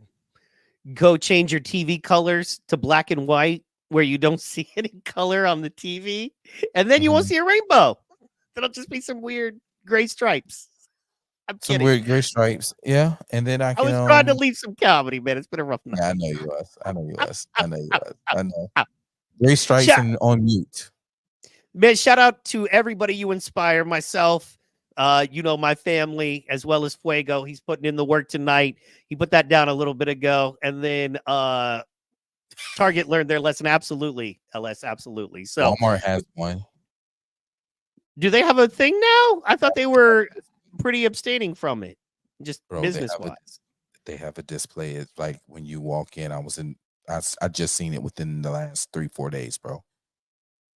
Big, you know how they have like back to school, they have the paper display. Like now they have a whole pride display with the flag and all that other shit. Yeah, man. Yeah. In the words of Norm Macdonald, I saw a guy the other day walking down the street and he was holding up a big sign and it was like, I'm proud of my gay son. And I just thought to myself, really? You're proud of the fact that your son likes to suck cock? You know, he's thinking, yeah, he goes to the bar and he's like, yeah, I'm real proud of my son. You know, he went to 2 years of college and then he enlisted and he did 4 years to help him pay for the final and he graduated. And, you know, yeah, top of his class, he graduated and now he's a CEO of a company and his company's getting record profits and that's all well and good. But you know what? He likes to suck cock. And that's what I'm really proud of. He loves dick. My son, really, that's what I'm proud of. I'm not proud of anything else he does. But the way he sucks, and it's like, stop it. You know what I mean? This whole thing has to do with who you fuck. Why are you proud of that? There's nothing about, you know what I'm saying? Like you were saying, man, that like there's the pride is silly. You know what I mean? Pride is in something you've earned. You know what I mean? Pride is something you've gone through and you are who you are. Being gay is not that. Deciding to suck dicks as a man doesn't. There's nothing you should be proud of about that. They need to make guys who fuck fat bitches just as important as the people who want to run out here and say, I love to and I enjoy fucking other men. Like, nobody cares who you're fucking, but since you want to put this on a pedestal, let's put the people who like to fuck fat, nasty bitches on a pedestal too, because the shit's just as nasty. Fuckers. Olympic level dick holder. Exactly. I'm so proud of my gay side. It's like, you want to be gay and live your life, whatever, man. You know what I mean? But there should be no pride in it. And I shouldn't have to be forced to celebrate a month of you being proud of who you put your dick in. That should be none of my business. It should be none of your business. And you shouldn't be forcing it on, especially the NBA, man. But that's the key, is infiltrate the families. That's why I'm so frustrated, because I think it's one of those, bro, where it's like, I'm seeing something you saw 4 or 5 years ago, but it's hitting me in a way where everywhere I look, I'm except for our conversation tonight, a little bit yesterday, and I was like, oh, okay, there's a way here. And we're so lit up, and now we've been slapped in the face, and we woke up, and we're like, oh shit, this is real. Literally in a matter of a month, they can change our whole life and the way the country runs. This is, you know what I mean? This is a big deal. So I think that because, like you said, that light is so bright and is so real that we're going to be all right, man. So yeah. LS says it's very courageous to take a ticket. He's like, I go whale hunting at 2 a.m. Hell yeah, man. Feed us all. We could live in the whale and eat the whale and use the blubber. Thank you, Michael. I love my gay brothers and sisters, but I don't want to know about what anybody else is doing in their bathing suit areas. And also, it's stunning and brave. Exactly. So fair enough. All right, guys. We want to thank you so much. I got to let Pro go.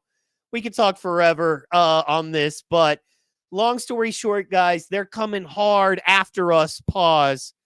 Because they know that we are winning. We're winning the info war. We're winning the communication war. And quite honestly, at the end of the day, if it comes to knuckling up, we're going to win that too. So appreciate you all. I appreciate how stunning and brave Fuego is. And oh, sorry, I had to get one in. Sorry, one more time real quick. Leave the people with where they can find you and what you got coming up this next week, and we'll call it a night. This week I'm just working to tear some shit down. You know, Friday Night Flights is going to be pretty awesome leading up into that. You guys can follow me at Seaport Pro. That's at CPORTPRO. That is X. That is Insta. And I believe that may be the place that I don't use, True Social. You can also just look me up, Protocol, PRO, the number 2 KLL. Make sure you follow us on Rumble and YouTube and all those other things. Even though we're on the way out of YouTube, Rumble, we still waiting on that phone call so we can go ahead and get this real check stuff going on. You know what I'm saying? Yeah, I got you. There you go. Shouts out to Fuego. Shouts out to LS, man. Shouts out to Amy Hall. All my shouts out to Jonah. Shouts out to Haram Life. Shouts out to the consistent Ringside Rumblers, man. We love y'all. We some American badasses, and we're gonna keep this thing going. Like I say, check out Tuesday, PT Pod. Check out Friday Night Flights, man. And I am up out of here. Thank you, man. This was great. This was awesome. 4 hours, 19 minutes. I think we're going to end it on 4 hours and 20 minutes. This was great. I enjoyed it. And I hope you watchers enjoy it too. Absolutely. Real fast, one quick request. We will end at 420, but Got a big phone call tomorrow. Got a very big meeting tomorrow with a very big power player in the game, in the industry of what we do. I've been working with this person for over a month now, and they're interested, and I'm interested. So we might be doing some great things for Pro and everybody else involved. So if you pray. If you light an incense, If you meditate, any good vibes coming my way for this meeting tomorrow, I'd appreciate it. It will benefit everybody in our world. I promise you that. And look for Canon Hotep, by the way, because Pro does surprise appearances on there all the time. Fuego says, get Pro to bed. Good night, y'all. Thank you so much. Rumble on Rumble 25. We're out.